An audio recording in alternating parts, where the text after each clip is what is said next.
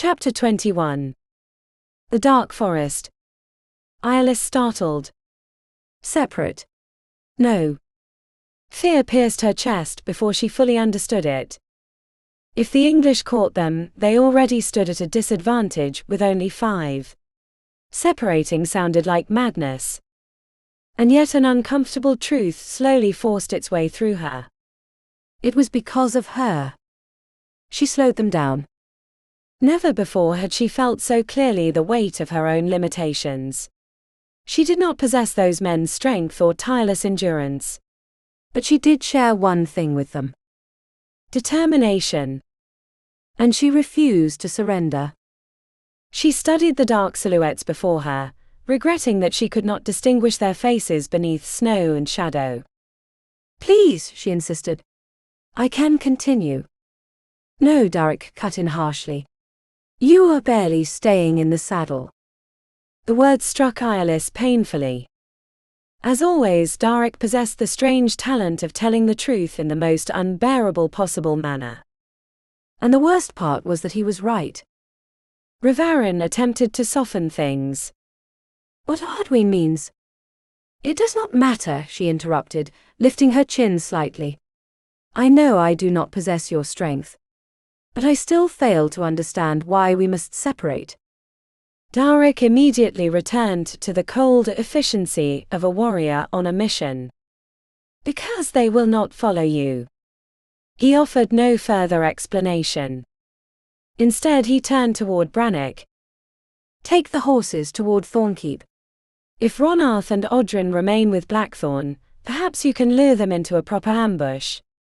I shall head eastward with her and hide within the forest. Once the road clears, we will acquire fresh mounts and meet you in Eildor." A silent relief spread through Eirlys when she realized Darach would remain with her. She refused to question why. Vaelin stepped forward immediately. "I am coming with you." Darach nearly refused, but the other man added, "If something goes wrong, you will need another sword. And Eirlys is my wife's family." That simple loyalty tightened her heart. Though one thing still confused her. "How can you be so certain they will follow the others rather than our tracks?" For the first time in hours, the shadow of a smile touched Darach's mouth. "Because we shall leave none." A few minutes later, Eirlys stood ankle-deep within an icy stream. And finally understood the plan. They had left the mounts beside the water, to make it appear the entire group rested there. Then Brannock and Kiowen rode northward with all 5 horses, while Darach, Vaelin and she followed the stream itself downstream. The water would erase their trail. Or so she hoped. The cold was brutal. Eirlys could no longer feel her feet, yet she remained grateful to walk. Her aching muscles finally rested from the saddle, and the land descended gently through dark woods and fresh snow. When she remarked that no one could follow them there, Darach calmly shook his head. "Yes, they could." She turned in surprise. He walked ahead, pushing branches aside and searching for firm stones beneath the water.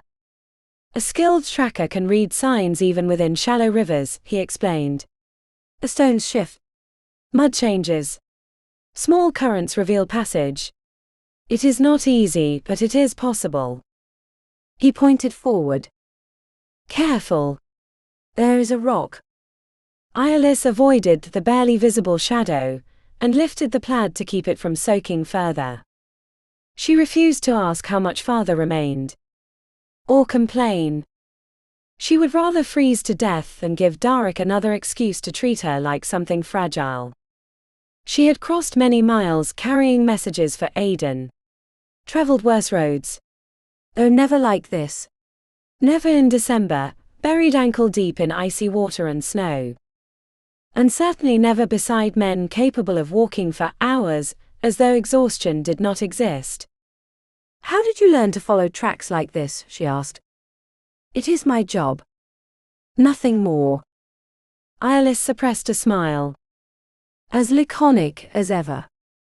You truly are like those mysterious warriors serving King Aedan. You move like ghosts through mist." The silence afterward felt strange. Too strange. At last Rivarin released a quiet laugh. What do you say, Arduin? Perhaps we should ask the king to admit new ghosts into the guard. Lately he accepts anyone, Darach replied. Eirlys felt she did not entirely understand the joke. As though the two men shared something hidden from her. She decided to change the subject. I never imagined Roswin Draeger's brother belonged among those men. Kieran always seemed more bandit than warrior to me. Darach paused briefly to help her over a fallen tree trunk. His fingers barely brushed hers. That alone quickened Eirlys's pulse. Has he changed? She asked. Another pause. Finally Darach answered. Not greatly. It would be wiser for you to stay away from him. She arched a brow. I doubt I shall have time to see anyone. Once I speak with Aedan, I shall return to Ravensharde. I must be there for St. Finian's Day. Rivarin opened his mouth, perhaps intending to intervene. But Darach spoke first. First you must convince the king to allow you to leave again. Something in his tone narrowed Eirlys's eyes. Too easy. Too calm. As though he concealed something. Is there something I should know? I thought you were certain you could convince him. He was provoking her deliberately. And she never knew how to resist that. I am. Then you have nothing to fear. It did not sound sincere. Eirlys was about to insist when Darach added. I do not intend to involve myself. Whatever happens between you and Aedan is none of my concern. That hurt more than it should have. So she changed the subject. How much time will we lose with this detour? If all goes well, we shall find horses tomorrow. Half a day at most. Slowly Eirlys exhaled. Half a day could still be salvaged. They walked for hours. Eventually they reached the stream's source near a small village sleeping beneath snow. Eirlys had long since stopped feeling her feet. Darach pointed toward shadows beyond the trees. There is an old Roman road there. We shall follow it until we reach another river. Then he looked at her more carefully. And cursed softly. Why in God's name did you not say you were freezing? Immediately, Eirlys lifted her head. After hours listening to orders and warnings, she possessed no patience left for another reprimand. Of course I am cold, she snapped. I have spent half the night inside an icy stream. Any person would feel cold. Brief confusion crossed Darach's face. Rivarin burst into laughter. I admit I am freezing as well. Though Arduin would sooner tear off his own arm than admit it. He winked at Eirlys. Arhane warned me you are not easily intimidated. That much I already noticed, Darach muttered. Intimidated? Rivarin snorted. Lady Eirlys does not even know the meaning of the word. It was not precisely a compliment. Eirlys decided to accept it, as one anyway. Thank you. Darach gave her that exasperated look that reminded her painfully of Rydian. As though thinking, why must you insist on being different?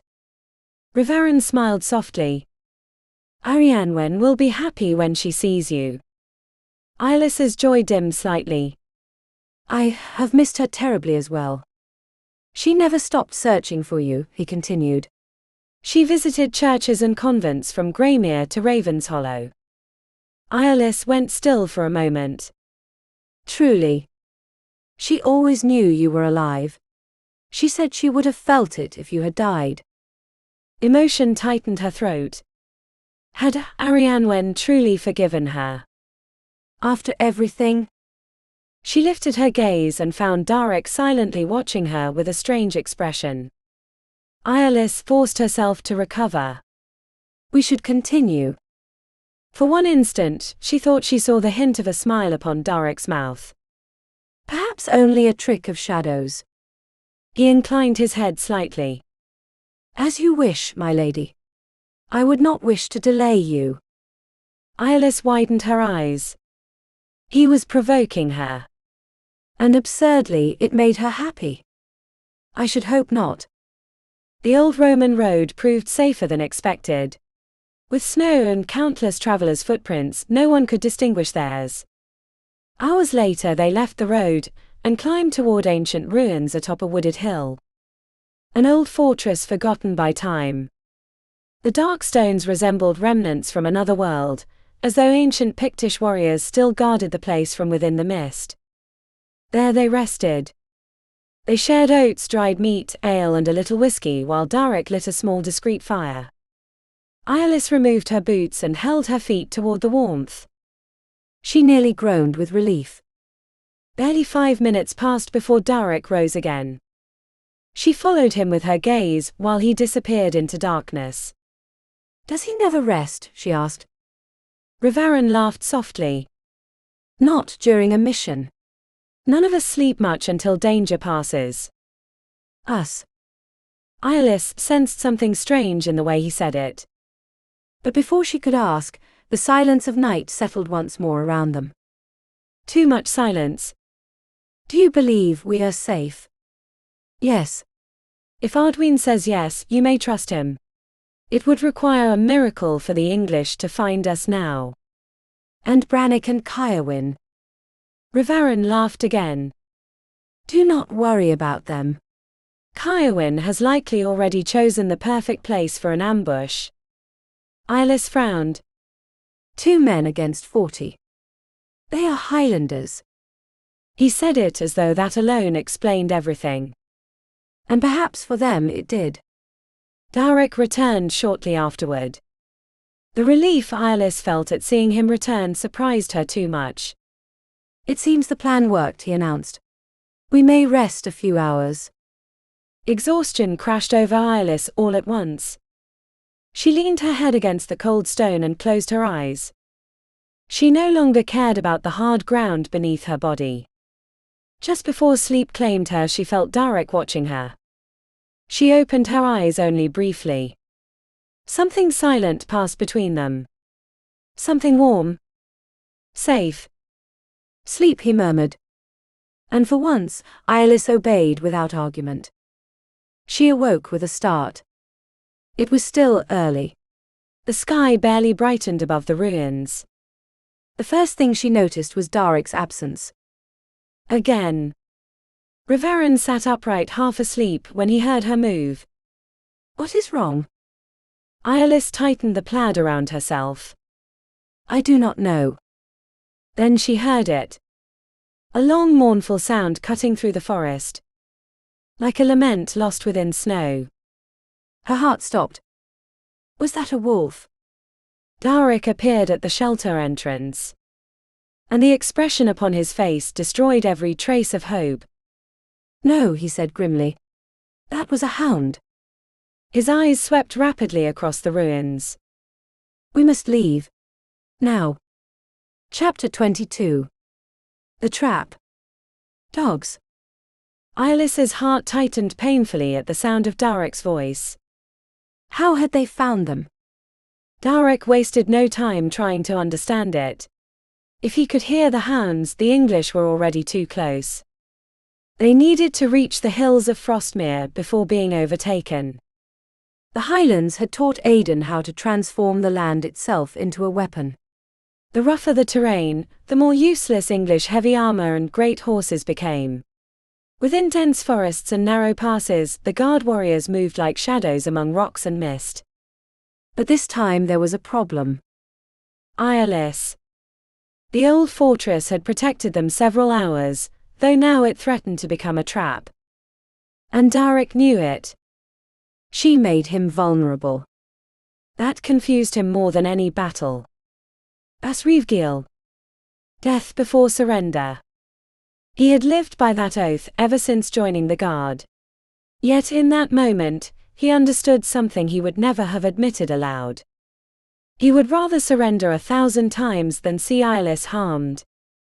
The certainty struck him with the silent force of ancient truth.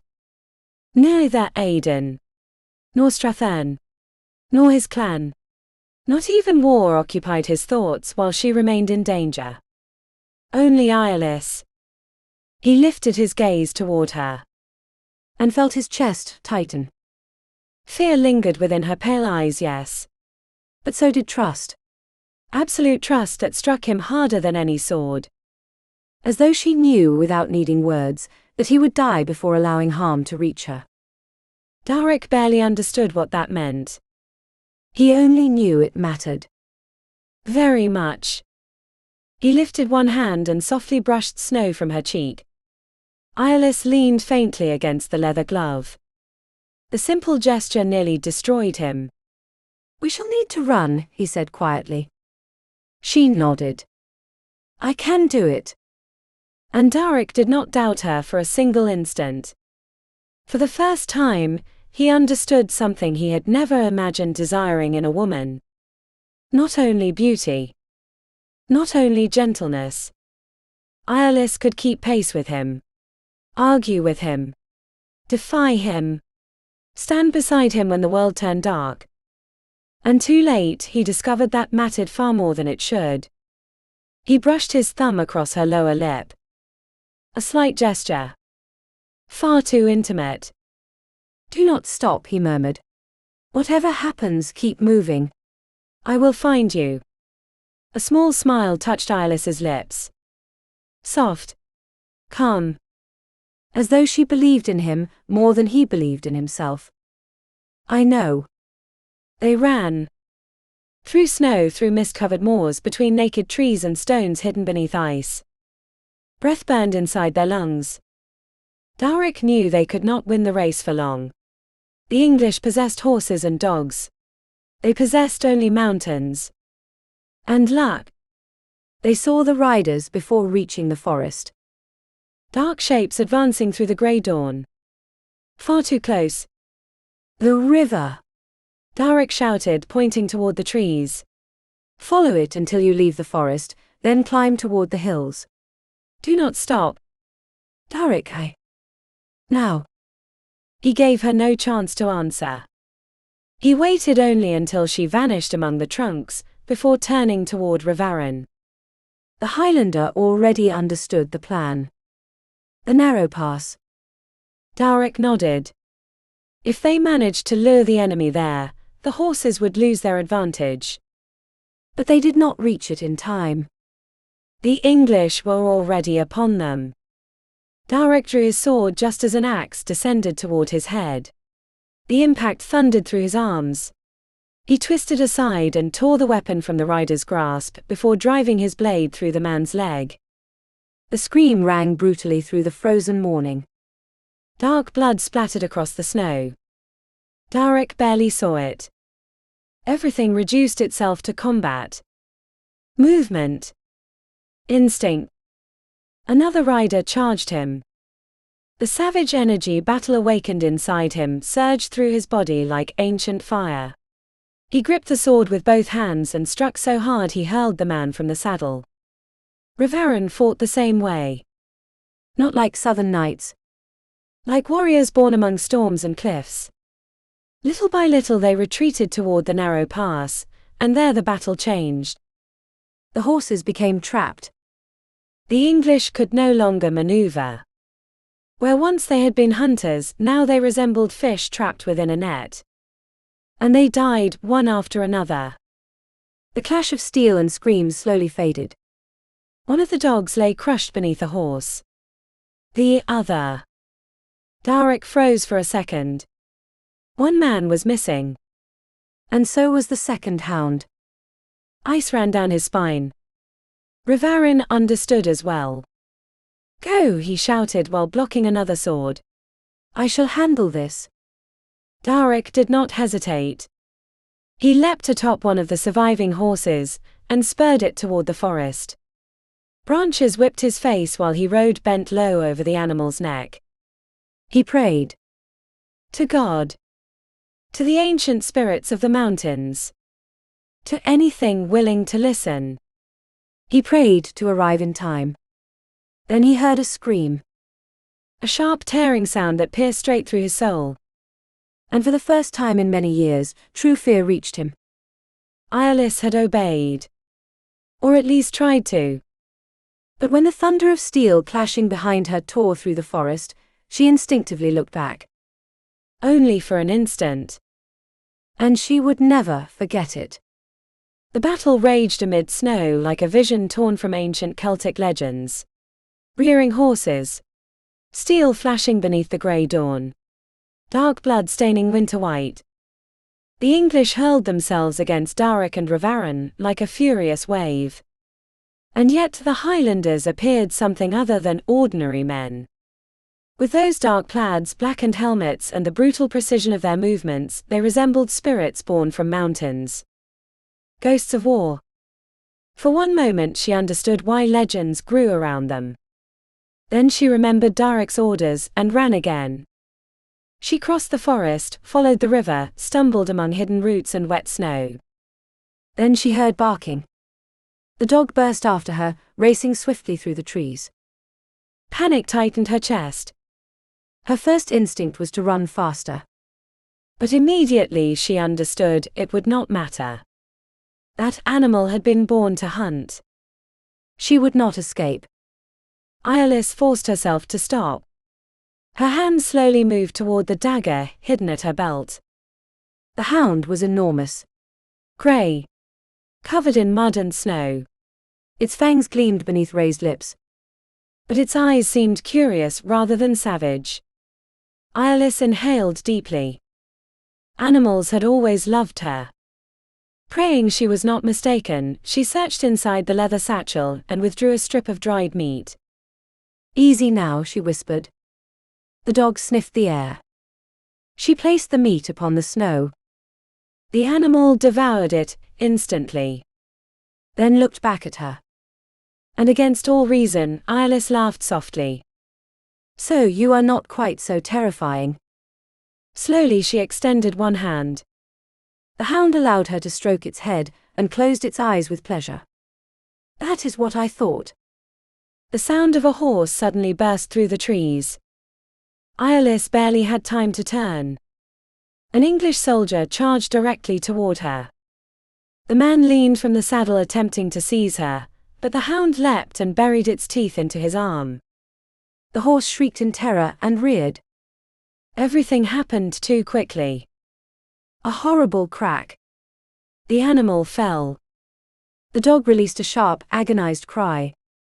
Immediately Eirlys understood its leg had broken. The Englishman rolled through the snow and rose cursing. Then he drew his sword. "Damn mongrel!" Eirlys screamed. She could not stop herself. The first strike silenced the dog's pain. The second finished the horse. Horror froze her for one brief instant. Then she ran. But a brutal hand seized her arm. The man spun her violently around and raised the sword. "Where do you think you are going, little fox?" Eirlys did not think. She acted. With her free hand she drew the dagger and drove it upward, seeking an opening between the man's mail.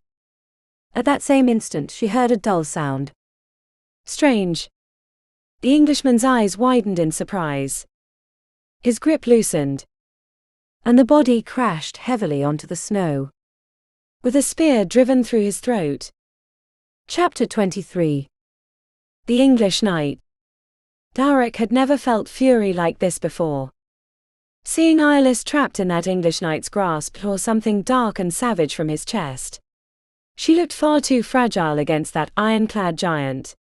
Like a white flower about to be crushed beneath a war boot. And the thought of losing her. No.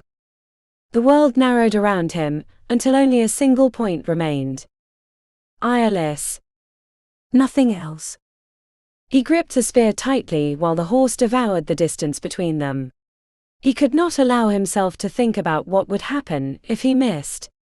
Nor about the sword hanging above her. 12 steps. 10. 8. He hurled the spear with all the force in his body. The weapon whistled through the mist and tore into the Englishman's chainmail, as though it were soaked cloth. The man crashed backward. Darach leapt from the horse almost at the same instant. And then Eirlys saw him. The sound that escaped her pierced straight through his soul. She ran toward him without hesitation and threw herself against his chest. Darach held her tightly while she buried her face against the hollow of his shoulder. She is alive.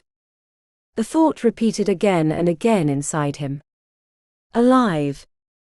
And yet his heart still hammered violently against his ribs. He had never felt anything like it. He did not even know how to name it. It took several seconds before he recovered his voice. Did he hurt you? Slowly Eirlys shook her head against his chest. But Darach needed to see it with his own eyes. He lifted her chin with a gentleness utterly unlike him, and found tears shining upon her lashes. Her skin was freezing. I was frightened, she whispered. The dog, dear God. Immense tenderness filled his chest. It is over now, he said quietly. You are safe. She still trembled. And Darach had to fight an almost unbearable urge to kiss her, until she forgot everything that had happened. He did not. Duty returned like a cold blade cutting through the mist. Slowly, reluctantly, he released her. Eirlys lifted her gaze in surprise. And something sad crossed her eyes. Silently, Darach cursed everything standing between them. Oaths. Loyalties. The king. Strathern. War. Too many invisible chains. Then Eirlys saw the blood. You are wounded. Darach barely glanced at his arm. The sword had sliced through the leather tunic, and a dark line of blood trailed down toward his wrist. It was nothing. The true wound remained his leg, burning like fire beneath the damp fabric. It is only a cut. She pressed her lips together irritably. I am certain that even if your arm were hanging by a tendon, you would still insist it was nothing. That drew a brief smile from him. Because she was probably right. All warriors are alike, she murmured. Then she glanced quickly around. Where is Sir Malric? Do not worry. By the time I came after you, he had nearly finished with them already. He will catch up soon. Eirlys lowered her eyes briefly, still shaken. I have never seen anything like that before. 2 men against so many soldiers. Admiration lingered within her voice. And Darach immediately understood where the conversation was heading. So it was true, she said slowly. You truly are Aedan's ghosts. Damnation. That woman seemed to attract danger, the way fire attracted moths. If anyone suspected she knew the guard's identity, half of England would hunt her. Darach hid the tension behind an indifferent expression. Did no one ever explain to you as a child that ghosts do not exist? Eirlys lifted her chin slightly. Then you deny belonging to that secret army making the English tremble. Darach caught her arm before she finished. We must leave. You did not answer. At that instant they both heard barking. Closer. Then the echo of hooves through the trees. Eirlys paled. And Sir Malric. We are not waiting for him. He will find us. He spoke firmly, though inwardly a shadow of concern had begun creeping through him. This mission was becoming a disaster. He was about to help her mount, when Eirlys stopped abruptly. Wait. My dagger. Darach immediately understood. I shall retrieve it. He ran toward the knight's corpse and found the blade buried deeply through the mail at the man's thigh. He froze for a second. By all the saints. If the spear had not killed the Englishman, Eirlys's dagger would have crippled him for the rest of his life. A fierce smile touched his mouth. Valkyrie. He had thought it the first time he saw her. And it remained true. He wiped the blade clean against his own hose and returned to her. Eirlys looked at him anxiously. I wounded him. Darach immediately understood the fear hidden behind those words. You defended yourself very well, he answered calmly. He will never hunt anyone again. Slowly she released her breath in relief. And Darach felt a bitter ache. Too many deaths already weighed upon her conscience. He would not allow that man to become another. Another bark shattered the moment. Closer this time. Darach lifted her onto the saddle and mounted behind her. The horse burst forward beside the river, while mist began closing around the trees. They rode pressed tightly together. Eirlys's body against his. The scent of her hair mixed with snow, leather and smoke. And Darach hated that even amid danger, part of him remained aware of it. They followed the river for miles, entering the water repeatedly to confuse the dogs. Only when the sounds of pursuit finally faded within the mist did Darach allow the horse to slow. The hills began rising before them. Dark. Wild. Home. Mist covered the peaks like an ancient veil spread by the Cailleach across sleeping Highlands. There the English would lose their advantage. There they could disappear. But Darach no longer wished to take risks. When they reached a small stone bridge, he halted the horse. He helped Eirlys dismount and crossed alone with the mount. Then he slapped the horse's flank, sending it galloping up the trail. With luck it would continue running for hours and drag the pursuers after it. He returned beside Eirlys, carefully erasing his tracks. She watched the river with resignation. I suppose I shall end up soaked again. For the first time in hours, Darach smiled genuinely. Small.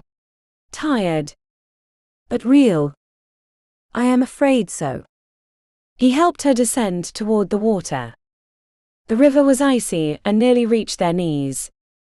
They walked for a long time following the current, until the terrain became too steep and the water began cascading between black rocks. Then Darach pointed toward a large stone sheltered beneath an overhang. We shall rest a moment. Eirlys did not protest. She sank onto the rock, and gratefully accepted the bag he offered as a pillow. Darach sat beside her, and divided the little food they had left.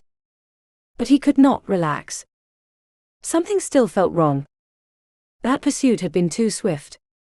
Too precise. Do you believe we lost them? Eirlys asked softly. I hope so. The river and the horse should have confused the dogs. She remained silent several seconds before adding. Then, how did they find us before? Darach frowned. I do not know. I am certain I left no trail. He stopped abruptly. A golden strand escaped Eirlys's cap, gleaming even beneath the grey dawn mist. And then he understood. He closed his eyes briefly. Of course. Where in God's name is your cap? He growled. Chapter 24. Beneath the winter moon. Instinctively, Eirlys lifted a hand toward her head. Her fingers found damp hair. Not wool. Her eyes widened. Oh. Understanding settled slowly over her. I must have lost the cap when I fell from the horse. Darach muttered a curse beneath his breath. Though words were unnecessary, the tension in his face already revealed enough. He was furious. That is why the dogs found our trail so quickly. Eirlys felt her stomach tighten. Of course. The scent of flowers. Her uncovered hair. It had been her fault. I am sorry, she murmured. I did not realize. Darach rose abruptly and pulled her to her feet with him. I told you to be careful. His voice sounded rough, barely controlled. Now I understand. You led them directly to us. The words hurt more because they were true. Eirlys clearly saw everything he left unsaid. This is precisely why a woman should not be here. Why you do not belong in this war. She had wanted to prove she could be useful. That her worth did not depend upon wielding a sword. And instead, she had merely confirmed every prejudice he carried. For one instant she wanted to defend herself. Argue. But she was too tired to pretend she was right. Days without true rest. still trembling from the attack in the forest. And worse still, she continued feeling the echo of that moment between them. The instant she believed Darach was about to kiss her. Before raising another wall again. "It was a mistake," she said quietly. "I did not realize." A mistake that nearly cost us our lives. The hardness in his tone finally broke something inside her. "I already apologized. I do not know what else you expect me to do. Next time when I give you an order, obey it." Eirlys lifted her head sharply. Exhaustion vanished beneath a wave of wounded pride. "I am not one of your men.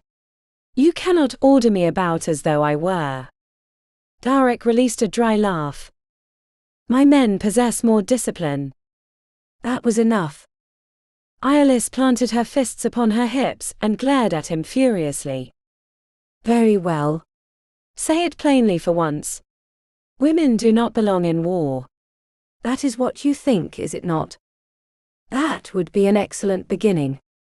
Oh, he was unbearable. The most stubborn, arrogant, infuriating man she had ever known. And yet, some absurd part of her still wanted him to hold her. Tell her it did not matter. That everything would be fine. Because beneath all that hardness, Darach also knew how to be gentle.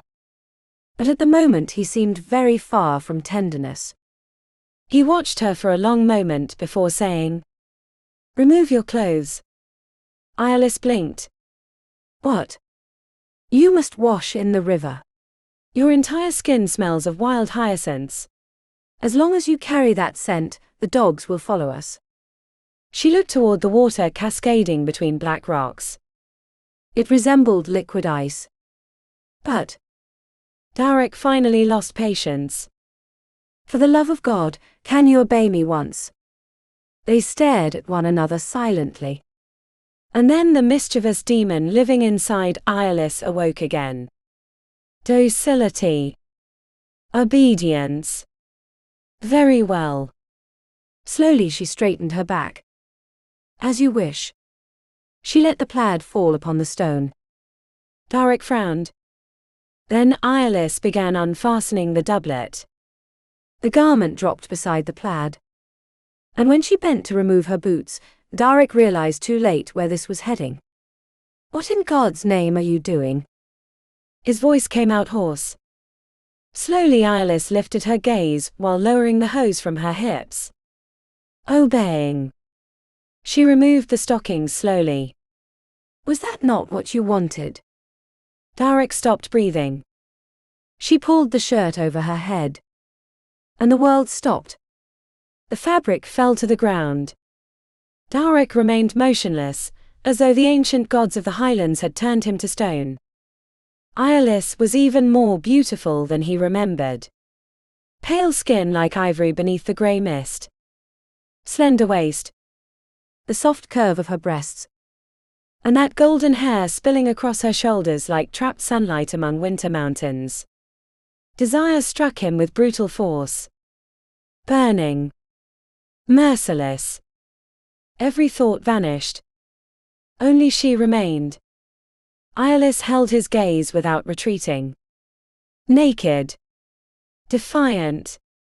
Beautiful enough to hurt. "Did you not wish me to wash?" The soft provocation in her voice destroyed the final thread of control he possessed. Darach crossed the distance between them in a single stride and trapped her in his arms. Eirlys released a small gasp. But she was not afraid. She never truly had been. Even furious, Darach held her with strange gentleness, as though terrified of breaking something precious. The cold vanished the instant his body pressed against hers. Leather.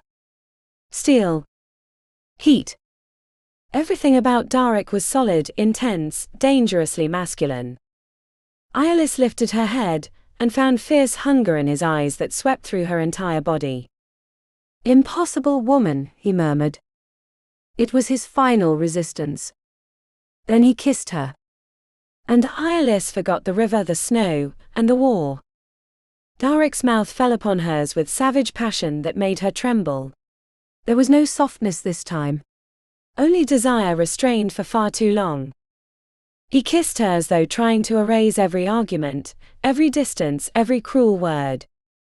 Eirlys moaned when his tongue brushed hers. And the sound seemed only to make him more desperate. She felt Darach's body harden against her. Felt how deeply he desired her. And that awakened something burning and unknown deep within her belly. Darach slid his hands across her bare back. He touched her as though imagining this moment far too many times. "Guard your skin." His deep voice vibrated against her throat. "I want to touch every part of you, Mokri." My heart. The tenderness hidden inside those words almost hurt more than the desire. Eirlys clung to his shoulders, while he lifted her slightly, pressing her tighter against him. The friction between their bodies drew a shiver from her. Everything inside her seemed to awaken beneath his hands. His kisses descended along her neck. Burning. Voracious. Eirlys could scarcely breathe. And when Darach cupped one of her breasts in his hand, pleasure pierced her so intensely she closed her eyes. Never in her life had she felt anything like it. As though her body had waited her entire life for this moment. "You drive me mad," he whispered against her skin. "I want to be inside you." The words sent a deep shiver through her. Darach slowly slid his hand between her thighs. Eirlys tensed faintly. 27 years clinging to chastity as though it were armor. And now everything seemed to collapse beneath one look from that man. Darach lifted his head.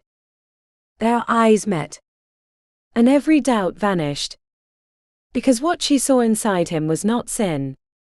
It was desire. Tenderness. Need. Then he touched her. There. In the place no one had ever reached before. Pleasure bloomed inside her like a flower opening beneath sunlight after an endless winter. Beautiful. Natural. Overwhelming. Eirlys trembled within his arms while Darach watched her, as though she were something sacred and dangerous at once. The sensations grew until they overwhelmed her. Heat. Light. Powerful waves sweeping through her body. And when pleasure finally consumed her completely, Eirlys understood one thing with absolute clarity. She was profoundly grateful she had never taken vows. Darach knew he was lost the instant he saw pleasure upon Eirlys's face. That expression destroyed him.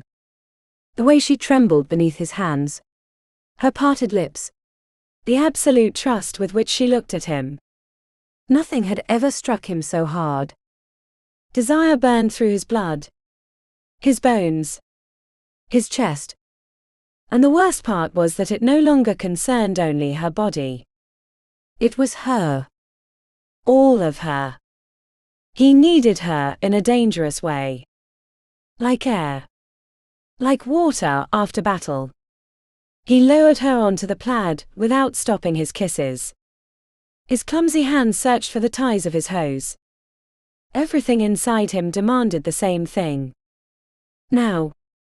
Next time would be slow, he thought fleetingly. He would worship her as she deserved. But in that moment he could scarcely think.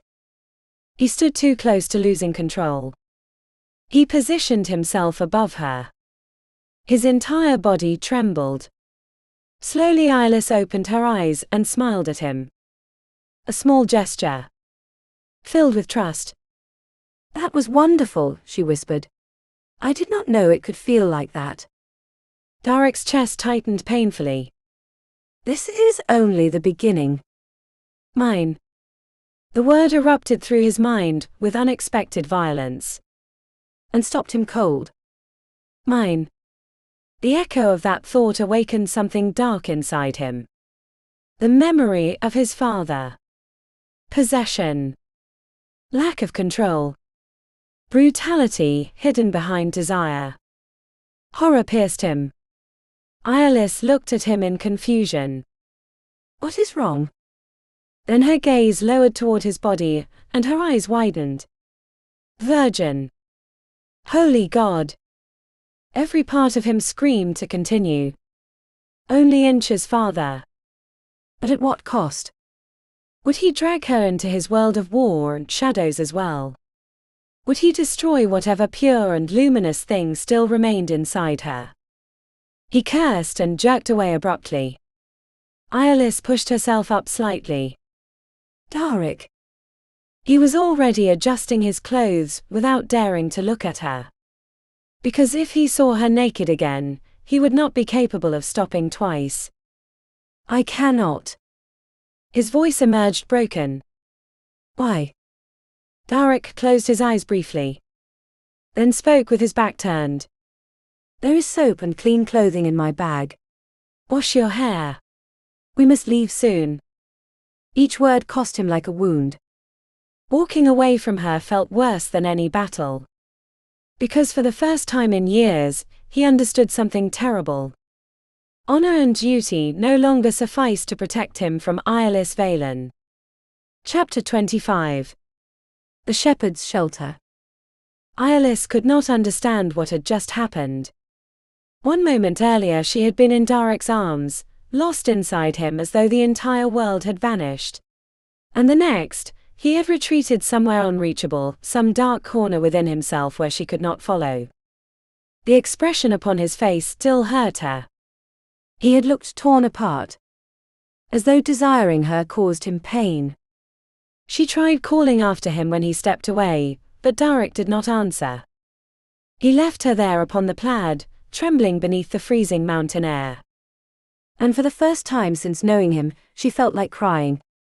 Not only because of the rejection, but because she had truly surrendered herself to him. Body, heart, and Darach had fled. The cold dawn finally forced her to move. Slowly she rose and looked toward the dark pool beneath the waterfalls. The water seemed born from winter itself. But she knew he was right. The dogs had followed them because of her. So she inhaled deeply and jumped. The impact was brutal. The icy water stole her breath and pierced her skin like thousands of needles. For several seconds, she felt nothing except the savage cold of the river. Then she surfaced gasping and began washing herself.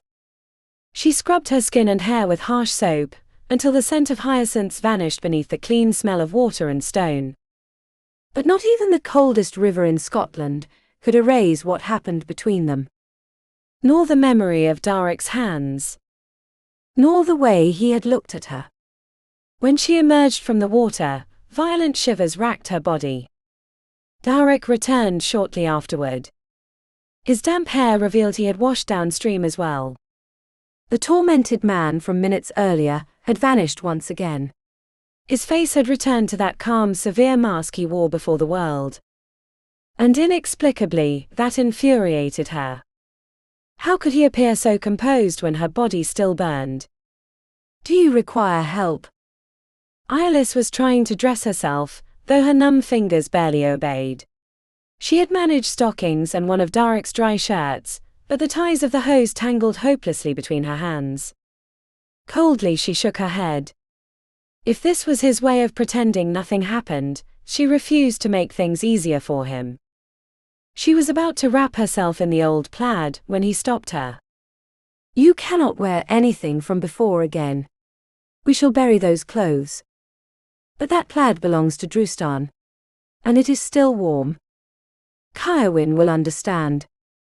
Then slowly Darach removed his own plaid and held it toward her. Wear mine. For one moment the air seemed to stop. Because it was not only wool. It was warmth. Protection. Something intimate. Eirlys held his gaze briefly before accepting. The fabric still carried Darach's scent, leather smoke and damp forest. And that felt dangerously comforting. Little by little warmth returned to her body. She braided her wet hair and finished dressing while he searched through his bag. Then he handed her a rope to secure the hose.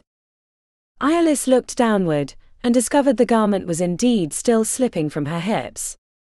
Thank you. Slowly she tied the rope around her waist, acutely aware of the way Darach watched her movements before abruptly looking away. That gave her a small petty satisfaction. She was not the only one affected. Afterward, Darach gathered the squire's clothing, tied it to a stone, and dropped it into the dark waters. Then he collected their belongings, ready to leave.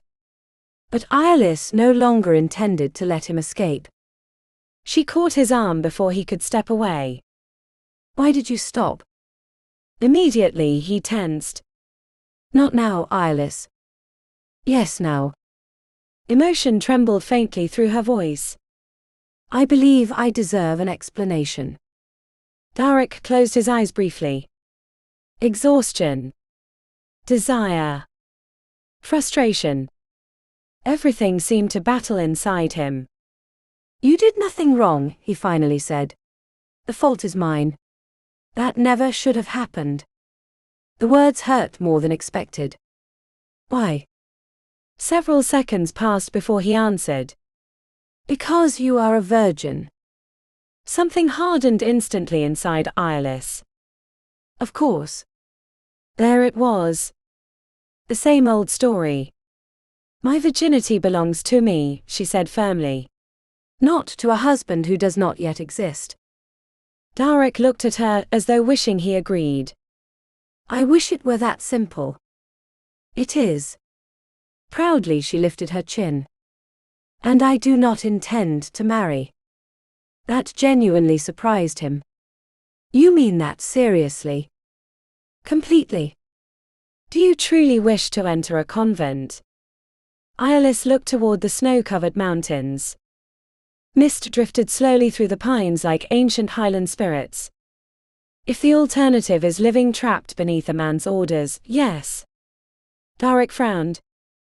"You speak of marriage as though it were a prison." She released a small bitter laugh. "Because for many women it is."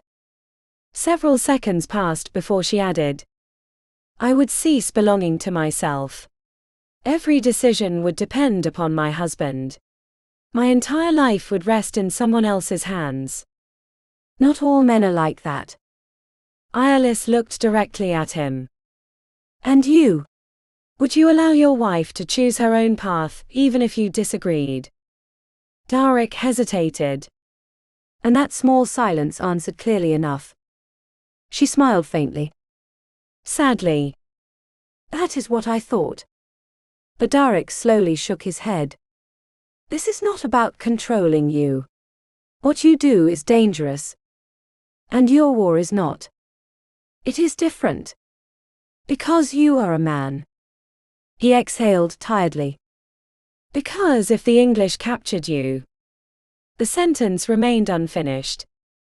And Eirlys understood he spoke from fear rather than contempt. "Tell me what happened." Darach took time before answering. When he finally did, his voice sounded lower, rougher.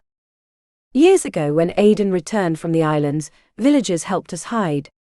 Mostly women and children." His gaze drifted toward some distant memory. "When we returned to thank them, the English had arrived first." A knot tightened inside Eirlys's chest. "What did they do?" Darach clenched his jaw. "They violated them." "Killed them." Only one woman survived. The wind moved through the ancient stones with a sorrowful murmur, like a lament lost among hills. Then Eirlys understood part of the hardness he carried like armor. "It was not your fault." "Yes, it was." The answer came immediately. Cruel toward himself. "We asked for their help and they paid the price." Eirlys stepped closer. "Even so, they still would have helped you." "How can you know that?" She held his gaze without hesitation. "Because I would have done the same." The silence between them changed. Deeper. Closer. Darach watched her for a long time before asking, "Why does this matter so much to you?" Eirlys inhaled deeply. "Because I can help." "Because this war will not be won only with swords." messengers hold Aedan's kingdom together as well. He did not answer immediately. Then he said something unexpected. Does this have to do with your sister? Eirlys startled. Arhane, when? You do not need to punish yourself for what happened at the bridge. Darach's voice softened slightly. She never blamed you. She never stopped searching for you. Pain tightened around Eirlys's heart. She had spent years convinced otherwise. Truly. She traveled through convents and churches, from Graymere to Raven's Hollow. Eirlys looked away, unable to speak for a moment. Then turned back toward him. And you? Why do you fight? Darach shrugged faintly. Because my clan depends upon it. He told her then about the Arduins, the Stratherns, lost lands and the responsibility resting upon his shoulders. And finally Eirlys understood something important. Ambition did not drive Darach. Survival did. Loyalty. Honor. Precisely for that reason he had stopped earlier. Not because he did not desire her, but because he desired her too much. The thought rekindled that dangerous hope inside her once more. Darach glanced toward the darkening sky between the mountains. We must continue. Eirlys arched a brow innocently. I would prefer resting slightly longer. Immediately, he looked at her. And the faint blush appearing across his cheeks nearly made her laugh. Eirlys. What? Darach stepped backward, clearly suspicious. I know perfectly well what you are doing. She blinked with feigned innocence. I have no idea what you mean. Forget it. Earlier was a mistake. Slowly Eirlys smiled. Soft. Triumphant. Because both of them knew it was far from over. Not even close. Darach walked for hours without allowing her much rest. He needed distance. Movement. Anything preventing him from thinking about her naked upon the plaid. But Eirlys seemed determined to destroy his sanity. Even exhausted, she continued smiling, that slow, radiant smile setting his blood on fire. And the worst part was that she had proven far stronger than he imagined. She endured pursuit, cold, hunger and fear without collapsing. She wounded an English knight to save herself. And still found strength to challenge him. More and more the idea that Eirlys did not belong there became impossible to maintain. Because the Highlands themselves seemed to recognize her. Wild. Stubborn. Free as wind across the glens. When they reached a small snow-covered plateau, Darach pointed toward a rock. Wait here. As he did every so often, he retraced their steps to erase traces of passage. When he returned, he found Eirlys watching him with open curiosity. Are they following us? No. She hesitated briefly before asking. Then, why did you stop earlier beside that plant? Darach sat beside her and drank a long swallow of water before answering. Because we broke several branches while passing. Eirlys frowned. I thought you only searched for tracks. A tracker observes everything. Then he explained how to read the landscape. Displaced stones. Compressed snow. Broken branches. Disturbed moss. And Eirlys listened in fascination. Because while speaking, Darach ceased appearing merely a warrior. Something ancient existed inside him. Something born from mountains and mist. As though he belonged more to wildland than to men. You are far too modest, she murmured at last. Darach released a small tired laugh. No. I have simply spent my entire life paying attention. Eirlys smiled. And thought perhaps that was precisely what made Darach Arduin so dangerous. Beneath all that hardness he saw too much. Eirlys tilted her head slightly, studying him with that mixture of curiosity and challenge that always managed to disarm him. Now I understand why Aedan wanted you within his secret guard. A man capable of reading the earth like this can turn warriors into ghosts. Darach felt the weight of her gaze upon him and tried not to react. She never surrendered. And the worst part was that she had assembled too many pieces already. Eirlys seemed to attract secrets the way the moon pulled tides. Are you not going to say anything? She insisted. Slowly he exhaled. What do you wish me to answer? Merely speaking of it is dangerous. Whether true or not. But it is true. The certainty in her voice made him give up. He could deny it again. He should. He had sworn silence, and not only his own life depended upon it. But lying to her was becoming impossible. So he did the only thing he still knew how to do whenever Eirlys came too close to his defenses. Flee. We must continue. She released a theatrical groan. We only just sat down. Without answering, Darach extended his hand. Eirlys took it with deliberate slowness and allowed him to help her rise. You are merely trying to escape my questions, she murmured while they resumed walking. Someday you shall have to answer me, Darach. He did not reply. Because he feared that day was drawing closer and closer. They continued climbing through hills covered in snow and mist. Wind descended from the mountains like an ancient winter spirit, whistling among dark stones and sleeping moors. Darach wanted to reach an old shepherd's shelter before nightfall. With fog, those mountains could become deadly even for men accustomed to them. And Eirlys was exhausted. Though she would never admit it. Teaching her to track had become a dangerous and pleasant distraction. She learned quickly. Too quickly. She watched the ground carefully, chose her steps more wisely, and began understanding how to move without leaving obvious traces behind. Because of that, they traveled faster, and Darach no longer needed to retrace their route constantly. Why had it never occurred to him to teach her earlier? The thought unsettled him. He always trained the men beneath his command from the first day. Taught them how to disappear within snow, read wind and listen to forests. With Eirlys, however, he had assumed without thought that such things were not for her. Because she was a woman. The truth struck him bitterly. Eirlys was dismantling his prejudices one by one. She was not fragile. Nor useless. Nor someone who constantly needed dragging away from danger. In fact, he was beginning to suspect she was far too competent for his peace of mind. And yet, the fear remained. Because remembering Myrwen still froze his blood. Yes, Eirlys had defended herself against the English knight. She reacted bravely and calmly. But if there had been 2 men, or 3?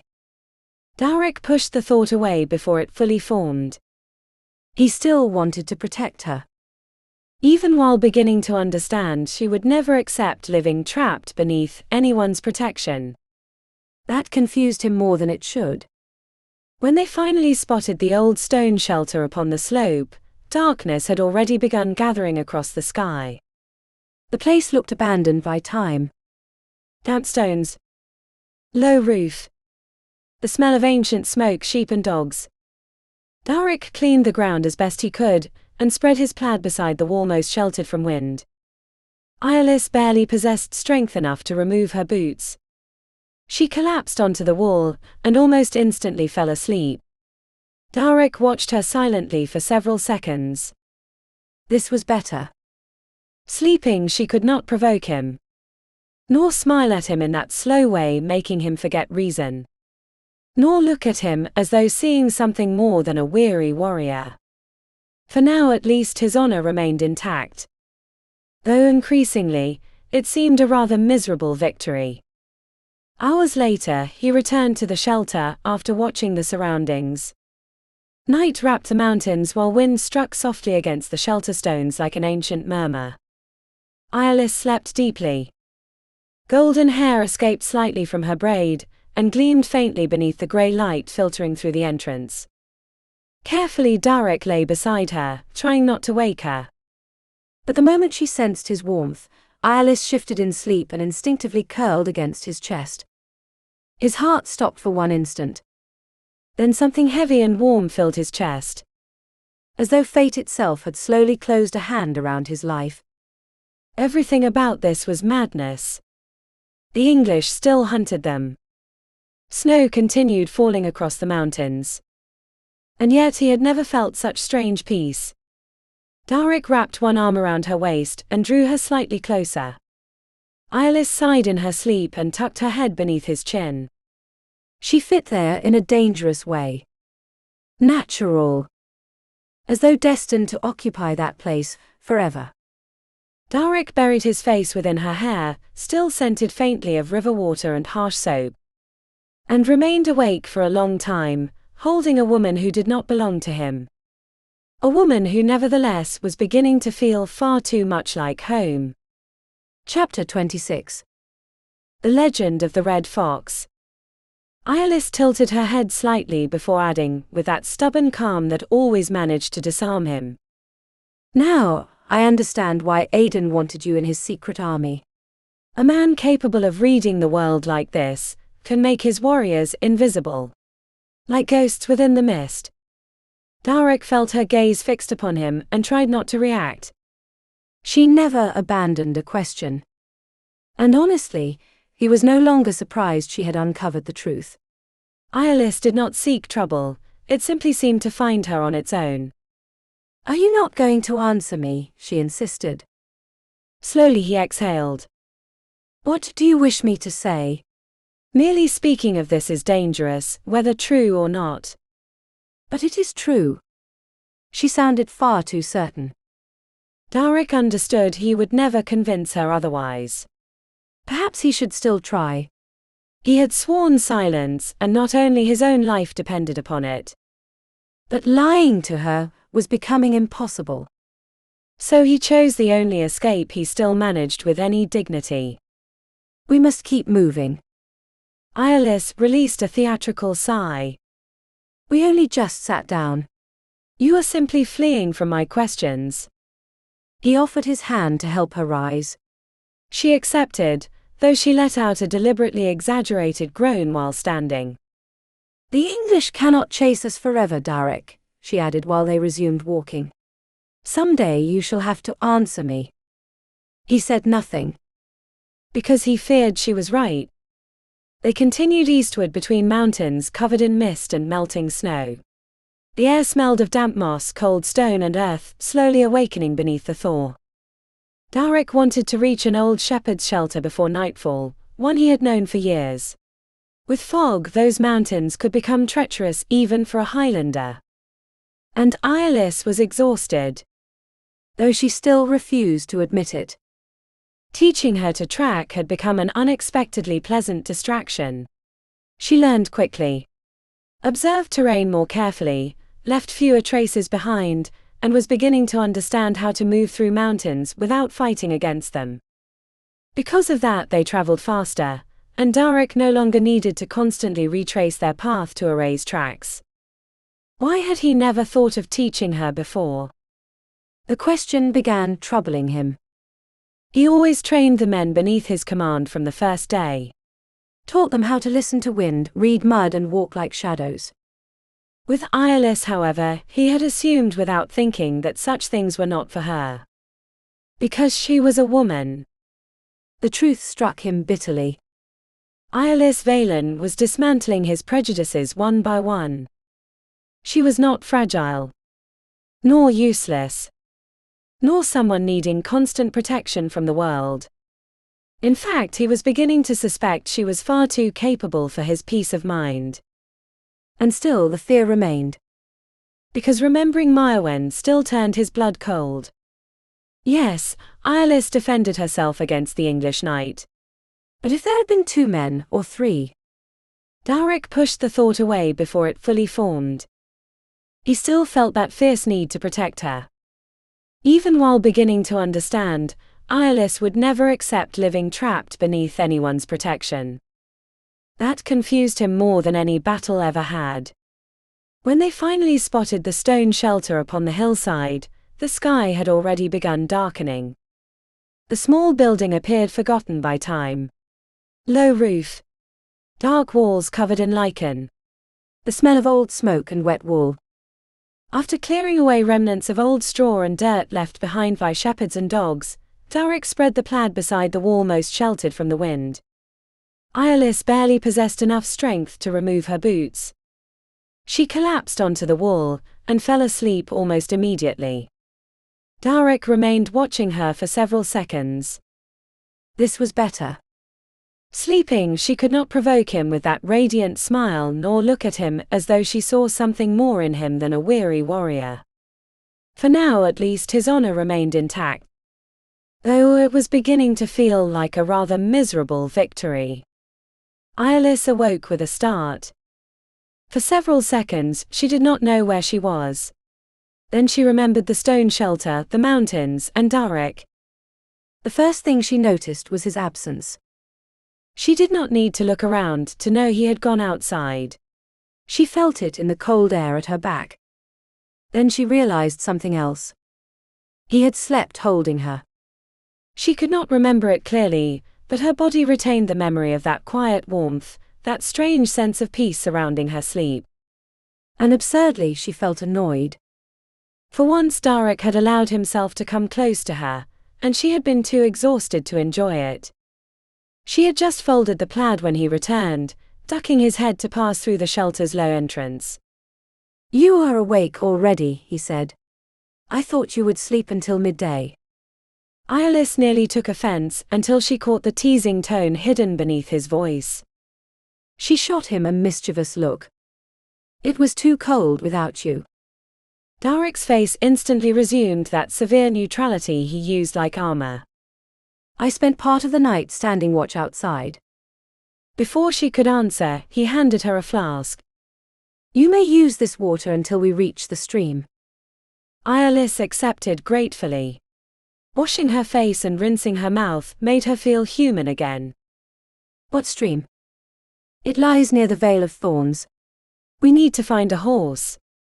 She lifted her gaze. "Why do you believe the English were truly chasing us?" Darach hesitated slightly. "We encountered certain difficulties before reaching Ravensharde." "Then they were hunting you." "Probably." That eased some of the guilt still lodged inside her since losing the cap. Perhaps it had not been entirely her fault. "Do you think we shall arrive too late?" she asked. "I must return to Ravensharde within 15 days. He appeared uncomfortable.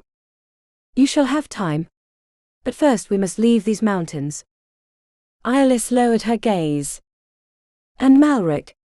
How will he know where to find us?" "Do not worry about Rivarin.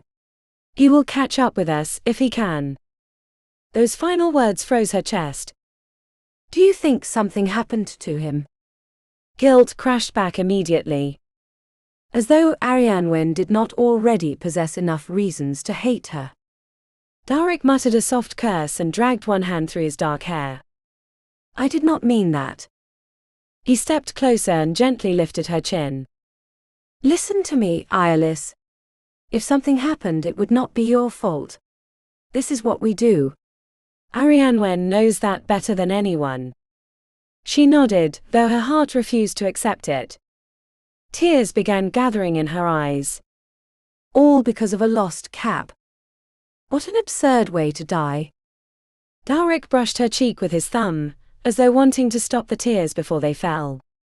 The tenderness of that gesture tightened her throat. She could grow to love him. The certainty appeared suddenly, silent and terrible. And changed everything. Darach watched her several seconds, as though he too sensed something dangerous growing between them. But in the end he let his hand fall and stepped back. "Eat something while I check the surroundings again. The fog is beginning to lift, and I wish to leave these mountains as quickly as possible." He had nearly left when she called after him. "Darach." He turned over one shoulder. With dark hair, rough beard, and those blue eyes hardened by wind and war, he looked painfully beautiful. Why him? Why, after so many years, did that man threaten to steal her heart? Thank you, she said softly. Darach frowned slightly. For what? For holding her while she slept. For caring for her. For clean water. For trying to comfort her even when he did not know how. Warmth rose into Eirlys's cheeks. For everything. Surprise briefly crossed his face before he gave a small nod. Then vanished once more into the mountain mist. Hours later they reached the stream Darach had mentioned. Sunlight had begun breaking through the clouds, and made the water glimmer as it flowed between moss-covered rocks. Small patches of snow still lingered beneath the trees' shadows. Eirlys used the calm moment to wash her hands and face. She should have known it would not last. Darach had seemed restless for some time now, as though gathering courage to say something he expected her to dislike. At last he spoke. I am going down to the village alone. Eirlys immediately looked up. No. He sighed. I only need to buy a horse. I have done it hundreds of times. And if English soldiers are there. Darach pointed toward the small valley below, where a few houses and a church bell tower barely appeared. There is no castle nearby. There will be no soldiers. Eirlys crossed her arms. I could help you. Together we would attract less attention. He nearly smiled. After the inn, that seemed highly debatable. I do not want you coming because you distract me. The words escaped before he could stop them. Eirlys blinked. I distract you. Darach clenched his jaw. Yes. And does that make me different from your companions? Damn that woman. She never let anything slip away. He watched her for a long moment before surrendering. Because your safety matters to me. Because thinking something might happen to you drives me mad. Is that enough for you? Silence lingered between them. Then Eirlys smiled. Slow. Radiant. Like sunlight breaking through clouds over a dark lake. Very well. Darach looked at her in confusion. Very well. She nodded. And for your information, you distract me as well. She paused, amused. I never imagined you capable of being so romantic. Darach released an incredulous laugh. Romantic? I barely know how to speak like a civilized human being. Oh no. That was clearly Highland poetry. The way she said it drew an involuntary smile from him. I fear my poetic repertoire is rather limited. I cannot think of anything rhyming with mad. Eirlys burst into soft laughter. What about sad? Or red? Surely you can try harder. Darach shook his head in defeat. She always managed the final word. But when his face grew serious again, Eirlys immediately sensed concern returning to his eyes. Remain hidden while I go down to the village. He showed her a hollow between moss-covered rocks. If someone appears, you may hide there. Eirlys nodded. Though he did not seem reassured in the slightest. I shall return quickly, he repeated. The gazes met for one moment too long. She wanted to say something. Something important. But the words became trapped inside her throat. Be careful, she whispered at last. Darach inclined his head slightly, and began descending toward the valley. And throughout the entire journey, he could not stop wondering what she had almost said to him. Chapter 27. The false marriage. Darach. Eirlys completely ignored the dark look he shot her when he saw her approaching. She had already imagined that reaction. But the instant she spotted the banner fluttering above the horses in the distance, she knew she could not remain hidden among the rocks waiting. He had taken too long to return, and apparently she had arrived just as the soldiers reached the farm. Perfect. She inhaled deeply and kept walking. At last, she exclaimed while approaching. I was beginning to think you had abandoned me. Darach's eyes widened slightly upon seeing her. Eirlys had improvised as best she could. One hand rested against the small of her back, as though the exhaustion of travel weighed upon her entire body, while the other held the false belly she had created by hiding clothing beneath the wool dress Arhane had sent. So did you find a horse for us? Darach required only seconds to understand the role she had forced upon him. And when he did, he shot her a look promising future storms. Then very slowly he wrapped one arm around her waist. Protective. Natural. Dangerously convincing. I believe I told you to wait quietly until my return, Mokri. My heart. The deep murmur of those words sent a small shiver through her, entirely unrelated to cold. Eirlys smiled like a wife accustomed to her husband's difficult temper. He could roar later. For now he needed her help, even if he still refused to admit it. Because Darach stood practically unarmed, and she had no intention of seeing him chained inside an English prison. She rose onto her toes and softly kissed his cheek. She felt his arm tighten instinctively around her waist. I grew tired of waiting, she explained lightly. The baby would not stop moving, and I could no longer bear sitting still. Darach took a moment to react to that. Eirlys almost saw the exact instant he remembered he needed to appear like a concerned father-to-be. Every bit of it was performance. Then awkwardly, almost tenderly, he rested his hand against the false belly. Is the child well? That unsettled her more than expected. I hope so, she answered while lowering her gaze. I did not imagine the journey would prove so difficult. I am exhausted.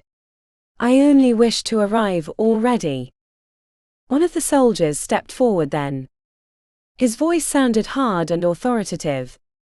Would someone care to explain what is happening here?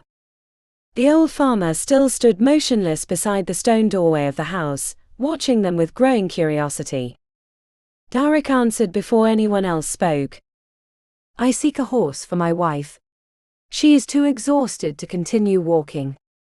You never mentioned a wife, the old man said, clearly surprised. Eirlys shot Darach a perfectly practiced reproachful glance. Sometimes I believe he forgets he is married. The farmer released a small laugh. A woman as beautiful as you should not cause trouble for anyone. If only you knew. Darach muttered beneath his breath.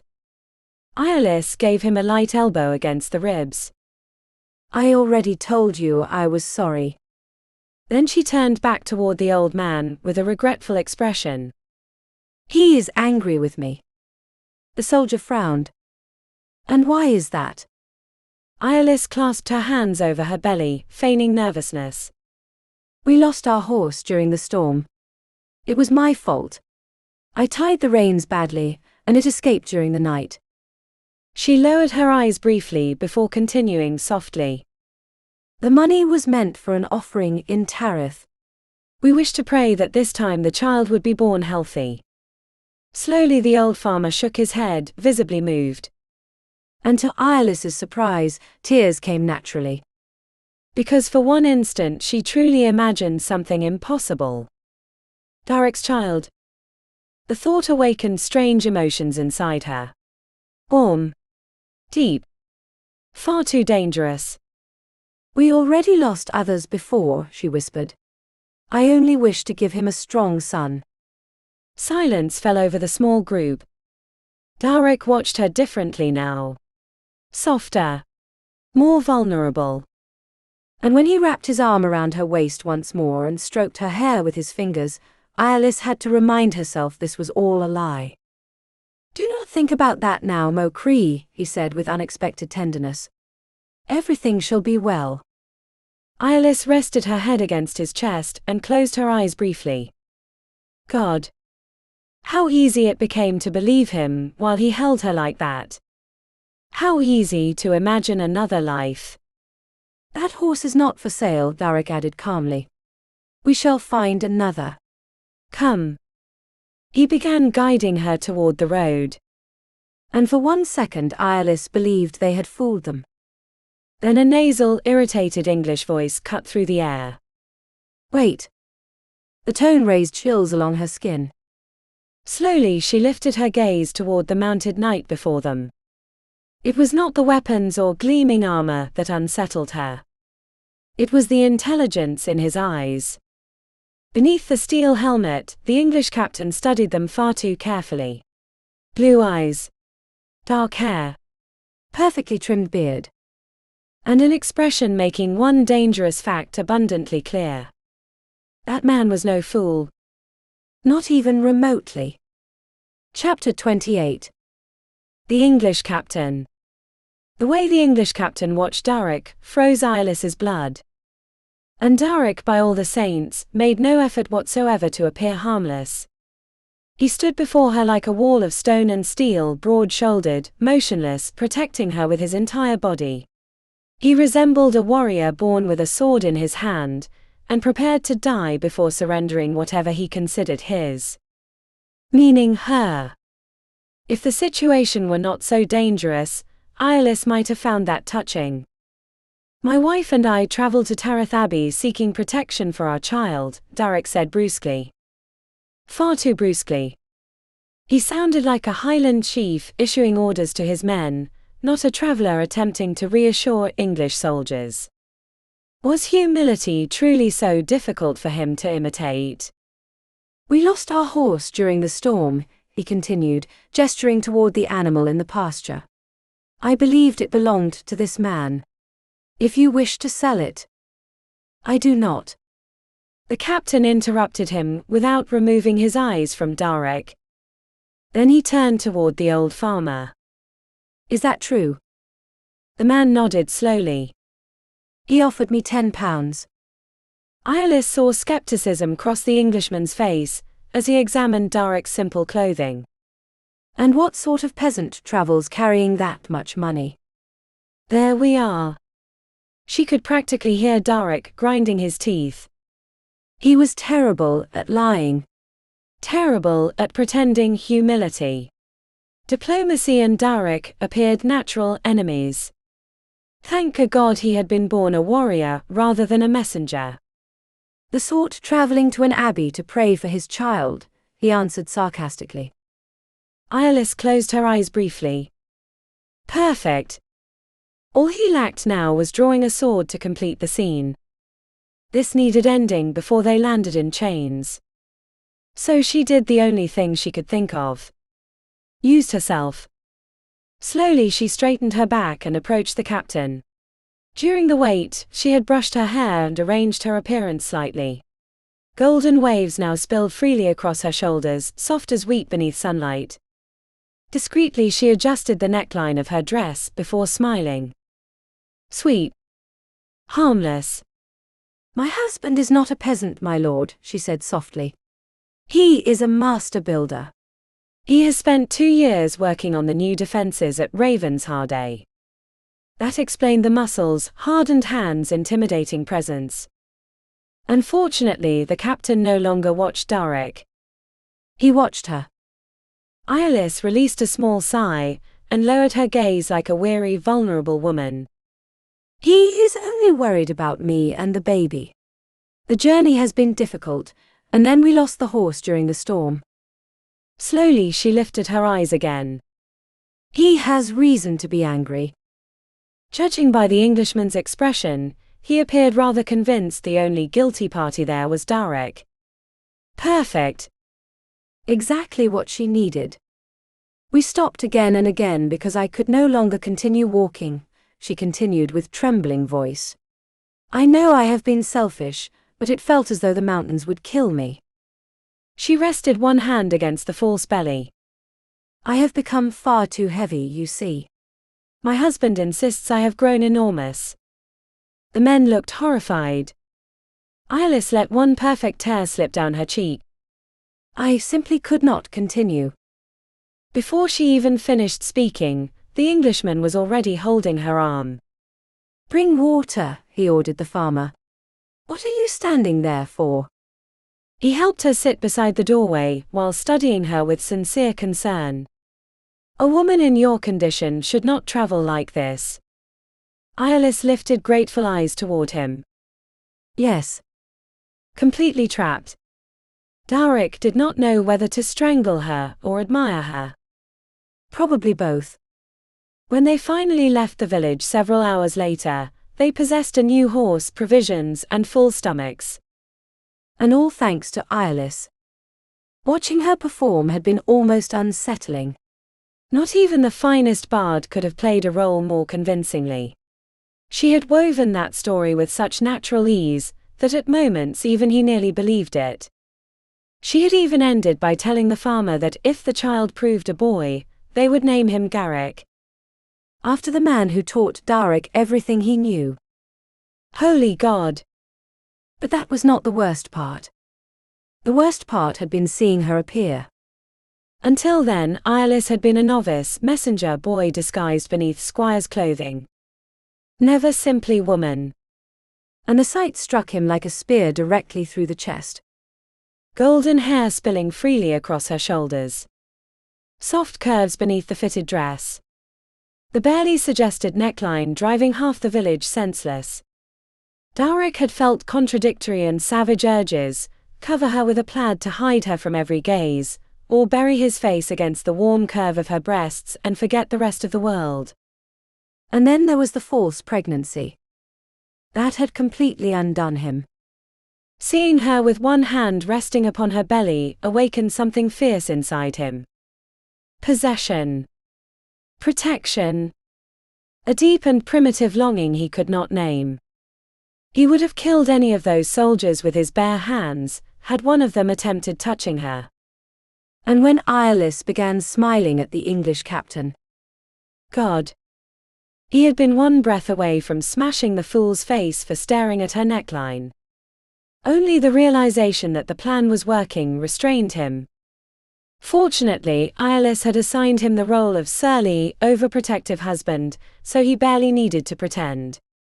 He simply stood there furious and silent, while she dissolved the captain's suspicions, obtained help from the farmer, and even convinced the old man's wife to prepare warm food for them. All without spilling a single drop of blood. Which? There was no other explanation. Hours later they rode far from the village. Darach held her firmly by the waist, while the horse advanced between hills covered in heather and mist. He had recovered his sword and weapons near the stream, and if fortune continued favoring them, they would reach Dunbar Keep before nightfall. But since departing, he had not spoken a single word. Too many emotions stormed inside him simultaneously. At last Eirlys broke the silence. Go ahead. You may begin shouting at me. Darach arched a brow. May I? I know perfectly well you are furious. But first, let me remind you that I only left the stream because I saw the banners and needed to warn you. She did not allow him to respond. And you were not making many friends in that village either. Darach opened his mouth again. Useless. Besides, you carried only a dagger. You are an extraordinary warrior, but even a Highland ghost would have struggled escaping that place. That gave him rather improper satisfaction. Extraordinary warrior. It sounded quite pleasant coming from her. Have you finished? He finally asked. Eirlys lifted her chin. For now. She looked prepared for a monumental scolding. And for one moment Darach felt tempted to give her one. If only to stop thinking about how she smiled at the English captain. But instead he released a small tired laugh. You were perfect. Eirlys stared at him completely speechless. Excuse me. The baby was brilliant. Her eyes widened further. Brilliant. Now I understand why you are such a skilled messenger. Calmly Darach adjusted the reins. You could have become an actress. Or a royal scribe in Aedan's service. Eirlys still looked bewildered. Then, you are not angry. He glanced sideways at her. I would not say that. I believe I aged 5 years when you appeared in the village, and another 5 when you began smiling at the captain. Eirlys released soft laughter. I was not flirting. I was merely distracting him. Darach considered the distinction precisely long enough. Not at all. It is dangerous to play with men like that. Though I admit you judged him correctly. That Englishman was drowning in knightly honor. He paused. Even so, I nearly tore his head off when he began staring at your neckline. Eirlys turned toward him and narrowed her eyes beneath the pale sunlight. She was so beautiful it hurt. You are jealous. Jealous, he repeated, scandalized. Certainly not. Of course. Sir Brecon is quite attractive after all. Darach snorted. That rooster. He likely spends hours grooming his beard. Not one hair sat out of place. Eirlys burst into laughter. And Darach realized too late she had been mocking him. Then Eirlys leaned slightly forward, offering him a dangerously close view of her neckline. Tell me something, Darach. Would you also consider this an invitation? Mistake. A grave mistake to look. But he looked. And desire struck him with brutal force. The soft curve of her breasts. Pale skin beneath fabric. Her warmth pressed against his body. He had to clench his jaw not to lose all reason entirely. Eirlys shifted slightly in the saddle. Brushing against him even more. Challenging him. And only the amused spark in her eyes reminded him this was a dangerous game. It is not an invitation I possess the right to accept, he answered hoarsely. You know that perfectly well. Eirlys frowned. Because of Aedan. Because of the king. And because of Strathern. Damnation. The instant he pronounced the name, he understood his mistake. Ronan Strathern, she asked in surprise. What would he have to do with this? Darach improvised quickly. He is my feudal lord. His father vouched for my loyalty. I do not intend to shame his family. Eirlys appeared to accept the explanation. Then you fear the king's punishment? Darach remained silent for a moment before answering. I am the chief of a disgraced clan, Eirlys. I barely retain a shadow of what my family's lands once were. His voice grew lower. More sincere. The future of my people depends entirely upon King Aedan's favor. Eirlys watched him silently. And Darach felt something dangerous stir within him when he saw not pity in her eyes, but understanding. Chapter 29. The Price of Silence. Eirlys could read the conflict on Darach's face, and for one instant she almost pitied him. Only for an instant. She understood his dilemma. Truly she did. But after everything he had just admitted, it became impossible for her to see it as an insurmountable obstacle. He had listened to her. He had respected her. And at last he had acknowledged her worth. A brilliant idea, he had said. After so many years spent battering herself against walls raised by men like Ridian or her own father, finally one of those walls had begun to crack. Darach no longer saw her as a fragile creature or a burden needing protection from the world. He treated her as someone capable. The same way he treated Eirlys, Riordan's wife. That was exactly what she had always hoped to find in a man, even if she had nearly stopped believing such men existed. How could he hold her like that, with her body pressed against his, with that intensity burning in his gaze, and still deny the obvious? All that remained was convincing him. And honestly, she was beginning to find it offensive that a man placed so many obstacles around accepting her virginity. This concerns only us, Darach, she said softly.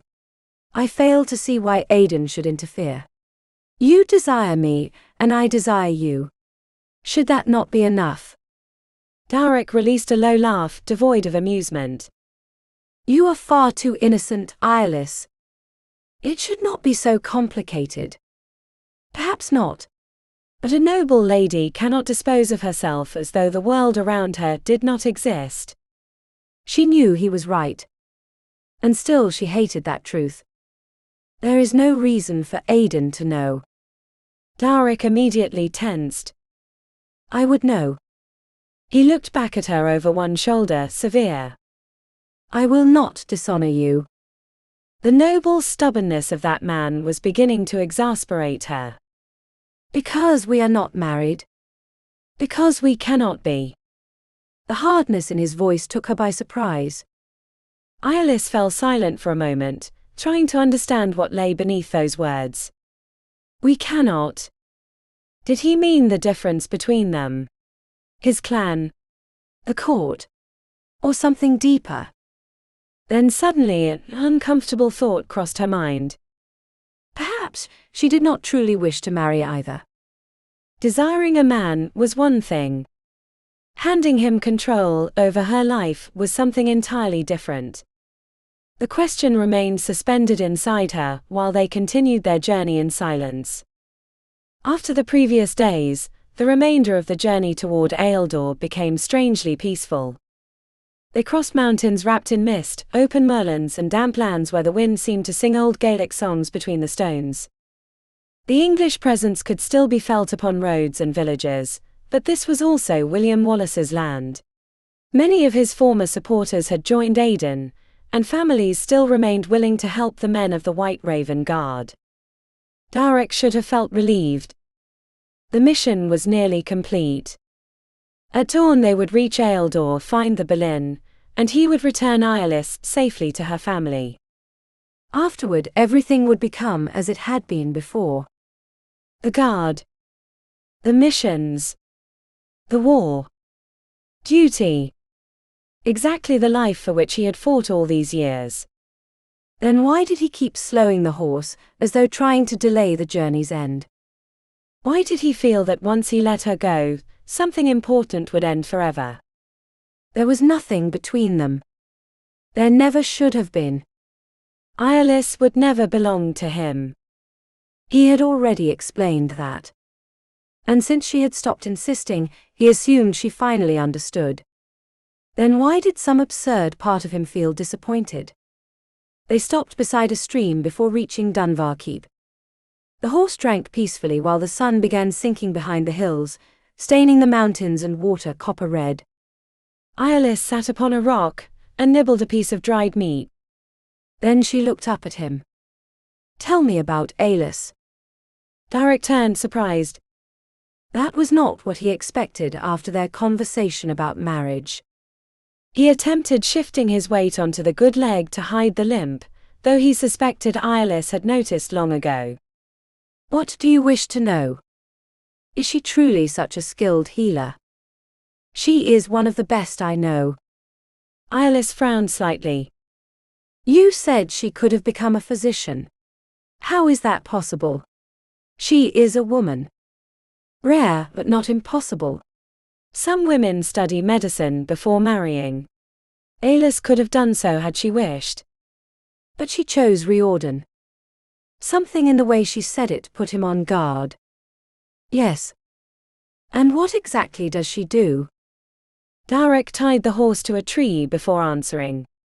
He knew that curious look in Eirlys's eyes far too well. She was circling around him again, trying to make him speak about the guard. She helps the wounded. Near battles. Not in the middle of them. But waiting nearby. Darach crossed his arms. Why does this interest you so much? Eirlys shrugged with false innocence.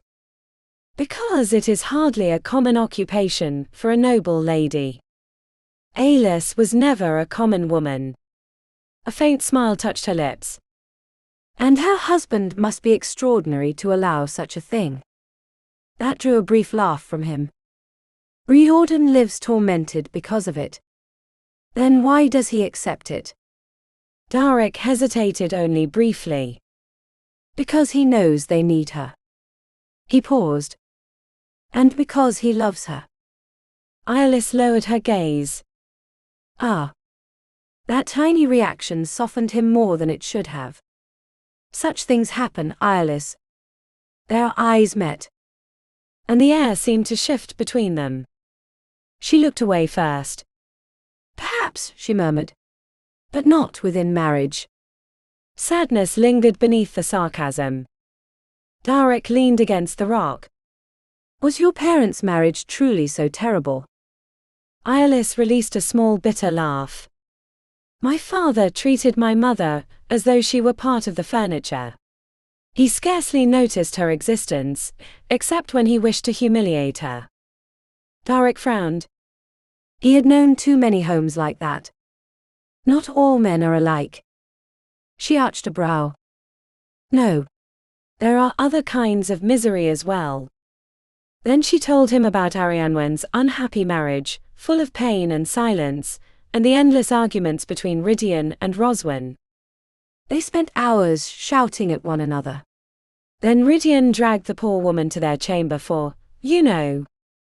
Darach burst into laughter. Eirlys turned toward him, offended.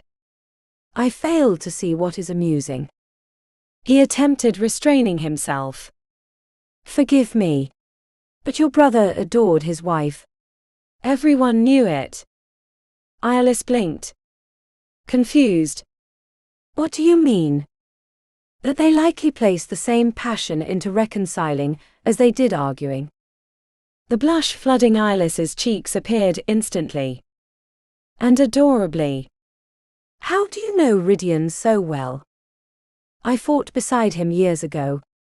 She went still. You were at Loch Caeldir.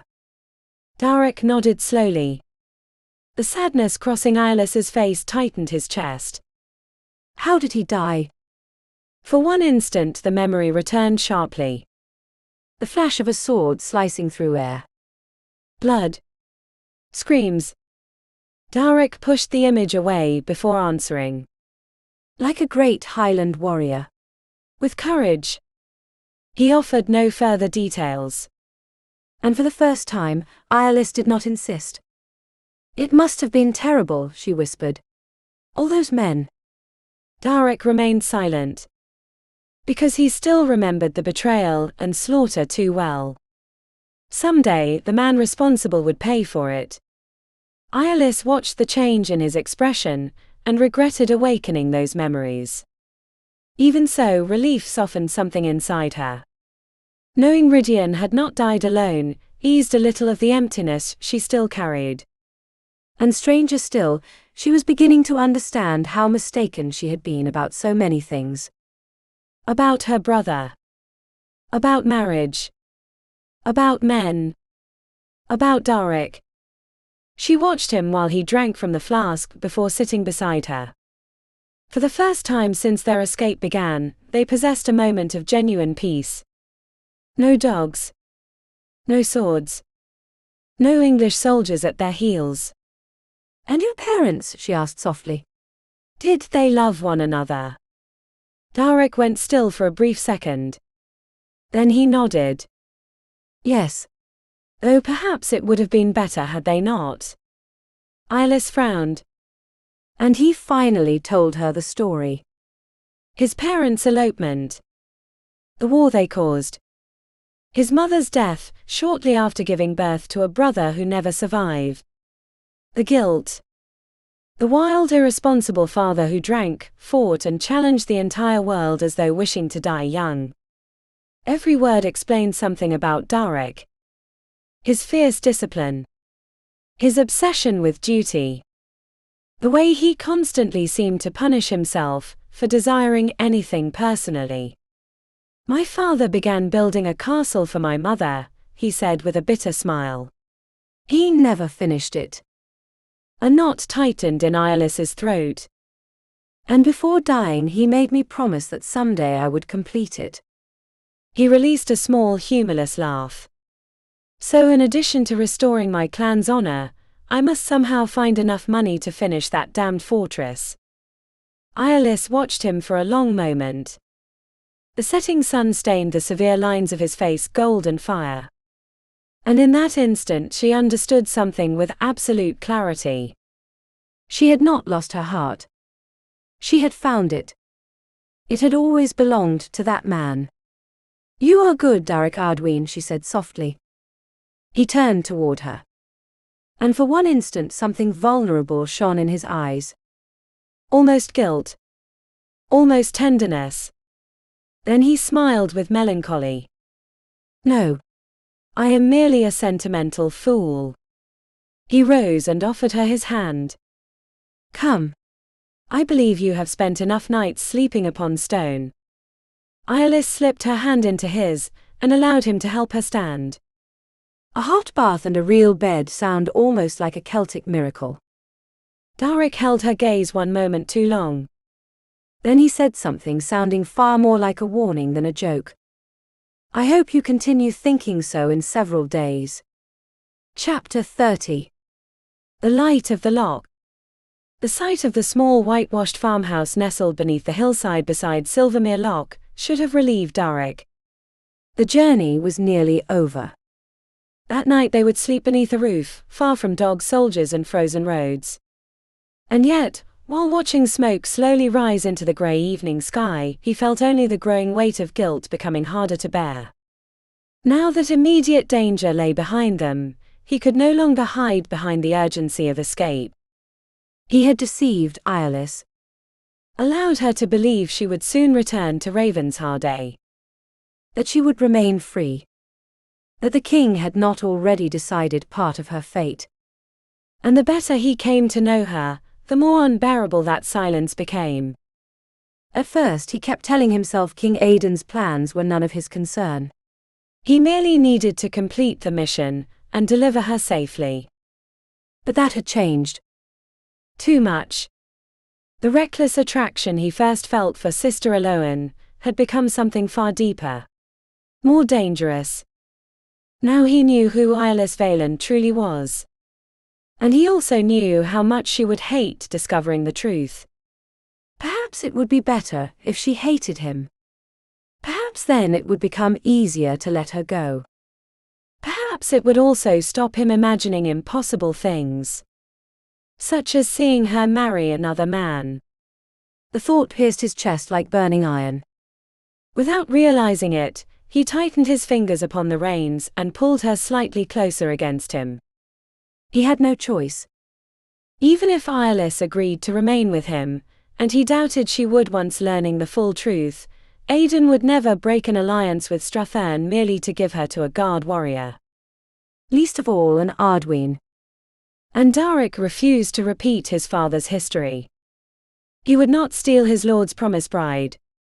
He would not drag his clan once more toward ruin because of desire.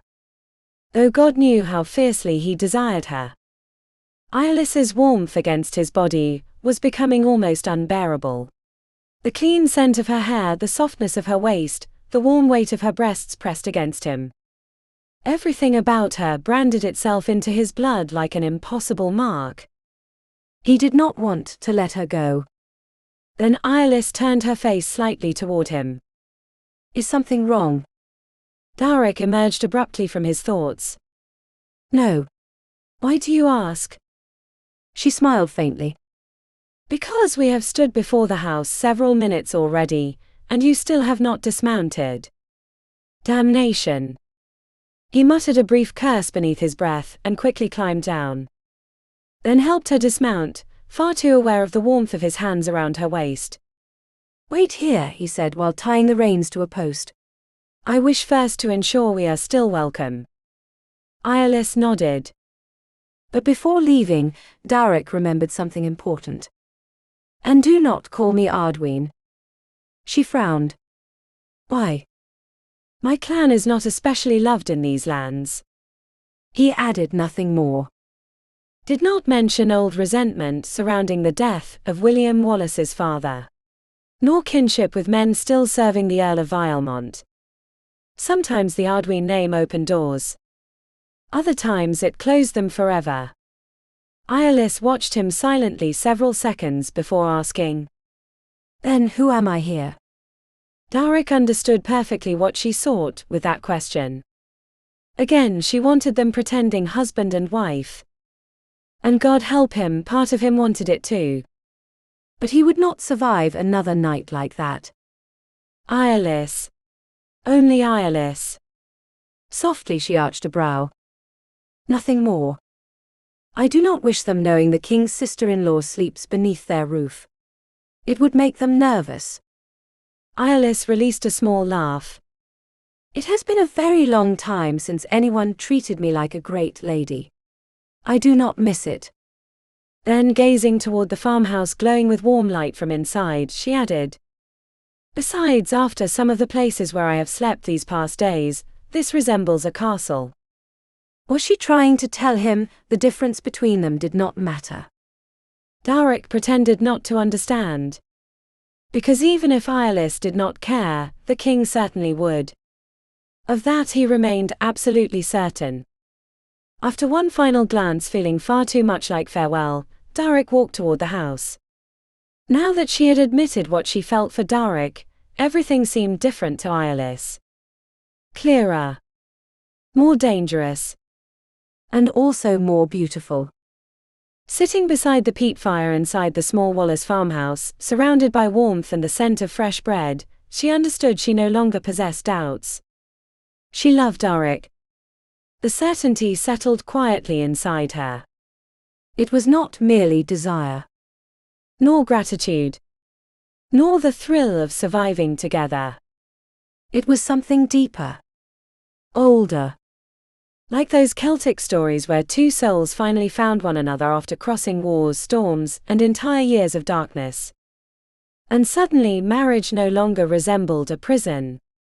Because the Wallaces stood there, proving another life was possible. Robert Wallace, enormous and silent as an old Highland oak, watched his wife with impossible devotion. Evelyn, young and radiant, filled the house with soft laughter and small jokes. They touched one another without thinking. Looked at each other as though the other person meant home. And Eirlys felt a strange ache while watching Evelyn's rounded belly. Since that false story in the village, the thought of children had remained circling silently inside her. She had always known what she would surrender by taking vows. But until now the sacrifice had never seemed so real. Because sitting between that couple and the man she loved, she could imagine another life. A life beside Darach. Children. Quiet evenings beside the fire. Laughter. Hands seeking one another in darkness. And surprisingly, the thought no longer frightened her. What terrified her was losing the chance to live it. Discreetly she lifted her gaze toward Darach. He spoke quietly with Robert about the war and English movements, though he appeared more silent than usual. Something troubled him.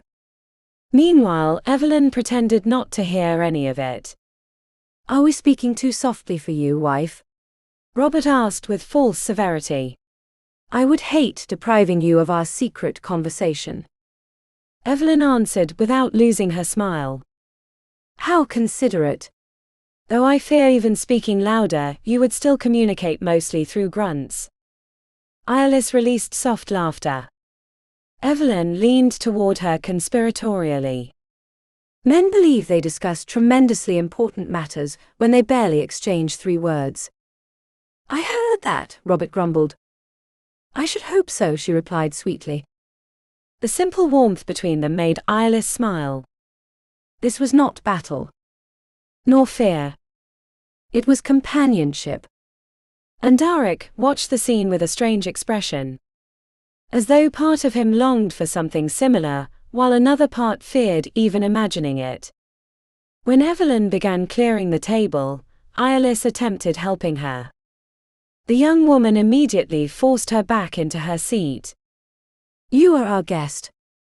Then she added quietly. Besides, I need you remaining here in case they say anything interesting. Eirlys smiled in amusement. I shall do my best. Though I do not expect much poetry from either of them. Nor do I. Evelyn winked before walking away. Eirlys leaned her head briefly against the chair. It had been a very long time since she felt so safe. So peaceful. So close to something resembling happiness. Then she studied Darach more carefully. the reddish color in his cheeks, the way he kept refilling his cup, and the way he avoided moving too much upon the injured leg. She frowned. "How is your leg?" Darach looked up at her. "Fine." "That does not answer my question." Evelyn returned just in time to hear her. "Are you injured?" "It is an old wound," Darach answered quickly. "Old, yes. But still not healed," Eirlys added before he could escape. The dark look Darach shot her only made her smile. Immediately Evelyn turned toward him. "I possess a very good salve." "That will not be necessary," Darach interrupted far too quickly.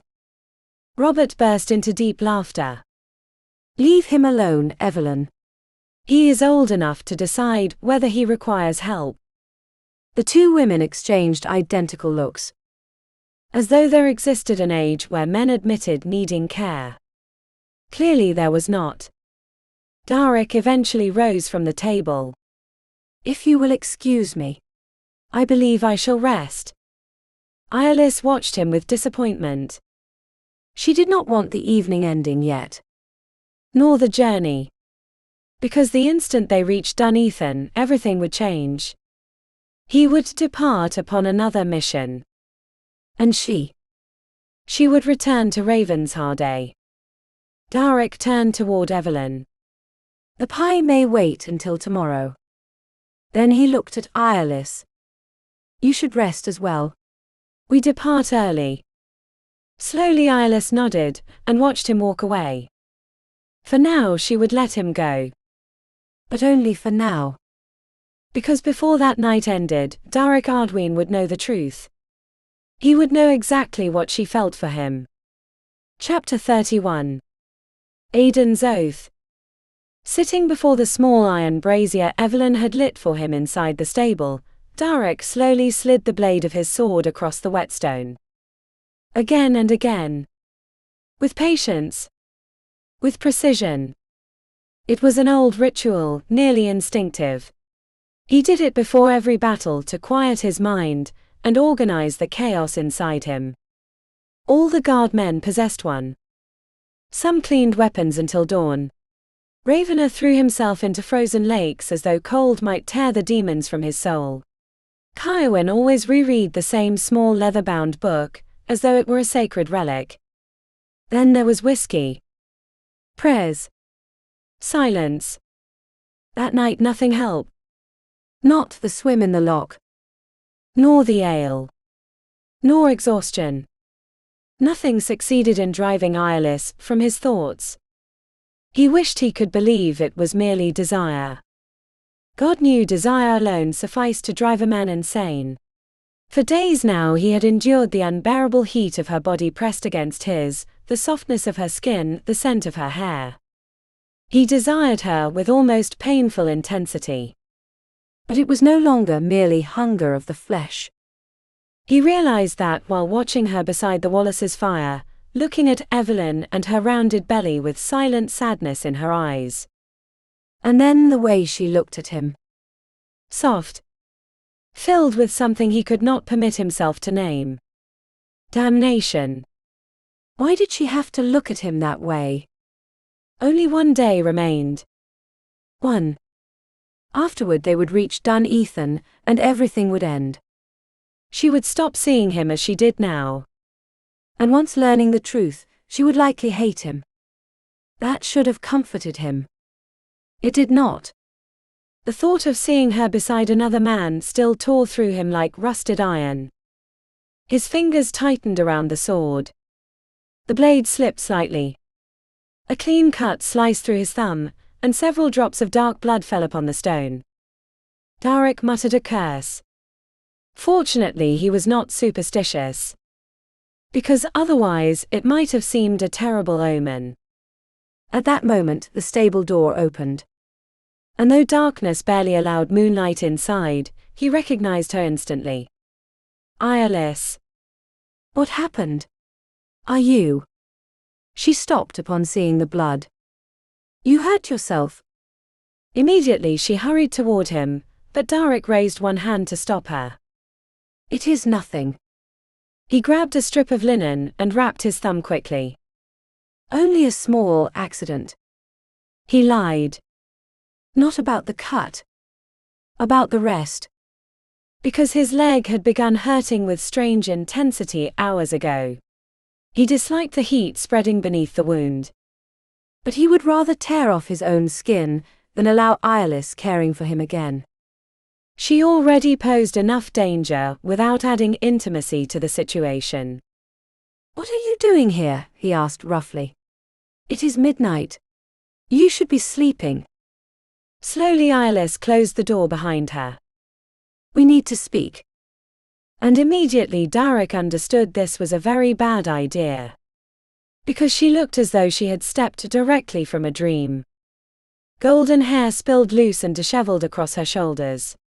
The plaid he gave her barely wrapped her body, hinting at the thin chemise beneath the dark wool. And when she stepped farther into the brazier's light, he glimpsed the naked curve of one leg beneath the fabric's edge. The air became too warm. Too narrow. For the first time in many years, the red fox felt like prey. The stable smelled of peat, damp wood and dry hay. Outside, the wind from the lock brushed softly against the walls like an ancient whisper. Far too intimate. Far too easy to imagine things he should not imagine. "You must leave," he said hoarsely. "Now." She did not seem impressed. "We spent 2 days alone in the middle of the mountains, Darach. I hardly think Vaelin shall faint if she discovers where I am."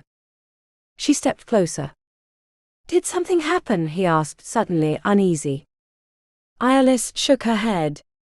Then she bit her lip slightly, nervous for the first time since he met her. That truly alarmed him. "Then what is wrong?" She inhaled deeply. "I have changed my mind." "About what?" Eirlys held his gaze. "I no longer wish to take vows." Darach blinked. That was not what he expected. "You came here in the middle of the night to tell me that." She shot him an irritated glare. "I mean, perhaps I could consider marriage." Darach's heart stopped for one instant. Because the blush across Eirlys's cheeks, and the way she avoided looking directly at him made perfectly clear what she truly meant. She wanted to marry him. Holy God! Eirlys, he began carefully. "You know perfectly well such decisions belong to the king." Aedan will listen to my wishes. Darach muttered a curse beneath his breath. If only she knew. If only she knew Aedan had already decided her future without even asking. Uncomfortably he dragged one hand through his hair. "The king shall find you a suitable husband. Someone with lands, position." "And what if I do not want that?" He felt the ground become unstable beneath his feet. "You could restore your name, Darach. Part of your clan's lands. Aedan would listen to you more if..." Enough. The word exploded too loudly. Before realizing it, he had already seized her shoulders. "That is not going to happen." Eirlys looked at him, as though he had physically wounded her. "Why?" Pain trembled in her voice now. Real pain. "I believed you felt something for me." Immediately Darach released her, as though the contact burned. "It is not that simple." "Why not?" Because another man already claimed her hand. Because Aedan would never permit this. Because he could not betray his clan again for love. Because he desired her so fiercely he could barely breathe when she stood near. But none of those answers would help. Then Eirlys looked directly into his eyes and everything changed. "Because I love you." The world stopped. Just like that. Simple. Brutal. Darach felt happiness so intense, he forgot to breathe for one instant. She loved him. Eirlys loved him. And immediately afterward duty crashed down upon him like icy surf. Discipline. Loyalty. Control. He clung to those words like a man clinging to rock amid a storm. Because if he yielded now, there would be no returning. Eirlys waited for an answer. Vulnerable. Barely trembling. Are you not going to say anything? Darach swallowed. He had never known how to handle delicate words. Nor emotions. And he was destroying something precious before his own eyes. What do you wish me to say? The roughness in his tone wounded even him. Eirlys shuddered. She clutched the plaid around her throat so tightly her knuckles whitened. I believed you. Felt the same. Tears slowly began sliding down her cheeks. And that sight pierced his chest worse than any sword. I should not have come, she whispered brokenly. I am sorry. Quickly she turned to leave. And Darach understood with sudden savage terror that if he let her walk away now he would lose her forever. Eirlys, wait. He reached her before she opened the door and caught her arm. Release me. She struggled to pull away, trying to hide her tears. But he could not do it. Could not let her go. Gently he forced her to face him again. Eirlys kept her gaze lowered, fixed upon the open collar of his tunic where bare skin showed beneath loosened laces. And even while crying, she still desired him. That shattered the last resistance remaining inside him. I do not wish to hurt you, he said quietly. Eirlys released a broken laugh. Then tell me what you want from me. She stepped closer, trembling with anger and sadness.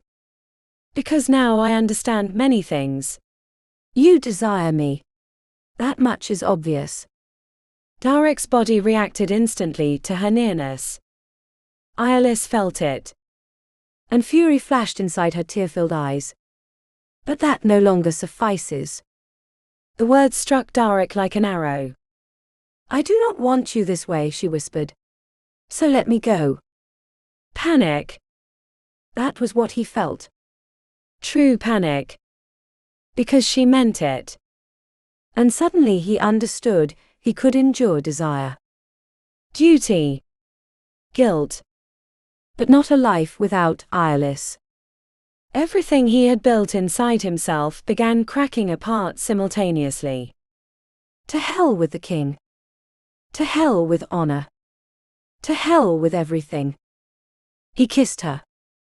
Hungrily. Desperately. Holding nothing back for the first time. His mouth claimed the truth neither of them could deny any longer. And Eirlys answered with the same savage intensity. Yes. She still wanted him. The plaid fell to the floor while she wrapped her arms around his neck and rose against him. Darach held her tightly, as though he had feared losing her forever. Her warmth. Her softness. The sweet scent of her hair mingling with smoke and peat. Everything about her was temptation made perfect. He carried her to the straw bed without stopping the kisses. When he removed his tunic, and Eirlys saw his bare torso beneath the brazier's flickering light, something close to wonder illuminated her face. You are beautiful, she whispered. Darach released a rough laugh. Warriors are not beautiful. Slowly she stroked the fresh scar across his chest. Then you are dangerous in the most beautiful possible way. That nearly destroyed him. Eirlys then discovered the tattoo upon his arm, and brushed the design with her fingertips. The lion. The guard's mark. Aut viam inveniam aut faciam, she read softly. I shall find a way or make one. Her fingers traced the dark outline against his skin. That phrase belongs entirely to you. Darach could scarcely breathe while she touched him that way. As though discovering something sacred. As though she looked at him and still found something worthy of love.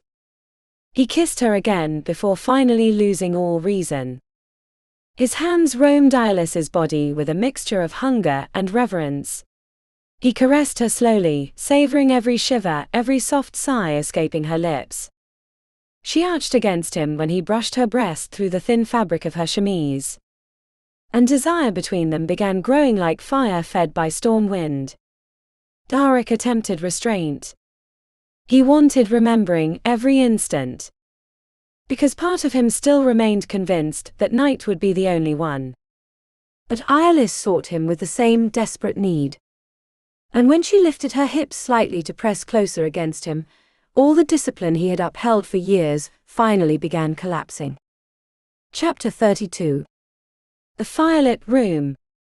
Eirlys felt as though the entire world dissolved beneath her hands.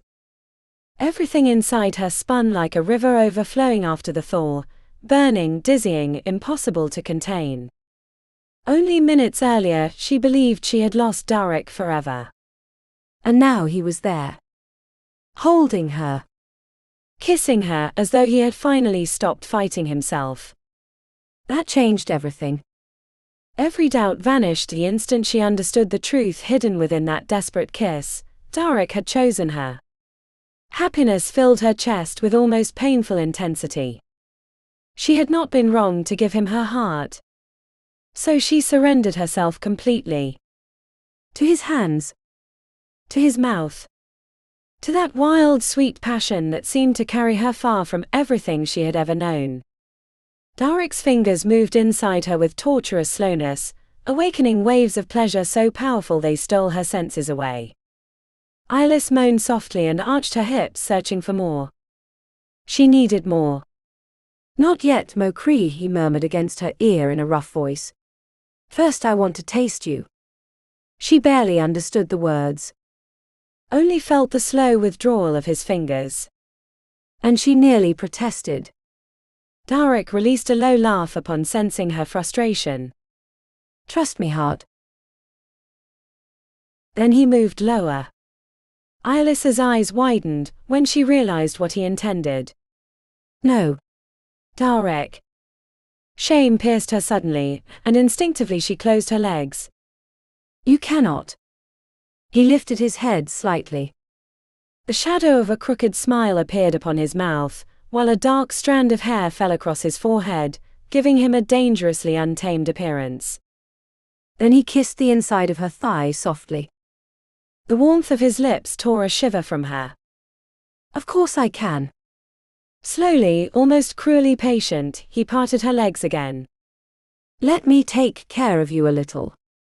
Eirlys gasped softly when Darach's tongue brushed her intimately. Pleasure struck instantly. Intense. Like a spark racing through her entire body. The shame vanished almost immediately, consumed by sensations far too powerful to allow thought.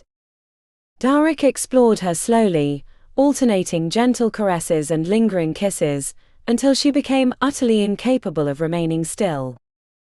Eirlys arched upon the straw bed, seeking him desperately. And when he finally held her firmly against his mouth, pleasure tore through her with such exquisite violence she thought she might dissolve within his arms. Her entire body became sensitive. Alive. Every movement of his tongue, every rough brush of his beard against the delicate skin of her thighs, fed the fire growing inside her. That is it. Darach murmured deeply. Let yourself feel it. Eirlys no longer knew how to breathe. She could only cling to him while the sensations rose and rose like a tide impossible to stop. Then it came. An overwhelming wave swept through her completely, pulling a strangled moan from her lips while pleasure expanded through every part of her body. The world disappeared. Only warmth remained. Light. And Darach holding her as though she was something precious. Still trembling, she heard him curse softly before rising over her. I cannot wait any longer. His voice sounded broken. Hungry. I need to be inside you. Eirlys barely understood why he seemed almost apologetic. Until she saw him. Darach positioned himself above her, braced upon his arms. The reddish light of the brazier cast shadows across his bare torso, and made sweat gleam upon his skin. Then Eirlys lowered her gaze. And understood. Holy God! Her entire body jolted. Darach was large. Far larger than she had imagined. For one instant he seemed to notice her surprise. His blue eyes darkened. Perhaps he intended saying something reassuring. But the words never came. Because desire between them had already become too fierce. Too deep. When he slowly brushed against the entrance of her body, a shiver raced through Eirlys from head to toe. Darach closed his eyes briefly, as though losing the final battle against himself. Then he began entering her. Slowly. Inch by inch. Eirlys held her breath at that new sensation, powerful and intimate, almost to the point of pain. Darach's face hovered so close to hers, she could feel his uneven breathing against her skin. Everything in him trembled with restrained tension.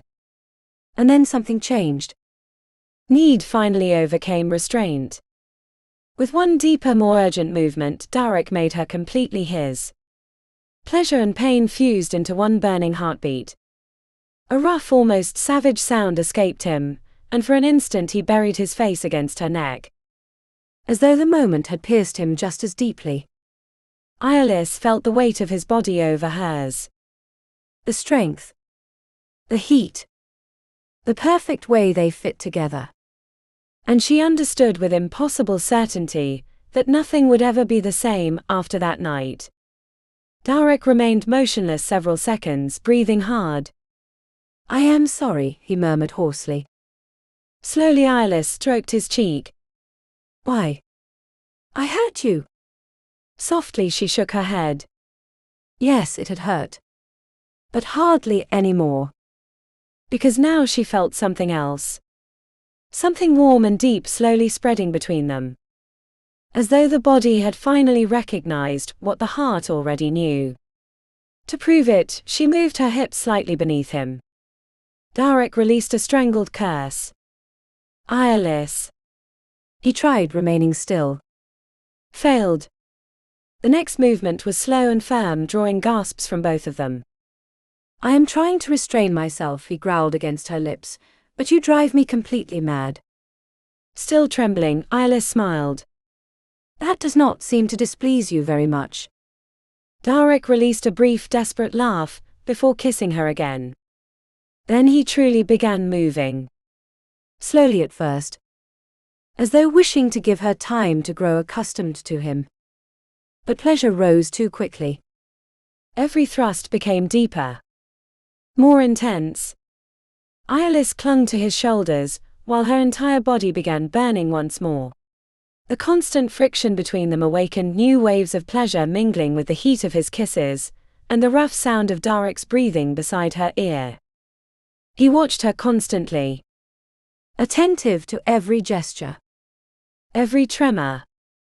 And when Eirlys finally began answering him without fear, lifting her hips to receive him more deeply, something fierce ignited within his eyes. As though seeing her surrender like that destroyed the last fragments of his control. The rhythm quickened. Pleasure became immense. Wild.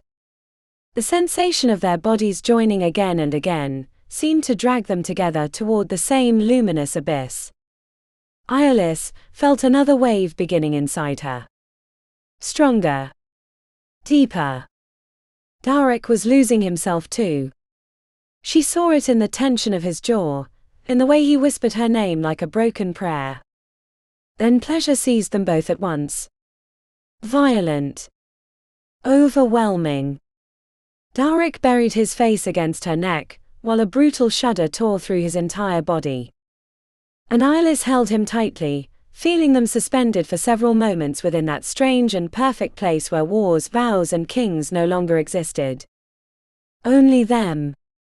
Only that moment. As though the ancient hills of Scotland had carried their names long before either of them were born. Chapter 33. The Promise. I love you. Eirlys's words continued echoing inside Darach, long after pleasure slowly faded between their bodies.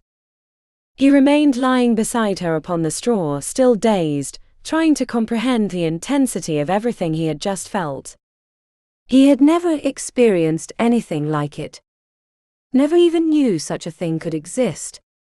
It had not been merely desire. Not only the fierce relief of the body after a storm.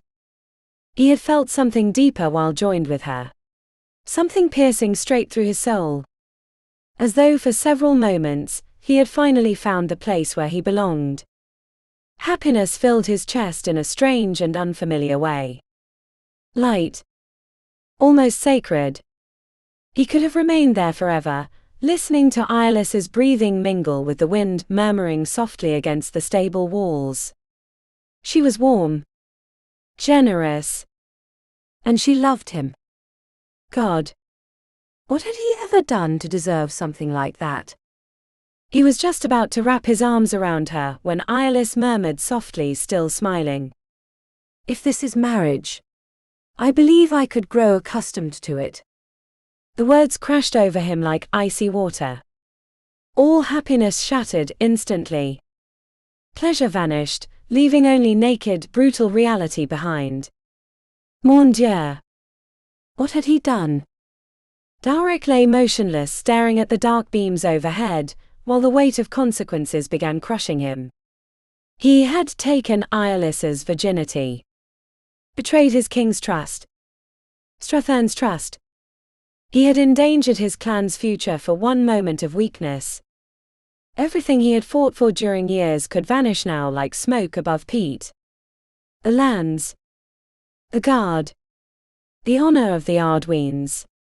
Even his father's unfinished castle, that foolish dream built from love and destroyed by war, would remain forever abandoned among the hills. A monument to recklessness. Exactly like him. He closed his eyes tightly. He had spent his entire life trying not to resemble his father. And in the end he had fallen to the same wound. Love. Desire. A woman. Shame twisted his stomach. It took Eirlys several moments to realize something was wrong. She still floated inside that luminous, profound sensation physical love had awakened within her. She believed Darach felt the same. That was why at first, she did not worry when he remained silent. But then Darach suddenly sat upright. Dressed without looking at her. And finally sat upon the edge of the straw bed, with his back toward her, face buried between his hands. The rough oath escaping his lips finally froze her heart. That was not shy embarrassment. Nor confusion. It was fear. Terrible fear. Disappointment pierced Eirlys, though she tried ignoring it. She did not need sweet promises or caresses to know what they had shared. She was no longer a dreaming girl. She was a woman. Even so, it would have been pleasant if he had held her. Looked at her. Said something. Slowly she wrapped herself in the fallen plaid and approached him. When she rested a hand upon his shoulder, Darach's muscles tensed instantly beneath her fingers. Another silent crack opened the cold between them. "Do not be afraid," she said softly. "Nothing about this is irreparable. When we reach court, I shall speak to Aedan. I shall explain that." Darach recoiled as though her words burned him. "You understand nothing," he exploded. "The king shall be furious." Eirlys stepped backward, startled by the violence in his voice. Silently she watched him several seconds. This was far more serious than she imagined. "Perhaps it is not the marriage Aedan envisioned for me, but—" Darach seized her arm and forced her to look at him. "Damnation, Eirlys. Not everything can be repaired with a smile and pretty words. When shall you finally understand that?" The pain in his eyes confused her more than the anger. Immediately he released her, and buried his face between his hands again. Eirlys felt cold slowly sliding beneath her skin. She returned beside him and sat quietly. "Then explain what is happening." For several seconds, she believed he would not answer. But finally Darach spoke. And with those few words destroyed everything she had imagined. "The king has already decided your marriage." The world seemed to stop. "To whom?" The words barely escaped her lips. Darach waited one moment too long before answering. "Ronan Strathern." Eirlys felt the air vanish from her lungs. Of course. Now she understood all Darach's strange references during the journey. The silences. The guilt. Ronan Strathern. A youth scarcely older than herself. The betrayal hurt so deeply she could barely breathe. Aedan had never told her. And Darach. Darach had known the entire time. You lied to me. Not a question. Briefly he closed his eyes. The king believed that if you knew, you would never return. Anger slowly pushed through the pain. And you obeyed. Darach lifted his gaze toward her. I was trying to keep us alive. You could have told me tonight. Yes. That was what hurt most. Not the king's decision. Not even the lie. But that Darach had made love to her, while knowing he intended delivering her afterward to another man. Eirlys felt something inside her chest begin breaking slowly apart. Was Ravensharde a lie as well? She asked quietly. Did they never intend allowing me to return? He did not answer. He did not need to. Tears filled her eyes automatically. You knew. Darach clenched his jaw. Had I told you, you never would have left. And what you were doing was far too dangerous. Eirlys released a small bitter laugh. Of course. Because what you do possesses value, and what I do does not. That struck him. She saw it upon his face. But already it was too late. The worst part was not the lie. It was realizing Darach had never truly believed in her. He thought her mission a game. A feminine recklessness. Not something worthy of respect. And Eirlys could not bear that. Not from a man she loved. Slowly she rose. Darach attempted stopping her by catching her arm. Your trust makes you reckless, he said desperately. Someday they shall discover you and you believe protecting me means deciding for me. The question fell between them like a sharpened blade. Darach remained silent. Eirlys watched him for a long moment. An hour earlier she would have mistaken that silence for restrained love. Now she saw something else. Fear.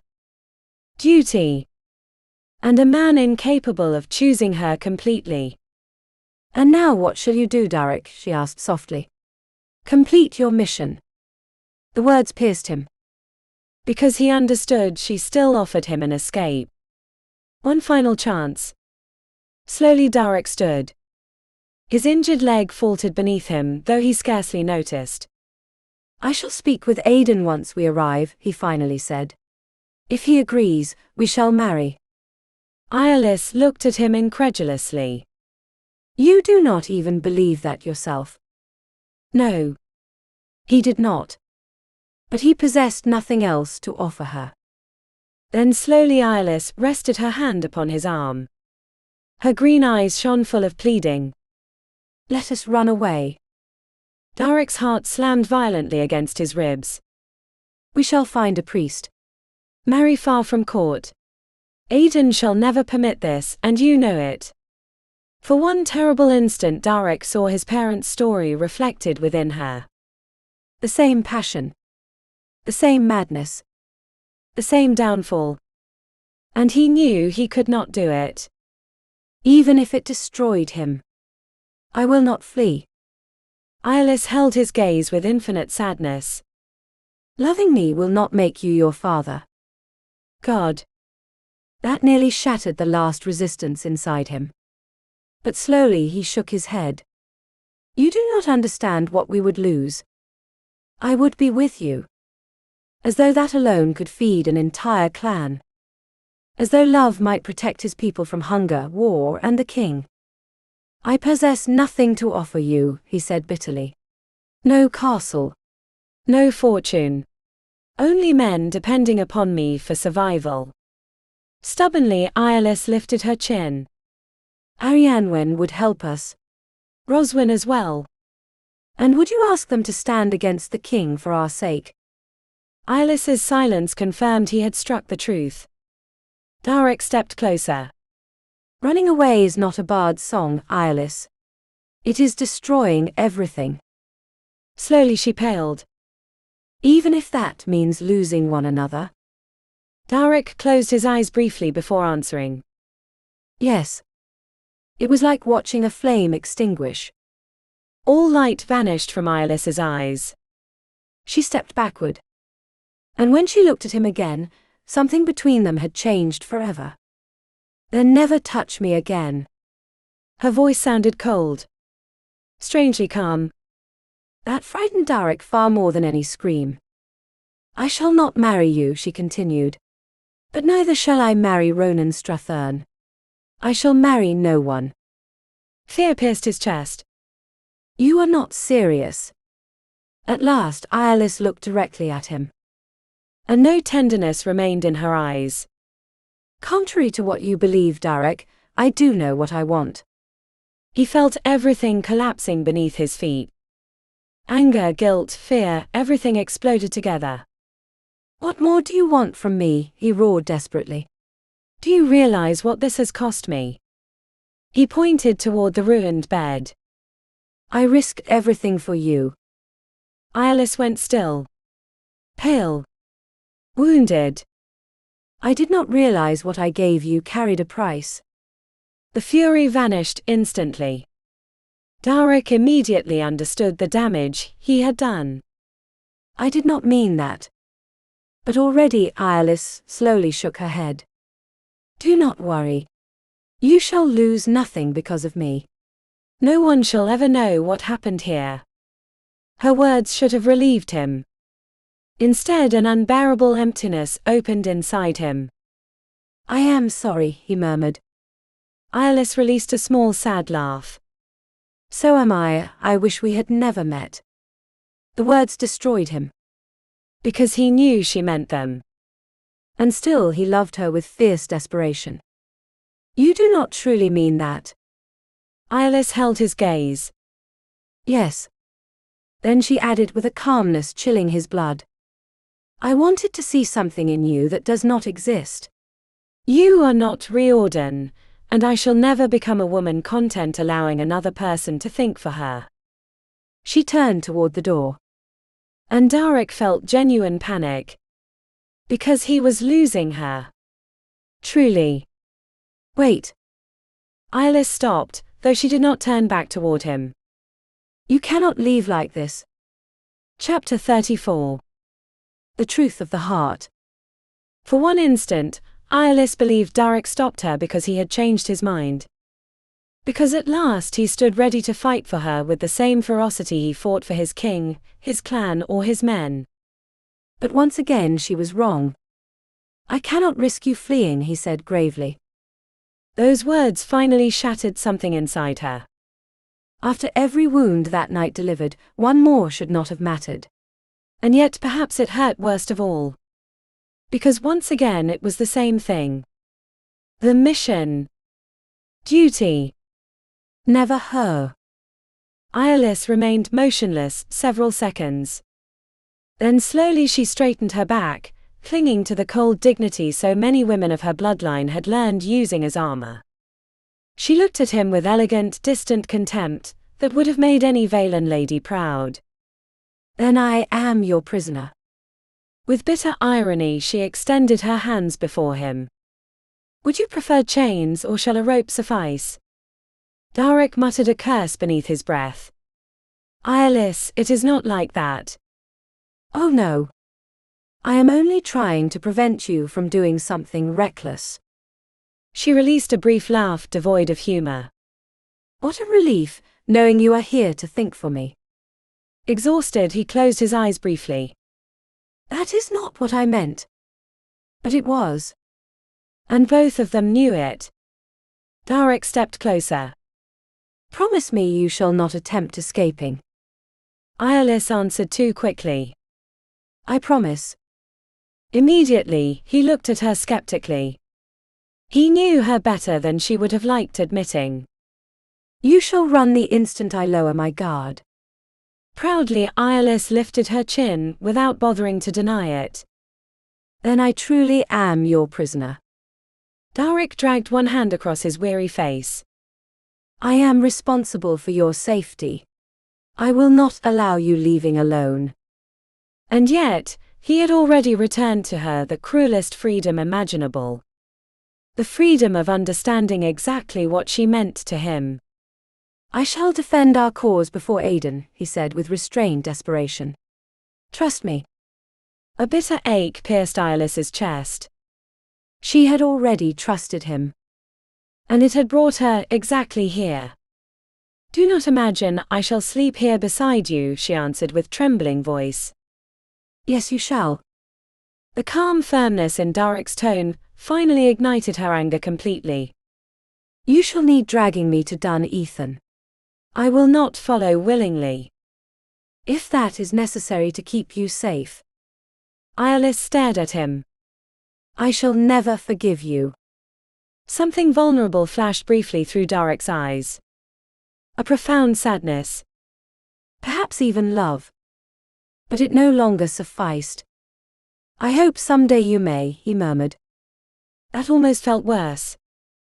Then Eirlys understood she had lost that battle. Darach resembled the old stone fortresses of the Highlands, they could crack but never yield. Exhaustion crashed over her suddenly. Her body still ached softly between her thighs, cruel reminder of the intimacy they had just shared. And her heart felt reduced to ashes. She looked toward the straw bed while scarcely daring to breathe. You cannot expect me to share your bed. Slowly Darach shook his head. The bed is yours. I shall remain awake. As befits a proper jailer. He did not answer the provocation. He had seated himself beside the fire, leaning against the wooden wall with legs stretched before him. His fingers absently rubbed the injured leg, as though trying to restrain pain. Or perhaps something worse. I am sorry, Eirlys, he said after a moment. I never wished to hurt you. But he had. Deeply. Irreparably.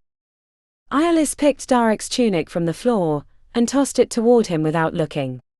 Silently he dressed. The sight of his bare chest, which only minutes earlier had seemed the safest place in the world, had now become another wound. She lay upon the straw, and wrapped herself in the plaid up to her throat. She had no intention of sleeping. Through half-closed lashes she watched Darach silently. The fire stained his severe profile copper, while again and again he lifted the flask to his lips. Whiskey. Of course. The old Highland remedy against things men did not know how to name. Outside wind descended from the hills and brushed softly against the stable walls like an ancient murmur, as though the spirits of those lands mourned alongside her something that had just broken forever. Slowly Eirlys closed her eyes. And wished with immense sadness that Darach might drink deeply enough to forget. Because she already knew she never would. Chapter 35. The King's Decision. Eirlys awoke with a start, a shiver racing through her body. The brazier had died hours earlier, and cold filled the stable like dark water seeping through cracks in a boat. For several seconds she did not know where she was. Then she remembered. The argument. The cruel words. The way Darach had chosen duty over her. Pain returned instantly, so sharp she had to close her eyes. How could he have done this to her? Silently she cursed herself. She should not have fallen asleep. But exhaustion and tears had finally overcome her. Slowly she turned her head toward Darach. He still sat beside the wall near the dead ashes of the fire. His head drooped forward, dark strands hiding part of his face. He slept deeply. The empty flask rested beside him. Whiskey. A great deal of whiskey. Eirlys stared at him in disbelief. The perfect soldier had fallen asleep while standing watch. That was unlike him. Entirely unlike him. Perhaps the ancient gods of the Highlands had decided granting her one opportunity. Very slowly she pushed aside the plaid and rose to her feet. Her heart pounded violently while she watched for any movement from Darach. Nothing. He did not even breathe, with the alert tension she had learned recognizing in him. She took another step. Then, another. The floor creaked softly beneath her boots, and still he did not react. Eirlys frowned. Had he truly drunk that much? For one instant unexpected concern pierced her. But she pushed it away, immediately. She could not allow herself worrying about him. Not after that night. Her eyes searched for the saddlebag beside the wall. Inside were her dresses, some food, and the little money they still possessed. Then she looked toward the horse enclosed at the back of the stable. Could she truly do this? She swallowed hard. She had to try. She could not return to Dun Ethan with Darach. Not after everything that happened. Not after realizing he would always choose duty before her. Several hours still remained before dawn. If she gained enough distance, perhaps she might reach Ravensharde before he caught her. And Darach was on foot. That gave her a chance. Besides, he himself had taught her how to hide a trail. The irony hurt. During those days, she had grown far too accustomed to his presence. To his silent way of protecting her. To feeling him nearby whenever night descended upon the mountains. She had begun believing she was safe beside him. Sadness tightened painfully through her chest. Why was leaving him so difficult? What exactly was she abandoning? A man preferring to see her married to another, rather than confront the ghosts of his past. And the worst part was that she understood him. She could not hate him for it. But now she knew the truth. They were not meant for one another. Tears slid down her cheeks and angrily she wiped them away. She would never again allow love distracting her from the only thing truly belonging to her. Her freedom. Her work. That was all she had left. And it would have to suffice. Gathering the last strength remaining inside her, she packed her belongings and led the horse quietly from the stable. Before leaving, she cast one final glance toward Darach. Sleeping. Vulnerable. Beautiful even like that. Then she stepped into the darkness with tear-blurred eyes. Someone shouted his name. Darach tried pushing the voice away, moving his head heavily. Darach. Wake up, lad. He opened his eyes with difficulty. Everything spun. Several seconds passed before he recognized the weathered face before him. Robert Wallace. His entire body burned. His mouth felt dry and his mind remained trapped within a thick, unreal fog. He groaned, trying sinking back into darkness. Then Robert shook him again. Where is the girl? Eirlys. The name tore through the fog instantly. Darach jerked his head toward the straw bed. Empty. His heart dropped violently. He cursed savagely as realization struck. He had fallen asleep. And Eirlys had escaped. What in God's name was happening to him? He did not make mistakes like that. Never. He attempted standing, but his legs collapsed beneath him and he had to brace himself clumsily against the wall. Everything reeled. What is wrong with you, lad? Robert asked, catching him before he fell.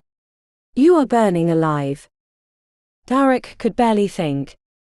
Then accidentally, he placed weight upon the wounded leg. Pain tore through him like a blade heated red hot.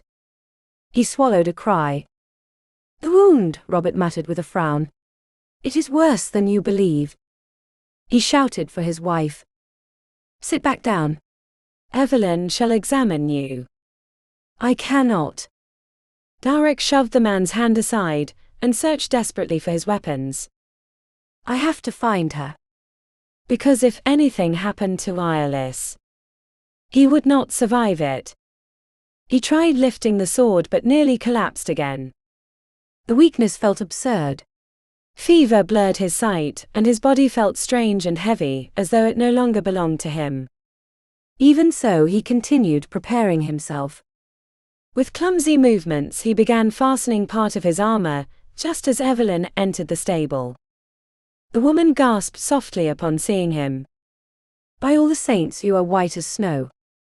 Darach scarcely heard her. He opened the remaining saddlebag. Nearly empty. Eirlys had taken the money, food, everything necessary for fleeing. And part of him, buried deeply beneath fear and guilt, felt fierce pride. She had learned too well. "I need provisions," he said hoarsely. "Water. Money. Whatever you possess." Vaelin crossed her arms. "You are going nowhere in this condition.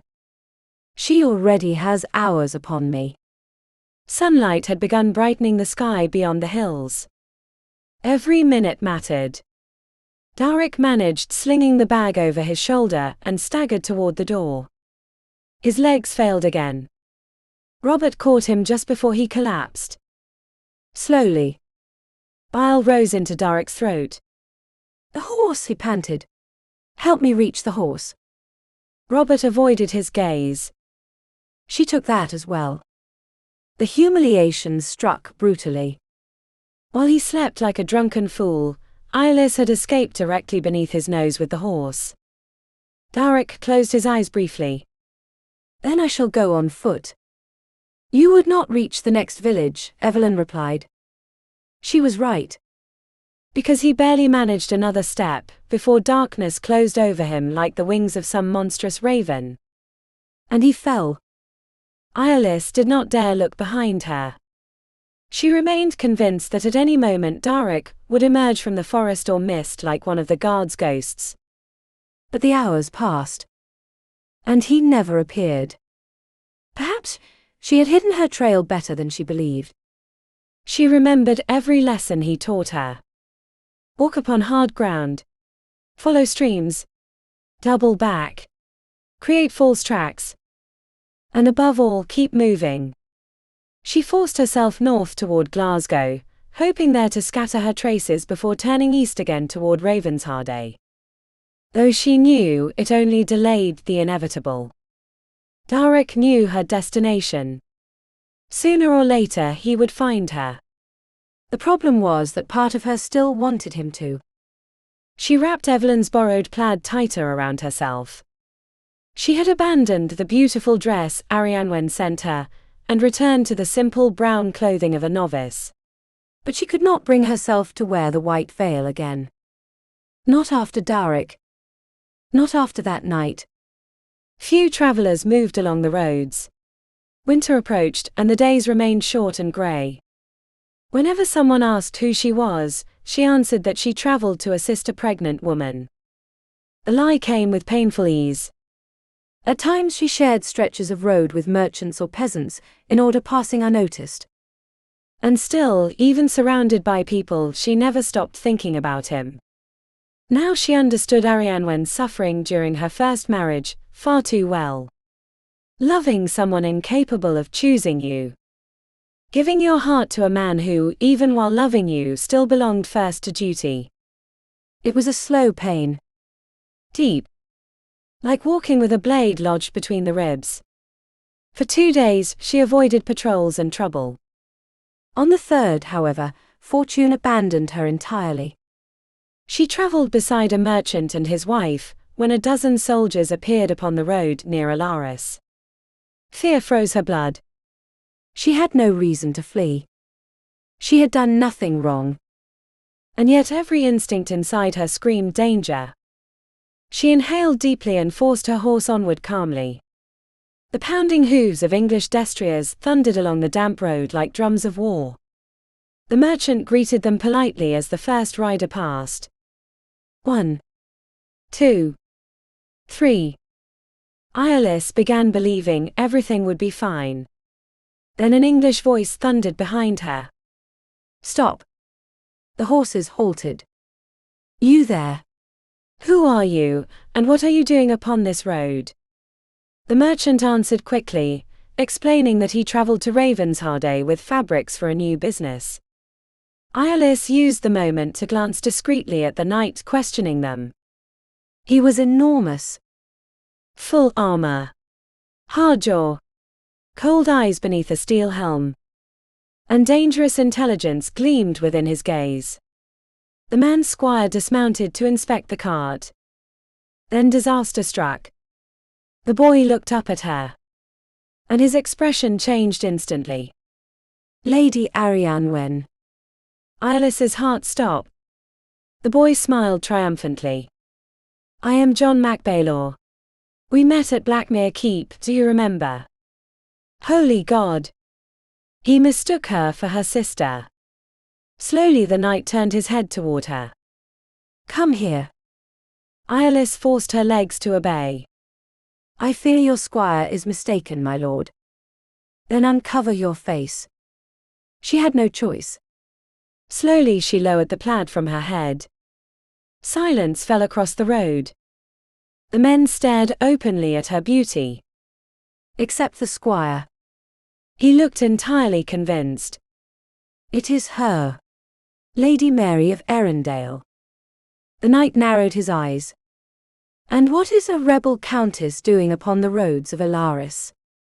Eirlys blinked, with all the innocence she could summon. I fear that. Our daughter, my lord. The male voice sounded beside her so suddenly, Eirlys nearly startled. The merchant had climbed down from the cart, and now took her arm like a protective father. And Eirlys instantly understood that this stranger had just decided saving her life. Chapter 36. Wintermere Priory, Scottish Borders, December 1311. Give me one reason not to throw you into a dungeon, the king had roared. Because you need me to find Eirlys and bring her back safely. And yet Darach was failing. 5 days. 5 long days crossing roads, villages and monasteries, overturning every stone in southern Scotland like a man hunted by his own demons. No trace of her. Eirlys had learned too well. She had turned every lesson he taught her against him. This was his last hope. Or perhaps his only one.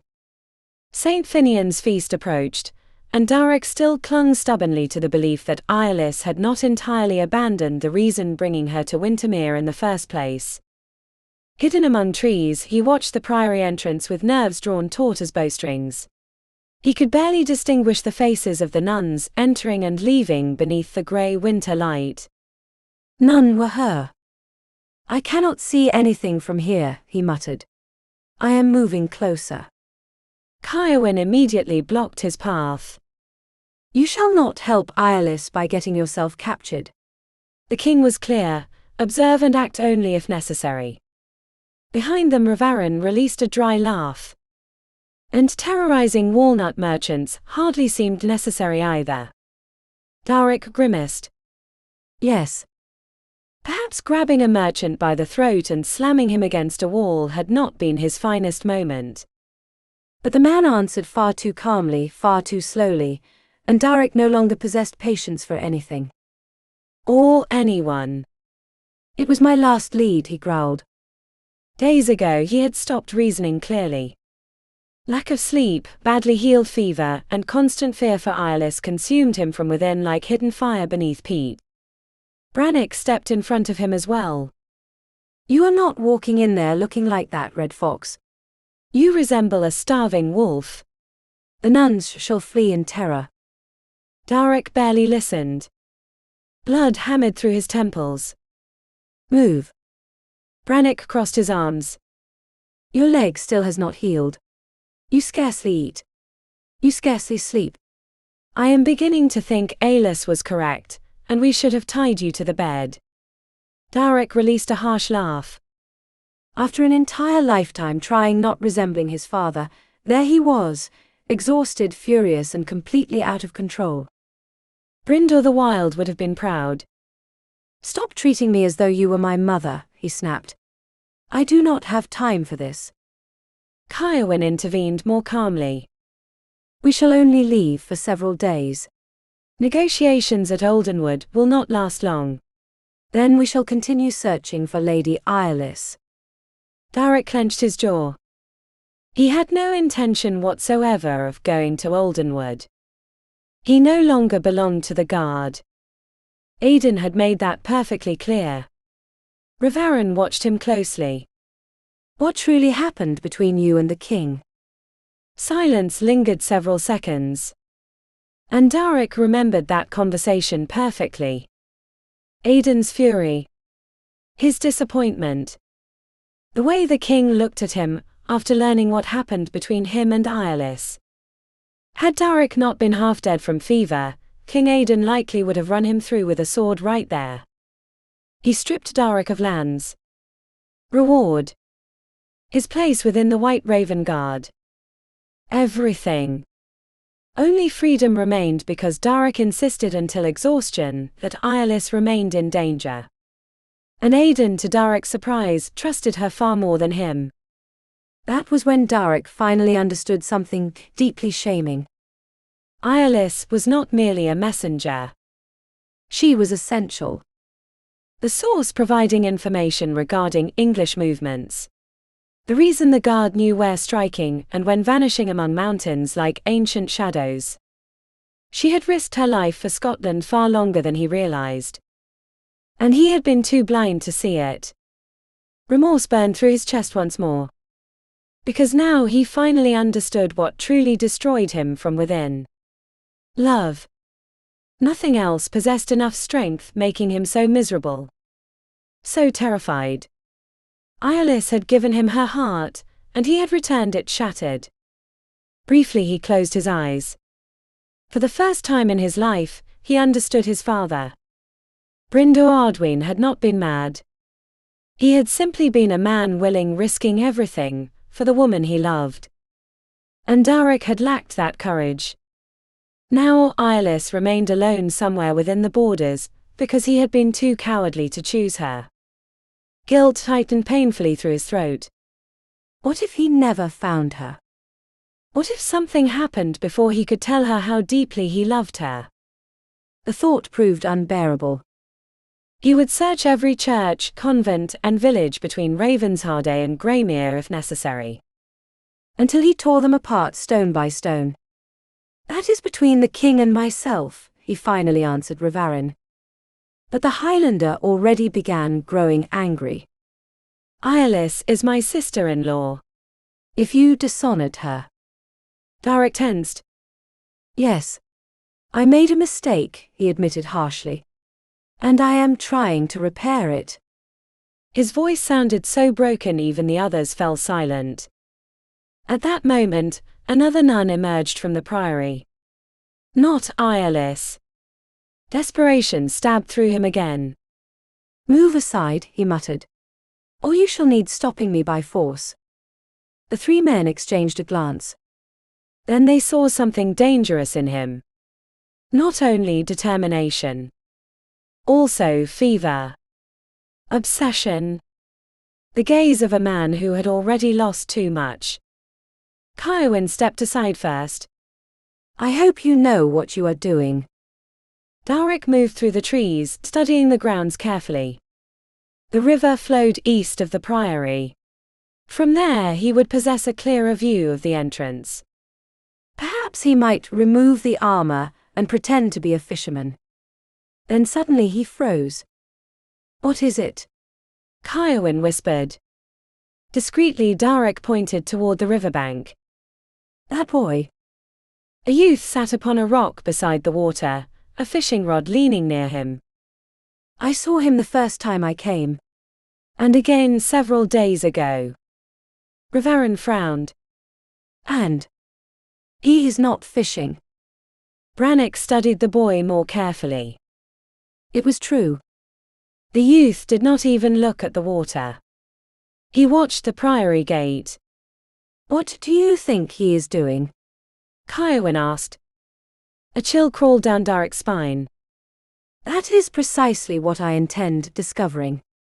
He spent the remainder of the afternoon observing him. Every time a nun appeared, the boy studied her face carefully. He never once touched the fishing rod. Finally, when the priory closed its gates at dusk, the youth rose and began walking away. Darach followed silently. And the farther they traveled, the harder his heart pounded. because the boy did not return to any nearby farm. He headed toward Ravensharde. Toward the castle. Darach climbed quickly onto a hill overlooking the inner courtyard without being seen. And then he understood everything. The boy walked directly toward the chapel. Damnation. Immediately he remembered Eirlys's argument with the castle priest during the market. The monk found tortured near Graymere had spoken before dying. Eirlys's identity had been compromised. That explained why English soldiers pursued them weeks earlier after leaving Ravensharde. Cold settled slowly through Darach's chest. He was no longer the only man searching for Eirlys. The English had begun the hunt as well. And this time, if they found her first, mercy would not exist. Chapter 37. The Oldenwood Gathering. Thanks to the Morcants, Eirlys now possessed a roof, a new name, and a way of contacting her source without returning to Wintermere Priory. The veil and scapular remained hidden at the bottom of her sack. Instead, she began covering herself with a simple linen cap, and adopted the identity of a merchant's daughter. In the growing towns beside castles and trade roads, merchants possessed a strange freedom. They belonged neither to nobility nor peasantry. They could travel, bargain, and move without attracting too many questions. It was the perfect disguise. Eirlys still did not know why the merchant and his wife chose protecting her that day upon the road. But thanks to them, she escaped a situation that might have ended very badly. Sir Cadman had not been entirely convinced, and Fianna Morcant needed intervening before the English knight decided bringing her before someone of higher authority. The woman climbed down from the cart, wearing a severe expression, and placing her hands upon her hips, began scolding Eirlys before everyone. "Look at yourself," she had declared. "Flirting with a knight when you are practically promised already." Eirlys, understanding the game instantly, burst into tears. Between sobs, she declared she refused marrying a man old enough to be her father. The poor squire who mistook her for Arhane became so embarrassed he admitted his error. And Sir Cadman, visibly uncomfortable with the family scene and clearly disturbed by the pleading looks Eirlys directed toward him, finally allowed them leaving. Even so, it took days before Eirlys fully regained her breath. Even after returning safely to Ravensharde, she still woke startled during the night. The Morcants never asked questions. They simply offered her shelter for as long as she required.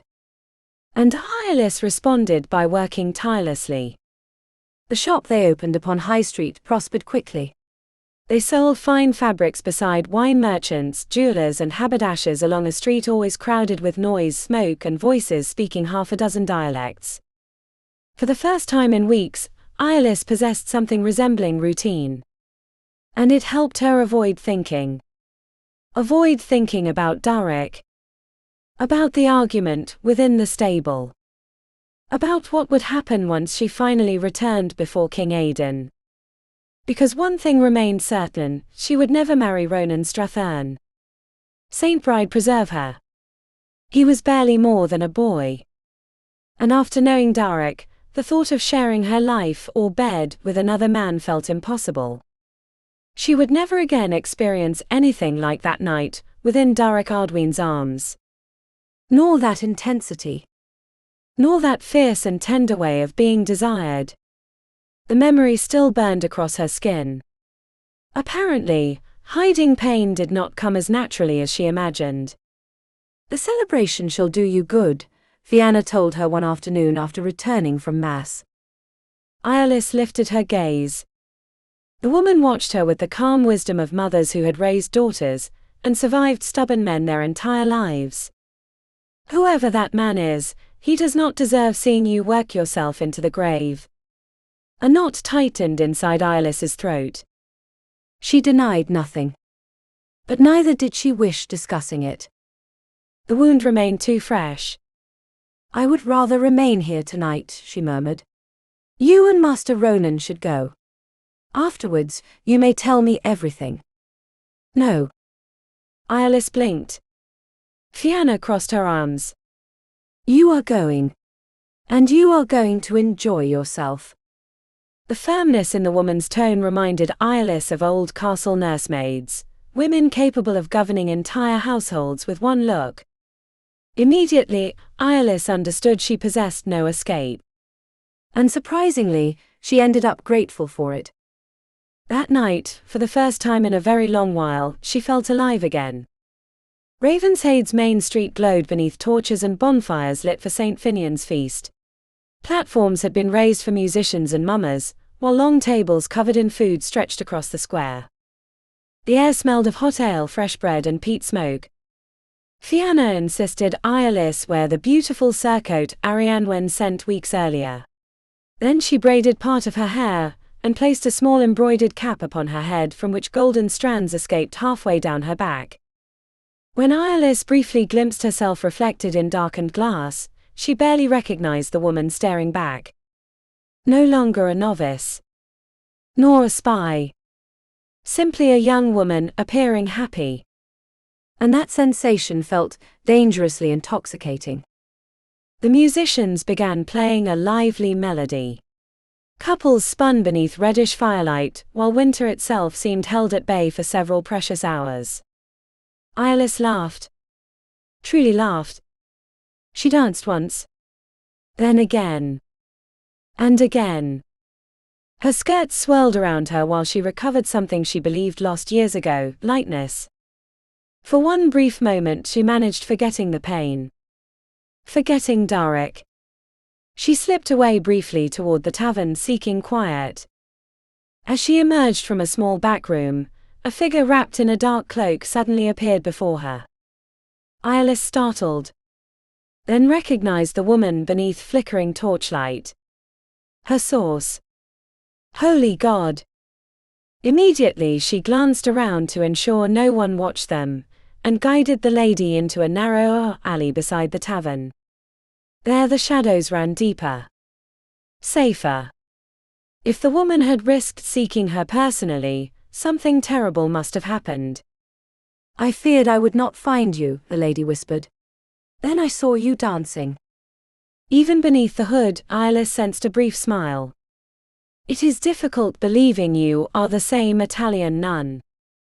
Eirlys attempted smiling, but unease already tightened through her chest. You should not have come here. The woman shook her head quickly. I could not wait.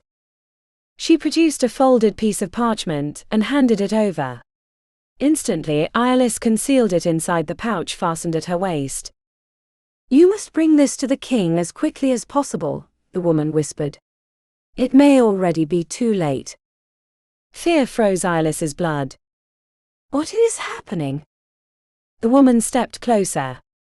The meeting at Oldenwood is a trap. A violent blow struck Eirlys's chest. What? The English plan capturing Aedan during the negotiations. The distant music now seemed to come from another world entirely. The peace negotiations stood protected beneath sacred truce. Breaking it meant violating the oldest laws of war. Such a thing was unthinkable. Are you certain? I would not risk my life otherwise. The fear in her voice convinced Eirlys immediately. At once, she began calculating time. She needed leaving before dawn. Perhaps even that same night.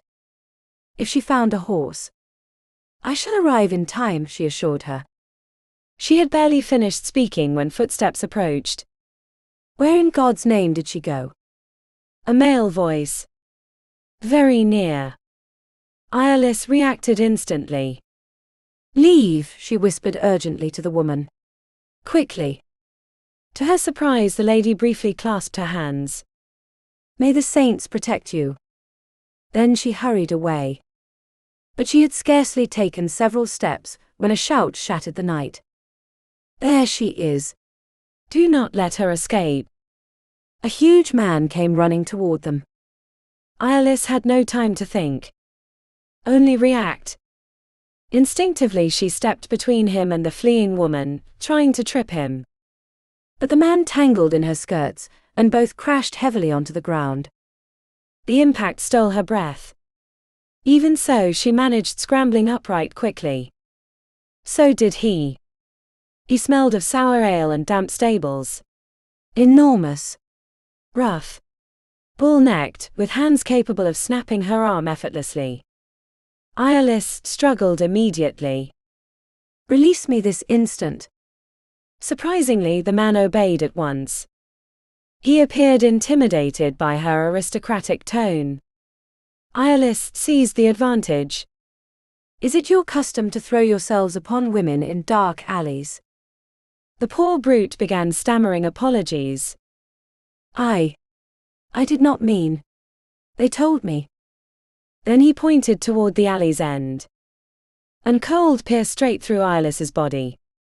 The priest from the market approached slowly toward her, watching her with a satisfied smile. So it was true, he said softly. Though I confess it is difficult, recognizing you so far from Italy. Sister Vaelin. Eirlys's heart stopped for one instant. This time no words would save her. She understood immediately. And before the giant recovered his senses and seized her again, Eirlys ran.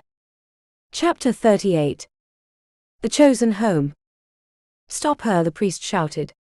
Do not let her escape.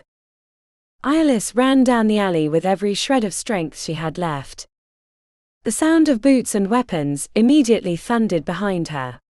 She dared glance over her shoulder for one instant, and saw several soldiers bursting into the narrow street. Too many. Her only comfort was knowing her informant seemed to have escaped. But that would mean nothing if Eirlys failed warning Aedan in time. Rounding the corner, she threw herself into another alley, and kept running without stopping. Her lungs burned and her legs grew heavy, but fear proved stronger. She only needed reaching the forest. If she reached the trees, she still had a chance. Perhaps she could make it to Wintermere. Perhaps. And then she thought of Darach. She possessed no reason believing he might be there. And still, some desperate part of her heart clung stubbornly to the words he told her weeks earlier, while they fled together through mist and war. I shall find you. She had never forgotten that promise. She is heading toward the forest. She heard the sound of a horse approaching. Eirlys gathered the last of her strength, and moments later plunged among the trees. Darkness swallowed her immediately. She ran blindly through ferns and roots, pushing aside damp branches scratching her face and hands. The air smelled of wet earth, moss and dead leaves. Slowly the sounds of pursuit began fading. Or perhaps the forest itself simply devoured them. Eirlys kept moving, guided only by instinct. She had learned much from Darach: how to walk without leaving traces, how to orient herself among hills, how to read terrain like an ancient map. But this was different. She was alone. And fear made thinking difficult. After several minutes, she finally stopped, doubled over and gasping. Her chest hurt. Her legs. Everything. But she could not allow herself rest. She forced herself onward more slowly, trying to find direction among the shadows. The road to Wintermere should lie north, she thought. She prayed she was not mistaken. Clouds covered the sky and even the stars could not help her. The forest remained so silent, she began believing perhaps she had escaped. That was when arms seized her violently from behind.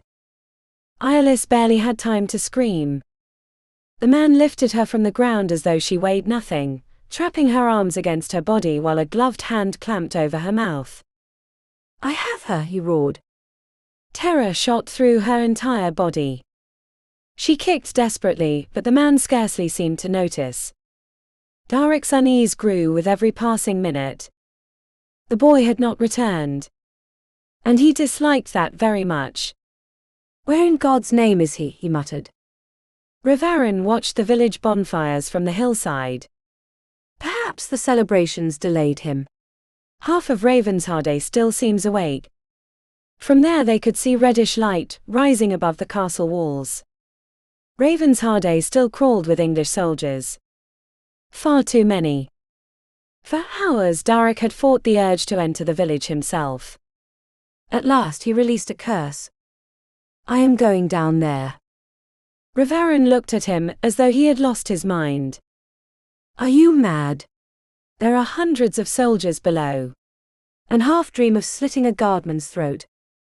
I shall not remain here doing nothing. And what is your grand plan? Darach shrugged. Steal armor from some drunken soldier and enter the castle. Vaelin barked out an incredulous laugh. That is not a plan.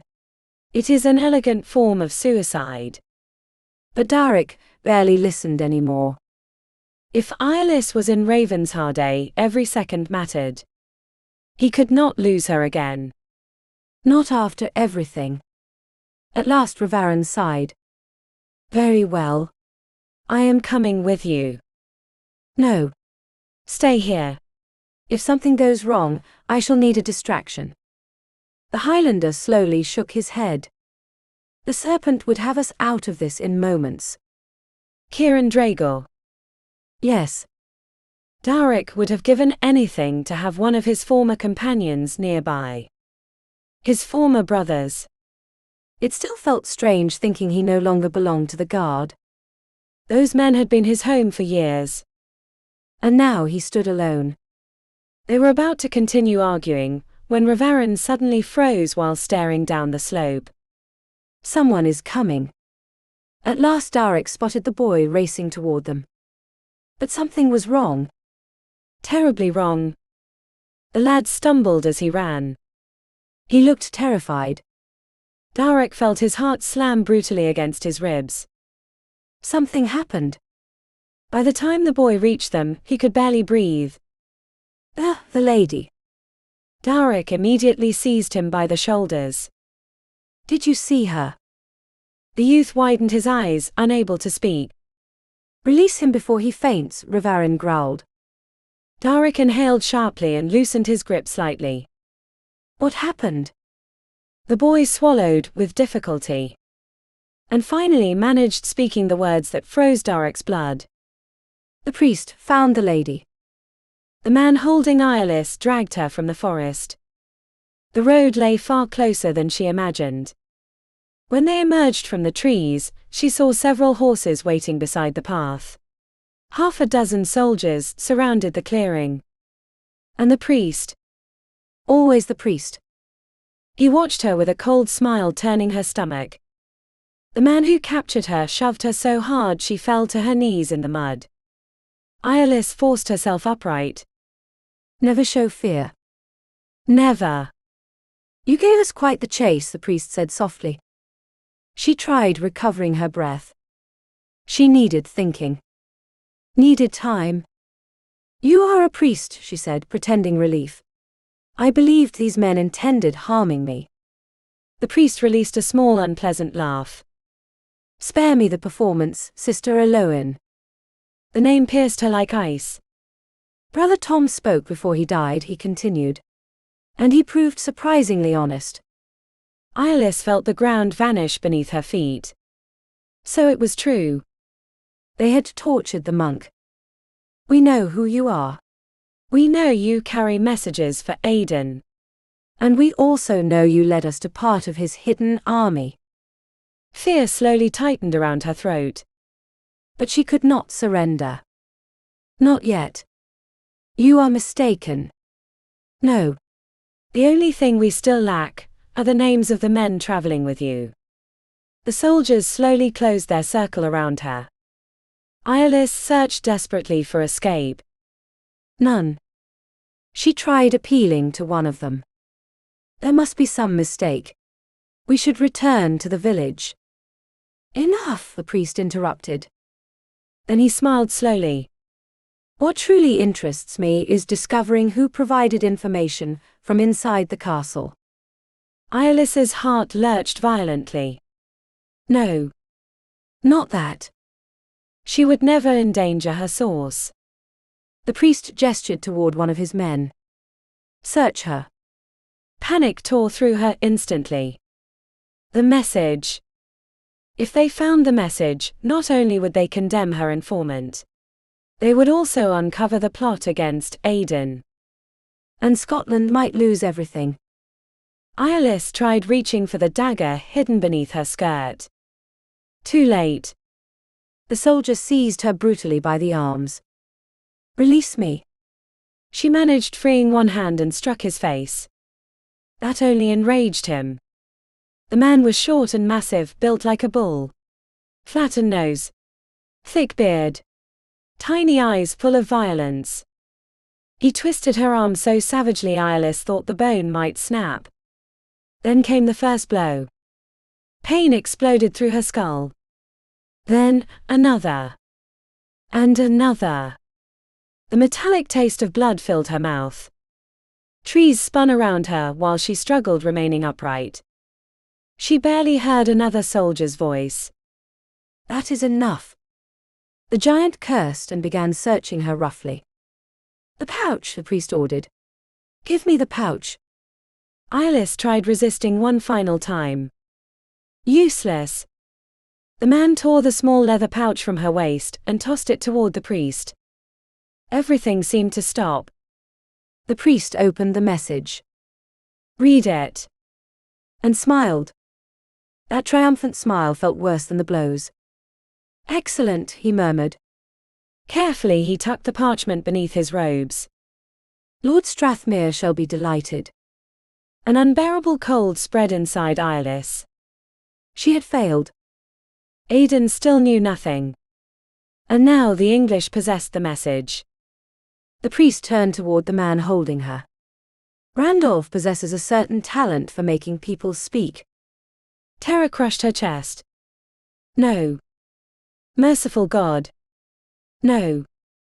"Discover everything you can," the priest continued. "And if she refuses cooperating, kill her." Eirlys gathered the little strength remaining. "You cannot do this." "You are a man of God." He watched her with contempt. "God does not protect rebels." Then he mounted his horse and rode away with several soldiers, leaving Eirlys alone with the giant. The forest swallowed silence once more. Randolph grabbed her again and dragged her deeper among the trees. Eirlys stopped resisting. Not because she surrendered. Because she waited. She needed one opportunity. Only one. When they reached a small clearing, the man threw her onto the ground. Then he began loosening his trousers beneath the chainmail. Horror twisted her stomach violently. "Never made a woman talk this way before," he growled with an obscene grin. "Though you were prettier before the beating." Eirlys let fear disappear, replacing it with something else. Coldness. The same fierce calm Darach taught her. She waited. Slowly she slid her hand toward the dagger hidden beside her leg. A little farther. The man knelt before her. And Eirlys struck. She drew the dagger and buried it with all her strength into the soldier's thigh. The roar of pain shook the forest. But he did not fall. The man's eyes filled with savage fury.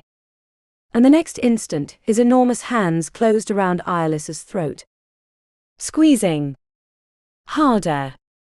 Darkness began swallowing everything while she fought uselessly for breath. Chapter 39. The clearing. Guided by the boy's broken account, the priest had seen the lady in the village and returned to the castle seeking soldiers. Darach managed following the trail to the forest's edge. They left the youth guarding the road, while Ravaged and Darach disappeared among the trees. Night had grown so dark they were forced lighting a torch. They quickly found fresh tracks joining Eirlys's from the road. Horses. Soldiers. Fear lodged itself inside his chest. They had caught her. The marks upon the ground clearly showed a man dragging her deeper into the woods. Darach had barely begun following them when a scream tore through the night. A woman's scream. His heart stopped. He did not think. Did not breathe. He ran. Ravaged shouted something behind him, demanding caution, but Darach heard nothing except blood roaring through his temples. He raced through branches and shadows like a man hunted by his own ghosts. Praying. Him who scarcely ever prayed. God, do not let me be too late. Please. The clearing appeared suddenly before him. And Darach burst into it with sword drawn, ready to kill. Then he saw a small bloodied figure struggling upright, beneath the motionless body of a man. His hand slowly dropped to his side. Eirlys. She lifted her head. And something inside Darach shattered. He would never forget that sight. The bruised face. The blood. The purple marks around her throat. She looked so fragile, and still she remained standing. Horror tore through him with terrible violence. Only once before had he felt anything similar, after his first battle surrounded by corpses. But this was worse. Because it was Eirlys. The woman he loved. Darach, she whispered dazedly. You found me. She took one unsteady step toward him. And Darach caught her before she fell. He pulled her against his chest so tightly she could barely breathe. His heart hammered painfully against his ribs, while he buried his face in her hair. She was alive. Blessed God, she was alive. Did they hurt you?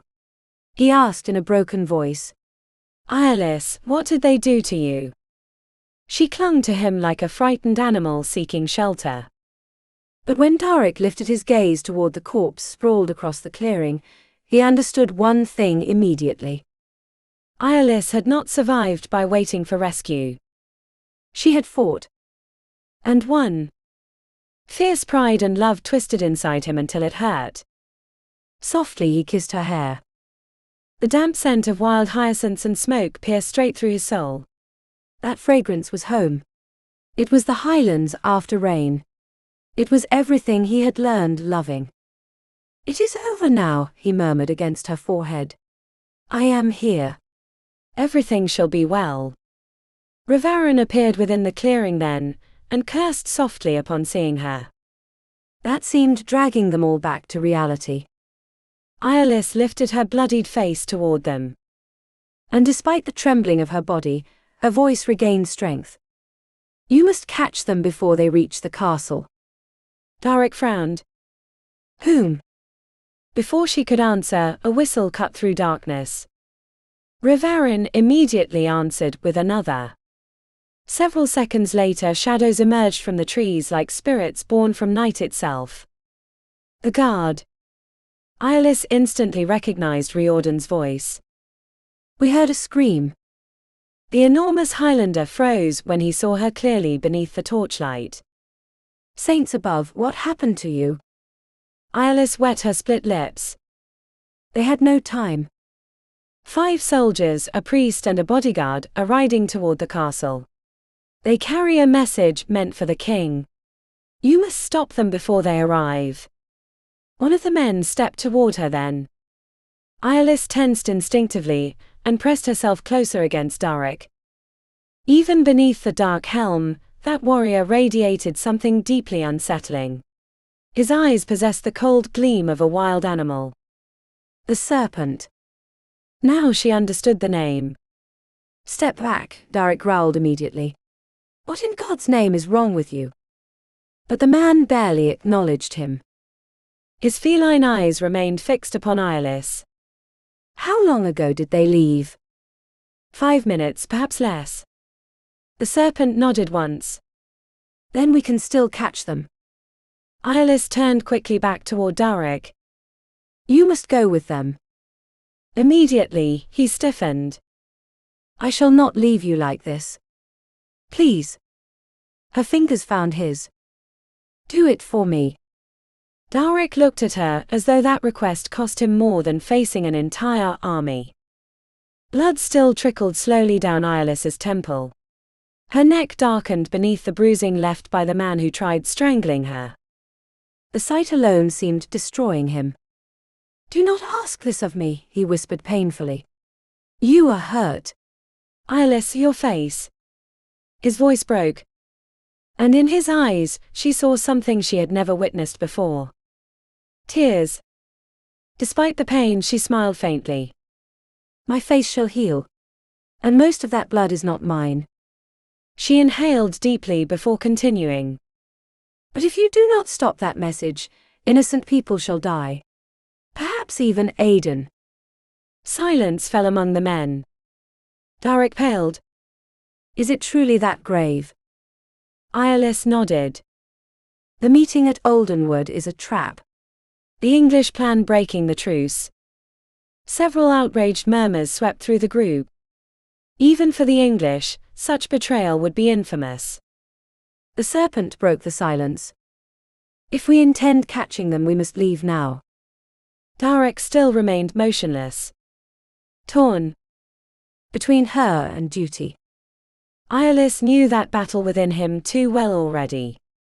So she cupped his face gently between her hands. My brother-in-law shall care for me, she said softly. Will you not, Sir Malric? Vaelin stepped forward with a calm smile. As though you were my own wife, Lady Eirlys.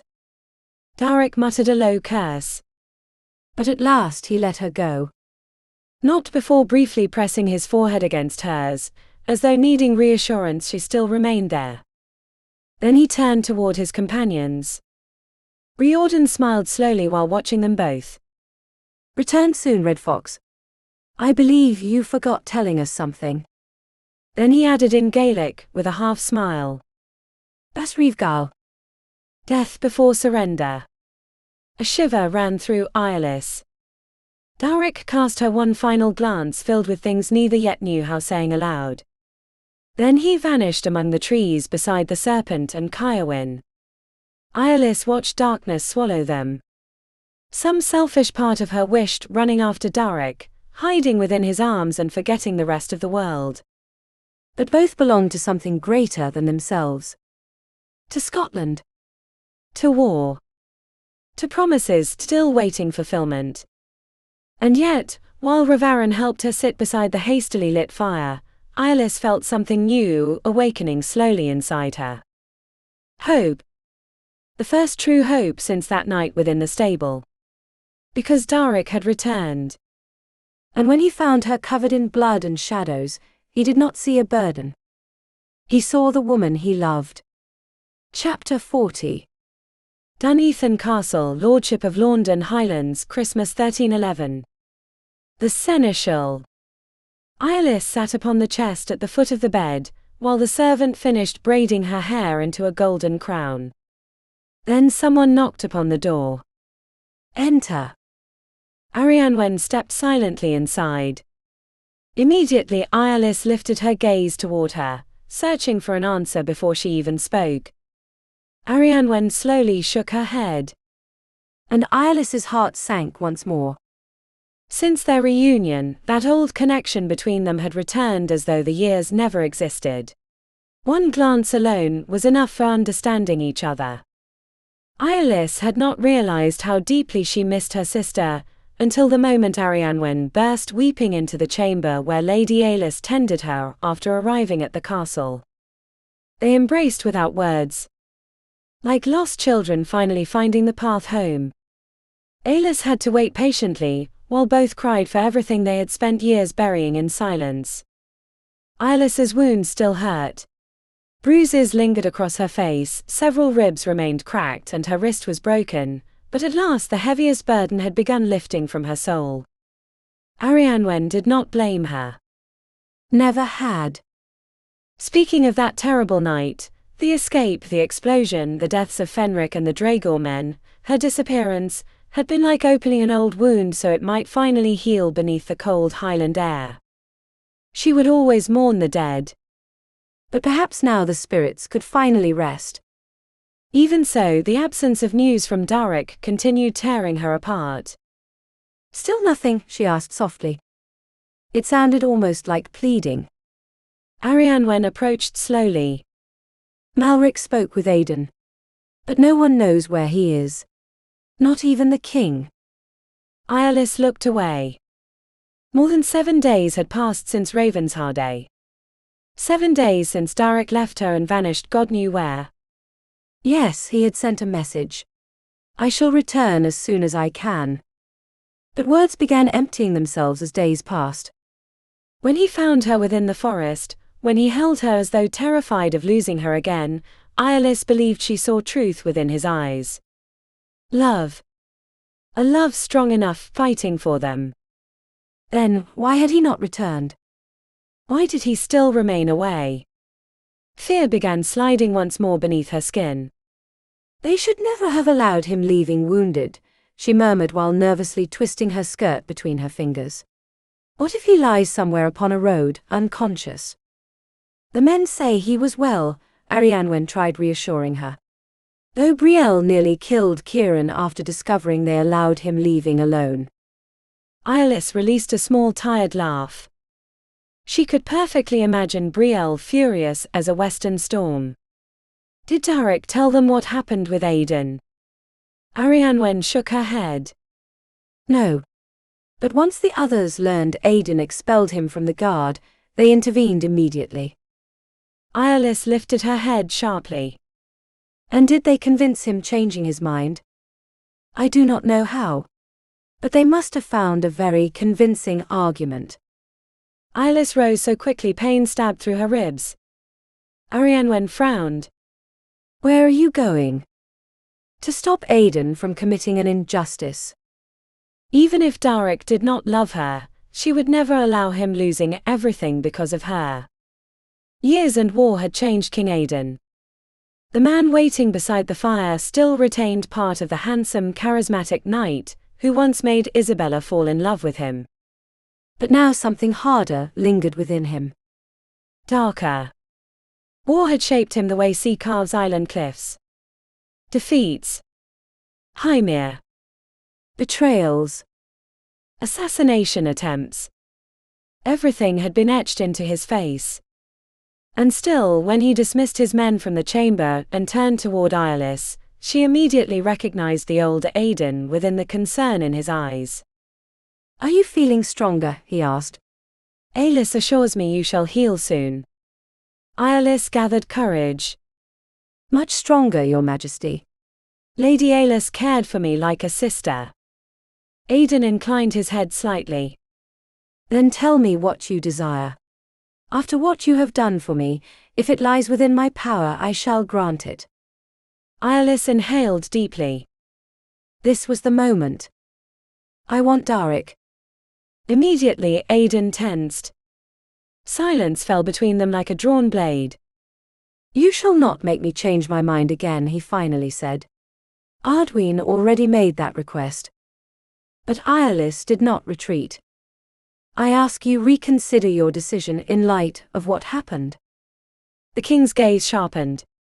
More cautious. What exactly do you want? Eirlys held his gaze steadily. I want you returning his lands. His place within the guard. And heat rose into her face. Aedan arched one brow. And she swallowed. If he still desires it. I want you allowing us to marry. Slowly the king leaned back into the carved chair. You do not ask me forcing him. No. I would never accept a forced marriage. Neither for him nor for myself. That struck him. Eirlys saw it clearly. King Aedan understood the burden of political marriages far too well. I cannot reward him for taking your virtue, he finally said. Eirlys met his gaze firmly. If you believe Darach took something I did not willingly give him, then you do not know me at all. Aedan looked sincerely uncomfortable. Speaking of such matters with her, almost like speaking with a younger sister, unsettled him more than any battle. You were innocent. I am 27 years old, Aedan, she interrupted softly. I am not a child. I waited my entire life for something like that. Truth and sadness filled her eyes. I love him. The king looked away briefly toward the fire. Love is not enough sustaining a marriage. Eirlys smiled faintly. An interesting piece of advice coming from you. That made him look at her again. Everyone knew Aedan had married for love more than once. And how dearly he paid for it. Eirlys stepped closer. You say Darach does not possess enough. Then give him more. Think of what he has done for Scotland. Think of what we have both done. Aedan remained silent for a long time. The fire crackled softly between them, as though ancient spirits of those mountains listened as well.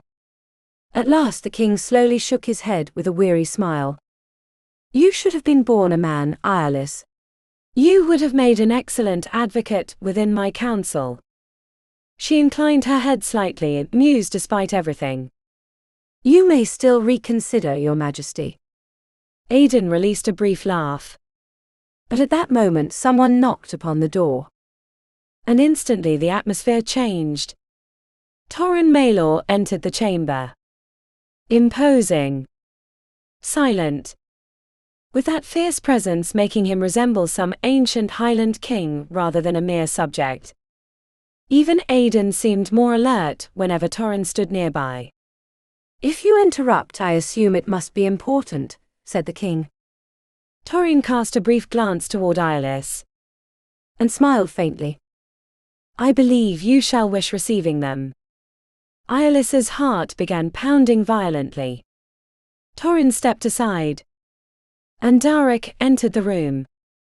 For 1 second the entire world vanished. Only he existed. Thinner. More exhausted. New shadows carved across his face. But alive. Blessed God, alive. Joy tore through her so intensely she nearly ran toward him. You returned. The words died upon her lips. Because someone else had just entered behind Darach. Tall. Still awkwardly young. But unmistakable. Ronan Strathern. Scotland's new High Seneschal. Eirlys froze. Then slowly she looked toward Darach, her heart tightening painfully. Why had he brought him there? Chapter 41. The Council Chamber. Darach wanted nothing more than crossing the room, and taking Eirlys into his arms the instant he saw her. But he remained painfully aware of the man seated behind the great, oak table. The last time he stood before King Aedan, he had behaved like a fool driven by guilt and fear. This time he would not make the same mistake. Even so, the relief that struck him upon seeing her nearly shattered his control. For days he kept telling himself Eirlys would care well for her. That she remained safe within Dun Ethan. But not until he stood before her did the crushing weight around his chest truly begin loosening. His eyes traveled over every one of her injuries. The bandage wrapped around her wrist. The tight fabric binding her ribs beneath the gown. The thin fresh scar crossing her cheek. The yellow and purple bruises around her eyes told him the blow had been brutal. And still her nose remained straight and proud just like her. Then Eirlys looked at him. And all of Darach's determination collapsed. To hell with Aedan. He crossed the chamber without another thought and took her hand. Eirlys's fingers closed immediately around his, warm and trembling. Slowly he helped her rise. He did not let go. Gently he lifted her chin and turned her face slightly toward the light to examine her wounds more closely. His fingers brushed the bruised skin with reverent tenderness, almost painful in its softness. Are you well? Eirlys nodded silently. But the emotion in her eyes pierced straight through his soul. Darach stroked her cheek softly before finally forcing himself to turn toward the king. Aedan watched them with a severe expression. I believe I ordered you returning with the others on St. Finian's Day, he said dryly. Darach avoided remembering that in truth, Aedan had also forbidden him ever appearing before him again. I had an important matter resolving first, Your Majesty. Aedan's gaze shifted briefly toward Ronan Strathern before returning to him. Lately, you seem finding obedience difficult. Darach did not attempt defending himself. Because it was true. For Eirlys, he would have disobeyed the whole of Scotland. The king remained silent several moments before turning toward Ronan. I assume if you accompanied him here, there must be good reason. Ronan stepped forward. Something youthful still lingered in his face, though the dignity of his office had already begun hardening it. There is, Your Majesty. Arduin came to me with a rather unusual request. Eirlys tensed beside Darach. Ronan smiled faintly, uncomfortable. He asked permission marrying my betrothed. Silence fell across the chamber. Darach felt Eirlys's shock before he even saw her turning sharply toward him. But he kept his gaze fixed upon Aedan. The king remained motionless, unreadable as a snow-covered mountain. Did he tell you I already denied that same request? He asked. Yes, Your Majesty. And what was your answer? Ronan inhaled deeply before replying. That I would withdraw my claim, if it were also Lady Eirlys's wish. It is. Eirlys answered instantly. Relief struck Darach so powerfully, he nearly believed his legs might fail beneath him. For days he argued endlessly with Ronan Strathern, hoping he had not been fighting for something already lost. And Ronan had not been an easy opponent. Young or not, he possessed the elegant stubbornness of the Stratherns and dangerous intelligence beneath that careless appearance. Darach still remained convinced leaving Kaya Bryn without promising him a firstborn child bordered upon miracle. Slowly Aedan turned his gaze toward him. I assume you told him the whole truth. Ronan flushed slightly, uncomfortable before Eirlys. Yes, Your Majesty. The king remained silent for a long moment. Then he turned toward Eirlys. Torrin Maelor shall escort you to your chamber. Lady Lyanna prepared a feast for Christmas tonight. We shall speak later. But Darach took both her hands before she could protest further. Gently he held them between his own. Go, he murmured. His eyes said the rest. I shall always find you. Eirlys studied him several seconds, searching for something within him. Perhaps certainty. Perhaps a promise she could truly believe. Trust me, he added softly. This time I shall not fail you. She wrinkled her nose slightly, still suspicious. Do not become too accustomed to it. I do not intend suddenly turning obedient. At last a slow smile appeared upon Darach's face. Warm. Real. I would not even dare dreaming of it. He lifted Eirlys's hands to his lips and kissed her fingers gently.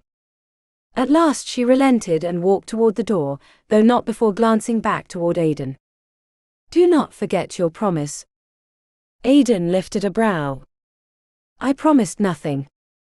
Eirlys smiled, with that radiant mischief always seeming to disarm everyone around her. Perhaps not. But you were about to. Suddenly the smile twisted into a grimace of pain. Both Darach and Aedan stepped toward her at once. What is wrong? They asked simultaneously. Eirlys looked amused despite the expression. Nothing serious. Little rogue. That grimace had been a very clear reminder. She remained injured, and neither of them should forget it. When she finally left the chamber accompanied by Torrin Maelor, Darach exchanged a glance with Aedan. And with a strange mixture of resignation and happiness, he understood he would probably spend the rest of his life watching Eirlys with the same helpless fascination he now saw upon the king's face. And by all the ancient gods of Scotland, he wanted nothing else. Chapter 42. Peace after war. Eirlys had waited long enough. Darach had remained with the king for more than an hour.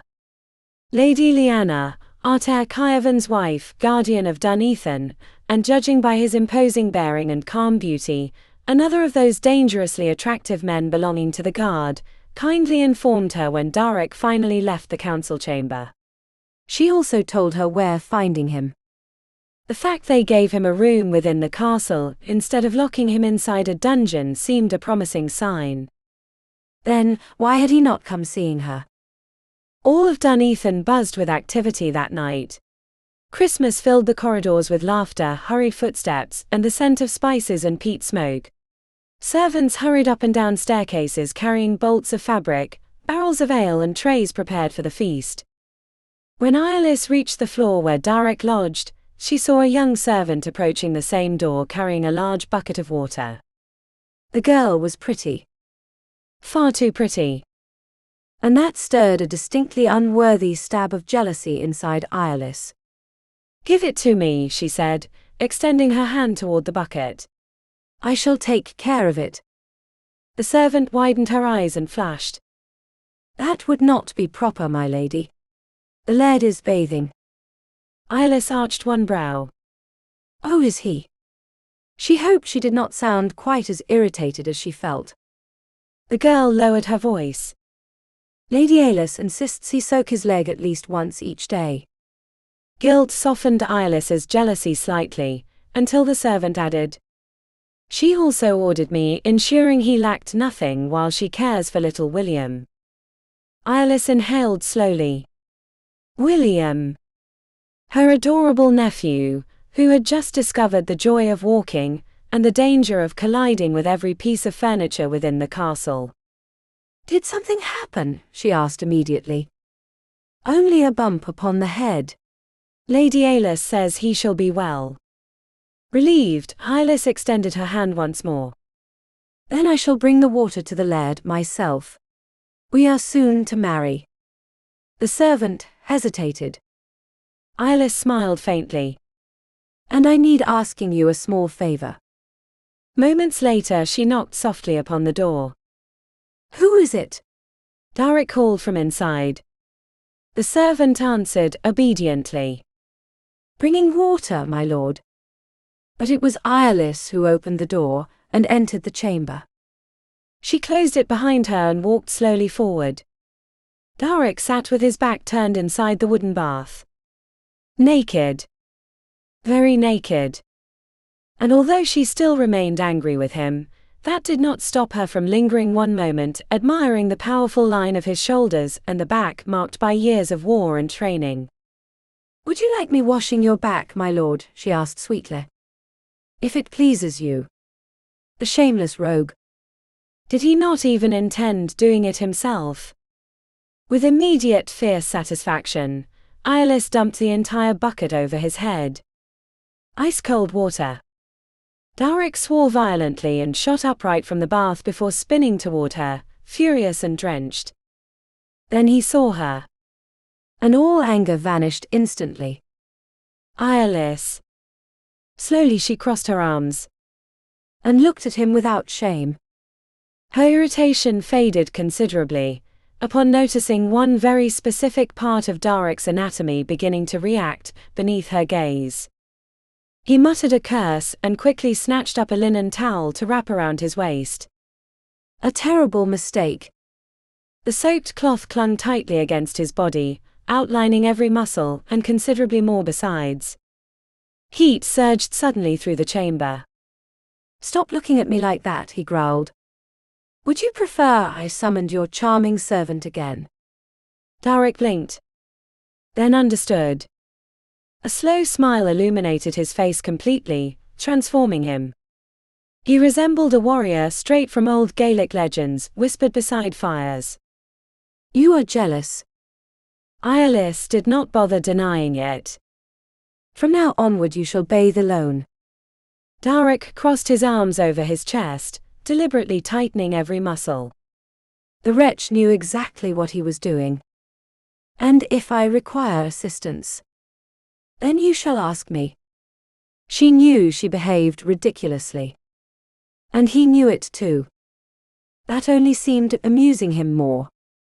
"Remarkable," he said with mock seriousness. "Within one day you become obedient and helpful. Perhaps after all you may turn into a proper wife." The teasing instantly erased everything else. Only one thing mattered now. Eirlys stepped closer toward him. "Did the king agree?" Darach's expression changed completely. All irony vanished. "Yes." The naked emotion in his voice made Eirlys's heart pound. But he imposed one condition. Immediately she tensed. What condition? Then Darach knelt before her. Eirlys stopped breathing. Gently he took her hand. I must ask your consent. At once her eyes began burning. And Darach spoke before she could answer. I am sorry for lying to you. I should have told you the truth from the beginning. His voice was low. Deep. Honest enough hurting. I should have held you after that night. I should have told you how much I loved you. I should have fought for us instead of allowing fear deciding for me. Eirlys felt her heart breaking and healing at once. I believed I had already lost too much in this life, he continued. But nothing compares to imagining a future without you. Slowly he kissed her fingers, as though making some ancient vow. I cannot change the past. But if you agree becoming my wife, I shall spend the rest of my life trying deserving you. Eirlys could not speak. It felt almost miraculous.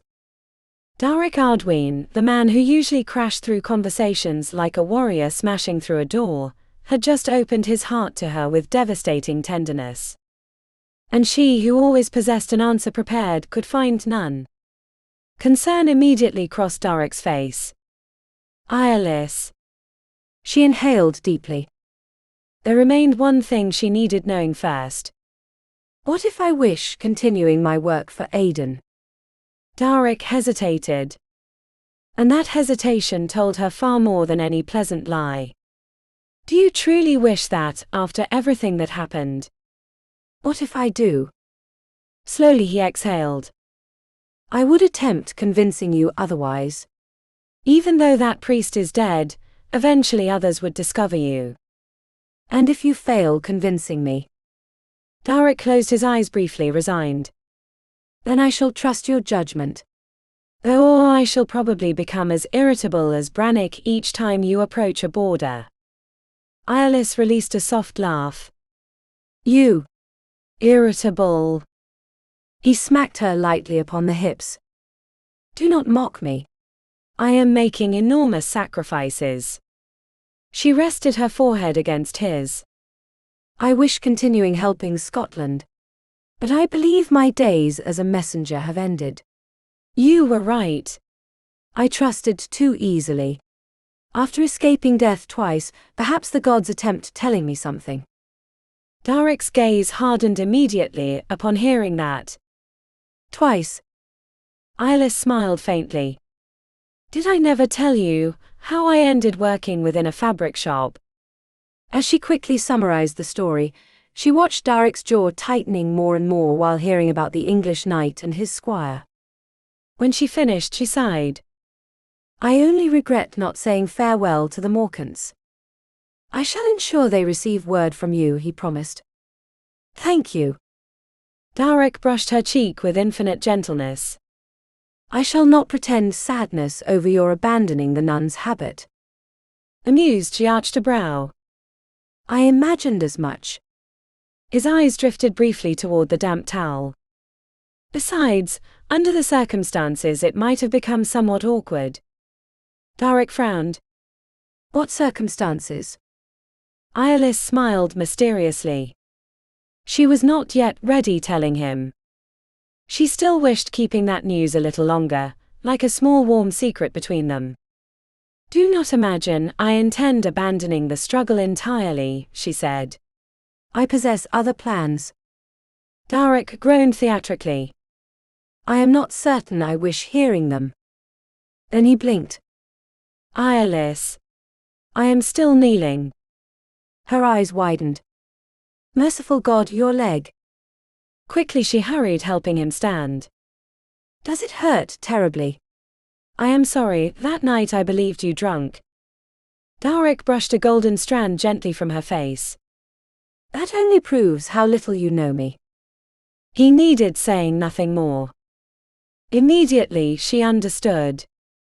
The memory of his father. The fear of becoming him. Then Darach cupped her face between his hands. You still have not answered me. Eirlys felt her entire heart surrender. Yes, I want marrying you. Darach's relief became so visible, it was almost beautiful. Thank God. He pulled her toward him and kissed her. At first the kiss remained slow, filled with promises. Then it stopped being slow. Eirlys wrapped her arms around his neck and pressed herself against him, shivering beneath the warmth of his mouth, the brush of his tongue, the restrained strength inside his body. God! How deeply she had missed this. Suddenly Darach pulled back slightly. Am I hurting you? His fingers touched the wound upon her cheek, with infinite delicacy. Eirlys shook her head. Briefly he closed his eyes. I am sorry you killed that man. Surprised she blinked. Darach rested his forehead against hers. Because I would have preferred doing it myself. The fierce darkness in his voice sent a shiver through her. Softly Eirlys kissed him. It is over now. I do not wish living within that memory. Slowly she slid her bandaged hand across Darach's firm stomach.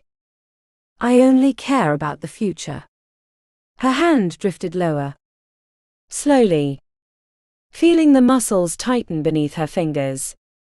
Darach released a low groan. Eirlys.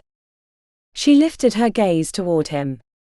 I am doing it deliberately. Darach's breathing grew heavier. If you continue touching me like that, I shall forget your injuries, and every one of my good intentions. She smiled with dangerously mischievous sweetness. That is precisely my hope. Then, looking directly into his eyes, she whispered, I love you, Darach. Desire blazed across his face like fire over dry peat. He lifted her into his arms and carried her toward the bed. Outside, sea wind battered the walls of Dun Ethan while Christmas night wrapped the Highlands. And somewhere beyond mountains and dark forests, the old gods of Scotland must surely have smiled silently while watching two wandering souls finally finding their way back toward each other. Chapter 43. Christmas night. A long while passed before Darach found strength speaking. He still felt dazed by what they had just shared. He had known many women throughout his life. He sought warmth in strangers' arms after war, bloodshed and loneliness. But this had been different. This had been love. For the first time he truly understood the difference. Eirlys rested curled against him, absent-mindedly tracing circles across his bare chest while the fire crackled softly across the chamber. The air smelled of warm wax, clean linen and sea salt. Dun Ethan slept beneath Christmas night. And for the first time in many years, Darach felt peace. A strange peace. Deep. As though his entire life had wandered through mist, without realizing it searched for precisely this moment. Eirlys lifted her face slightly, and rested her chin upon her hand to look at him. How did you manage convincing Aedan? Darach smiled faintly. You already handled the most difficult part. My companions finished the rest. Curiously she frowned. Slowly Darach ran his fingers down her bare back. The guard refused accepting further missions while I remained expelled. And Torrin reminded the king of something important. We fight for Aedan, but Maelor is our chief. Eirlys released a small laugh. That must have infuriated him. Very much.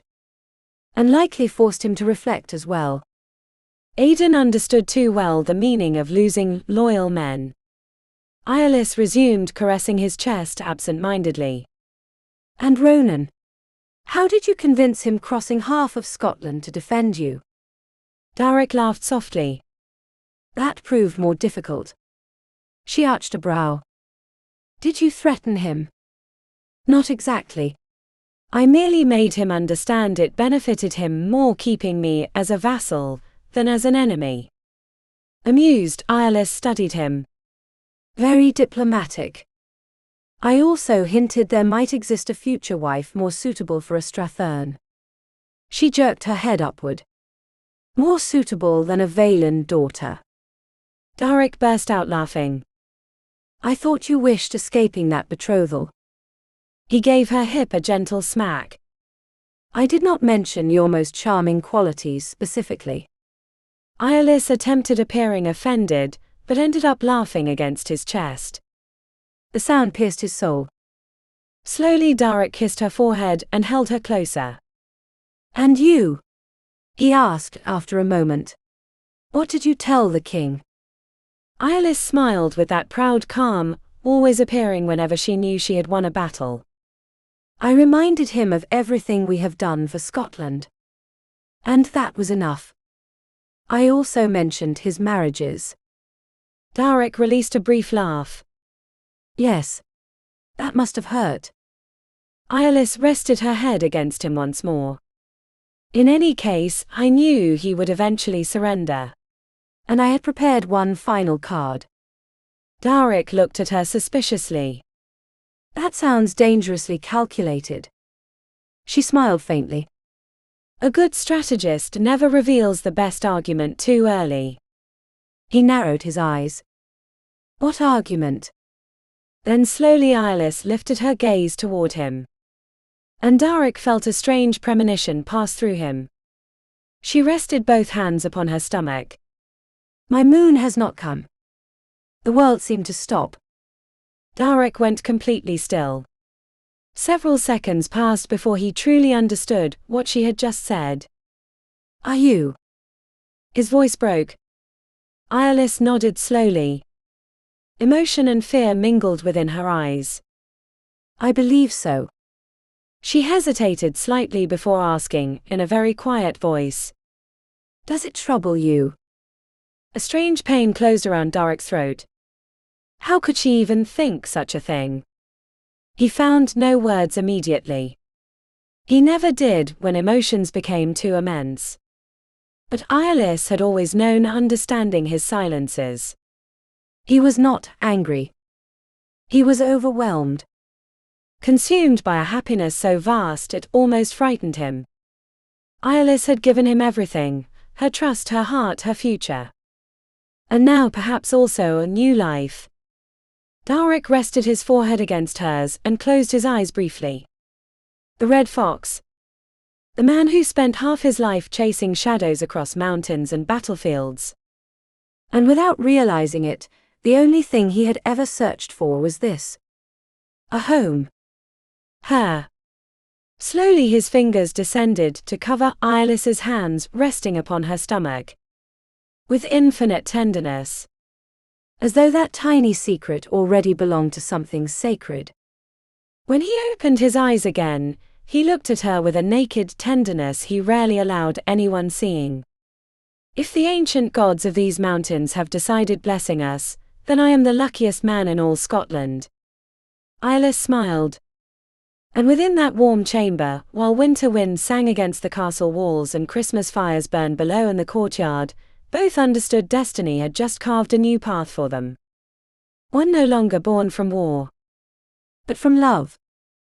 Epilogue. The children of Darach. Rowan. Rowan Darach Arduin. Come back here this instant. That little blue-eyed demon was going to test the limits of her patience. Eirlys chased him from one room to another, before stopping abruptly inside the children's chamber. Darach stood there several steps away, holding two squirming little bundles beneath his arms. Behind his legs peeked tiny boots and an all-too-familiar blonde curl. Even after 5 years of marriage, Eirlys still felt that small flutter inside her chest every time she looked at him. As though she still struggled believing that fierce, stubborn man truly belonged to her. But she had long ago learned, not allowing herself distraction by him. She crossed her arms and looked at him with mock severity. There is no point hiding him, Darach. Rowan, I can see you. A blonde little head slowly appeared from behind his father's legs. The boy attempted looking innocent. It failed completely. Give me back the letter, Rowan. What letter, mother? Eirlys crouched until she stood at his height. The one you took from my desk. It is important. The king needs it. Rowan grimaced and after several seconds of heroic resistance, pulled a completely crumpled parchment from one boot. I do not care about that old king, he muttered. I do not want you working today. I want us playing. Eirlys had to restrain her laughter. That stubborn expression was exactly the same one Darach wore whenever someone attempted giving him orders. Slowly she lifted her gaze toward her husband. Darach shrugged with complete innocence. He gets none of it from me. Liar. Eirlys sighed and pulled her son into her lap. Some days proved harder than others. Days when she tried preventing her work for Aedan from invading their home, and did not always succeed. The war had ended, but Aedan still fought in another way. He wanted the rest of Europe finally recognizing Scotland as a free kingdom. As one of his advisors, Eirlys helped draft letters destined for the King of France and the Pope, carefully measured texts where every phrase might shift alliances, prevent wars, or alter destinies. They also petitioned the pontiff to lift the excommunication hanging over Aedan since the death of John Corwin at Gwynedd Vale. Who could have imagined all those endless years studying Latin would someday prove useful? Eirlys brushed a blonde strand from Rowan's forehead. I thought you were meant to play ball with your father. The boy frowned. We were. But then they came bothering us. Eirlys smiled and looked toward the two little girls trapped beneath Darach's arms. Unlike their brother, the twins had inherited their father's dark hair. And what did they do this time? Arhane threw the ball into the lock, and then Silwen started crying. I do not like when she cries. Neither did Eirlys. Silwen cried with almost supernatural ease. She cast Darach a pleading glance. He sighed theatrically. I do what I can. But as you see, my hands are occupied. The boy escaped. Eirlys arched a brow. Were you not the one claiming raising children would be easy? I expected one daughter. Not two. He looked upward with mock resignation. I believe it is time returning to war. The war is over. Tragically, he muttered. I swear Strathern is calling for me from somewhere. Eirlys released a soft laugh. Ronan can wait. Besides, he should remain occupied with his new wife. It still felt difficult believing Ronan Strathern had eventually married Marjorie MacEdan, the king's daughter. After 8 years imprisoned in England, the young woman had finally returned to Scotland after Bannockburn, delicate as hawthorn blossom, and considerably stronger than she appeared. Eirlys looked again toward her husband. What a man sows during the feast day, he harvests the rest of the year. Darach smiled slowly. That smile still possessed the power of completely undoing her. I greatly enjoyed the sowing. It is the harvests beginning overwhelming me. The girls shrieked with laughter when he covered them in kisses and tickles, until they collapsed exhausted. Then he settled them gently upon the bed, and returned toward Eirlys. Something had changed within his gaze. Something softer. Deeper. In truth, we came seeking you, he said. She knew him too well not to notice the emotion hidden beneath that apparent calm. Is it finally finished? Darach nodded. Immediately, Eirlys rose to her feet. He took her hand and led her out from the old tower while the children raced after them like tiny wild spirits. Do not look yet, he ordered when she attempted turning toward the hill. They walked several steps farther. Then Darach stopped. Now. Slowly Eirlys turned. And the air left her lungs. The castle rose atop the hill beneath the golden light of late afternoon. Newly carved stones shimmered with silver reflections as though born from the mountain itself. 4 towers guarded the fortress, one upon each corner of the walls. Strong. Beautiful. Eternal. But it was not merely a castle. It was a fulfilled promise. Eirlys curled herself against Darach while sea wind gently stirred her hair. It is beautiful, she whispered. Your mother would have loved it. Slowly Darach nodded. For once he found no words. And Eirlys understood. That castle closed an old wound. The boy who had grown among ruins, grief and ghosts had finally offered his family something different, a home filled with life. Laughter instead of silence. Light instead of fear. Love where once there had only been loss. The little Arduins of Darach would fill those halls with voices, footsteps and songs for generations. And perhaps somewhere within an unseen corner of the Highlands, the spirits of their parents would finally rest in peace. Without releasing Eirlys's hand, surrounded by their children and the sound of wind descending from the hills, Darach guided her toward the fortress. Toward their future. The soulmate. Night had fallen over Darach, wrapped in a deep, almost sacred calm. Beyond the high bedchamber windows, moonlight reflected across the dark waters of the loch like a silver path trembling through the mist. Sea wind descended from the hills and whispered softly against the battlements of the rebuilt castle. The castle of the Arduins. The home Darach's father once dreamed of raising among those war-swept ruins. Now the towers rose once more against the winter sky, filled with light, voices and life. And for the first time in generations, also filled with peace. Eirlys sat beside the fire, wrapped in a soft wool blanket. The chamber smelled of burning peat, wax and dried heather. From the corridor came the faint, distant echo of one of the twins talking in her sleep. Darach appeared shortly after putting Garrick back to bed for the second time.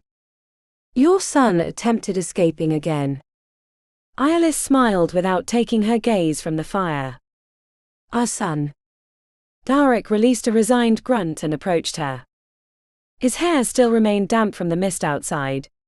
He had spent the day riding clan lands beside his men, and the cold still clung to his shoulders like a Highland shadow. But the moment Eirlys lifted her hand and lightly brushed his wrist, all that hardness vanished instantly. It always happened. Darach sat beside her and slowly pulled her against his chest. For several moments they remained silent. The fire crackled softly. Outside, the moon continued pouring silver across the still water. Sometimes I still struggle believing it, Eirlys murmured. He rested his chin upon her hair. Believing what? She lifted her gaze slightly toward the windows. All of this. The castle. Their children sleeping beneath this roof. The peace. Her fingers absent-mindedly sought his. I spent so many years running, crossing borders, hiding, carrying messages from one place to another, that I never imagined ending by wanting something as simple as this. Slowly Darach intertwined his hand with hers. And do you regret it? Immediately Eirlys turned her head toward him. Never. The answer came so firmly that something warm moved through Darach's chest. She smiled faintly. When I was young, I believed a home could become a cage. That accepting marriage meant surrendering my life to the decisions of others. Her gaze lowered toward the flames. And perhaps that was true with the wrong man. Darach remained motionless. Listening. As he always did whenever she spoke, from the deepest part of herself. But with you it was different, Eirlys continued softly. You never tried changing me. A small smile appeared upon Darach's lips. I attempted it once. It went terribly. She laughed softly and rested her forehead against his shoulder. The vows did not tame me, nor these walls. It was you who taught me I could belong to someone without ceasing to belong to myself. Silence slowly settled between them. Dense. Intimate. Like the mist descending upon the loch. Darach watched the flames several moments before speaking. I did not know how returning either. Eirlys lifted her eyes toward him. Something vulnerable lingered in his voice. Something only she knew. I could follow tracks through rain. Find lost men in the middle of mountains. Cross borders without leaving traces. He smiled tiredly. But I had no idea how finding my way back to myself. Slowly Eirlys stroked his jaw. Until you found me. Darach shook his head slightly. No. You were the one who found me. The words remained suspended between them like some ancient truth. Outside, mist began spreading across the silver waters of the loch, slowly erasing the edges of the world. The border between shadow and light. Between past and present. Eirlys watched the fog several moments. Do you know what I sometimes think? That our entire lives were exactly that. Two lost souls trying to cross the mist. Darach kissed her temple softly. And still we ended by finding each other. She closed her eyes. Yes. Against all reason. Against war. Against king's wounds and death. They had found one another. Eirlys smiled faintly. The English still speak of the Red Fox as though he were a ghost. Darach released a low laugh. I fear history has improved my exploits considerably. They say you never left tracks. Almost never. That you appeared behind enemy lines as though born from the mist itself. That was part of the work. She lifted her face slightly toward him. And they say no one ever managed catching you. This time Darach truly smiled. Slowly. Deeply. Then he brushed his fingers along Eirlys's cheek, with infinite tenderness. That is not true. Her heart trembled instantly. Because she understood immediately what he meant. The fire continued burning softly, while wind struck the rebuilt towers of Darach. And within that warm chamber, overlooking the loch covered in moonlight and mist, the Red Fox finally understood something he had never learned upon battlefields or within the shadows of the Highlands. Love had never been the trap that captured him. It had been the path leading him home. There are paths that only appear. For those who have become lost. Hidden roads beneath the rain. Between hills covered in heather and stone. Where mist erases names. And the world itself seems to forget the way home. Darach learned reading invisible tracks. Following trails across wet earth. Disappearing among shadows. Like a red fox born from winter itself. But there are forms of wandering. No man can ever track. Because mist does not only hide roads. It also conceals the things we fear most to face. Loneliness. Pain. The part of ourselves left behind after war. And yet, even within darkness, some souls still manage finding one another. Not as those who capture, but as those who recognize. Eirlys did not extinguish the storm living inside him. She did not turn him into another man. She simply took his hand and showed him the path home. Because home is not always a castle, nor land, nor a conquered kingdom. Sometimes, home is the person, capable of finding us, even in the middle of the mist. The end. Author's note. There are stories born from the desire to conquer the world, and others that speak simply about finding the way home. This one was born among mist's wild coasts and Highland mountains, in a Scotland still wounded by war, where men crossed borders hidden among forests and oaths carried as much weight as blood. But beneath the story of spies, clans and kings, there was always another quieter story, that of two lost souls trying to return to themselves. While writing Darach, I often thought about certain figures from Celtic and Irish tradition. He is not a radiant hero like Arthur, nor a perfect knight born for glory. He belongs instead to the world of mist and forest, men who survive through silence, who know invisible paths and vanish into rain as though the land itself were reclaiming them. The Red Fox was born from that idea. Not merely as a warrior, but as a man who knows how to find paths for others, while remaining unable to find his own. In many Gaelic tales there exists the figure of the journey through the unknown, voyages between islands, seas covered in fog, and borderlands where the hero becomes lost before returning transformed. The ancient Irish Imrama are filled with those spiritual journeys. I also thought often of Odysseus, not the conqueror but the exhausted man struggling above all to return home. And when he finally does, he discovers that neither he nor his home remain the same. He must rebuild both. Darach carries something of that wound. But this novel would never have existed without Eirlys. In Celtic tradition there is a beautiful idea, the Anam Cara, the soul friend or soul companion. It is not merely romantic love. It is someone who recognizes you, even when you no longer know who you are yourself. Someone who guides you back to your truth. That is what Eirlys is for Darach. She does not try turning him into another man. She does not tame his darkness or destroy what he is. She slowly returns him to the man who existed before pain, guilt and war. And in return he offers her something she never believed possible, a home that is not a prison. Because Eirlys also walks her own path. For years she flees an imposed destiny, alliances decided by others, a life where her voice would barely have space. And yet this is not the story of a woman rejecting love, home or motherhood. It is the story of a woman who needs choosing them freely, in order for them to hold meaning. That mattered deeply to me. I wanted writing a heroine capable of acting, negotiating, crossing borders, and risking herself for what she believes in, while still remaining profoundly feminine, vulnerable, and human.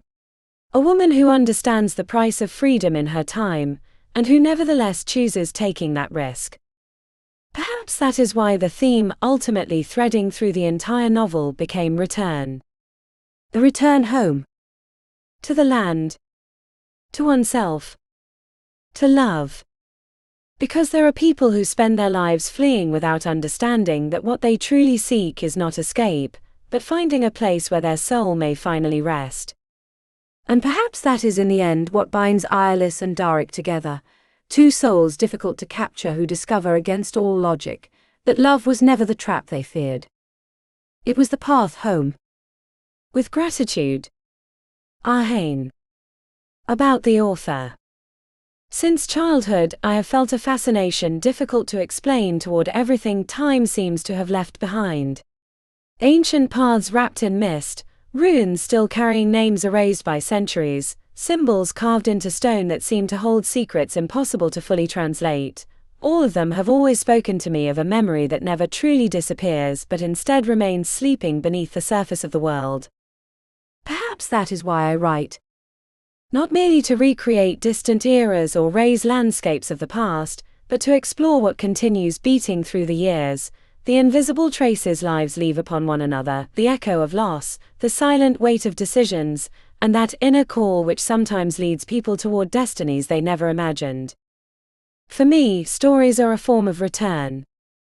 A way of going back to an intimate and ancient place where beauty and wounds, nostalgia and longing, coexist without needing justification. Within them I find women walking between loyalty to what they love and yearning for what they still do not know, men marked by guilt, war or honor, and landscapes that are not merely settings but living presences, almost reflections of the souls inhabiting them. I am especially moved by that moment when a human being understands that certain forces can never be controlled, love, loss, the land one feels belongs to them. With time, writing has become for me a way of listening to the ancient voices still echoing within silence. Like those who centuries ago patiently wove Highland tapestries thread by thread, I try intertwining memory, emotion and symbols, until they take the shape of stories capable of breathing on their own. Perhaps because deep down we all seek the same thing, to recognize ourselves within something greater than ourselves, a shared memory, an inherited dream, an ancient truth we barely know how to name. Thank you for coming this far. And above all, thank you for allowing these stories to find a place within your memory as well. With sincere gratitude. Arhane, Igya.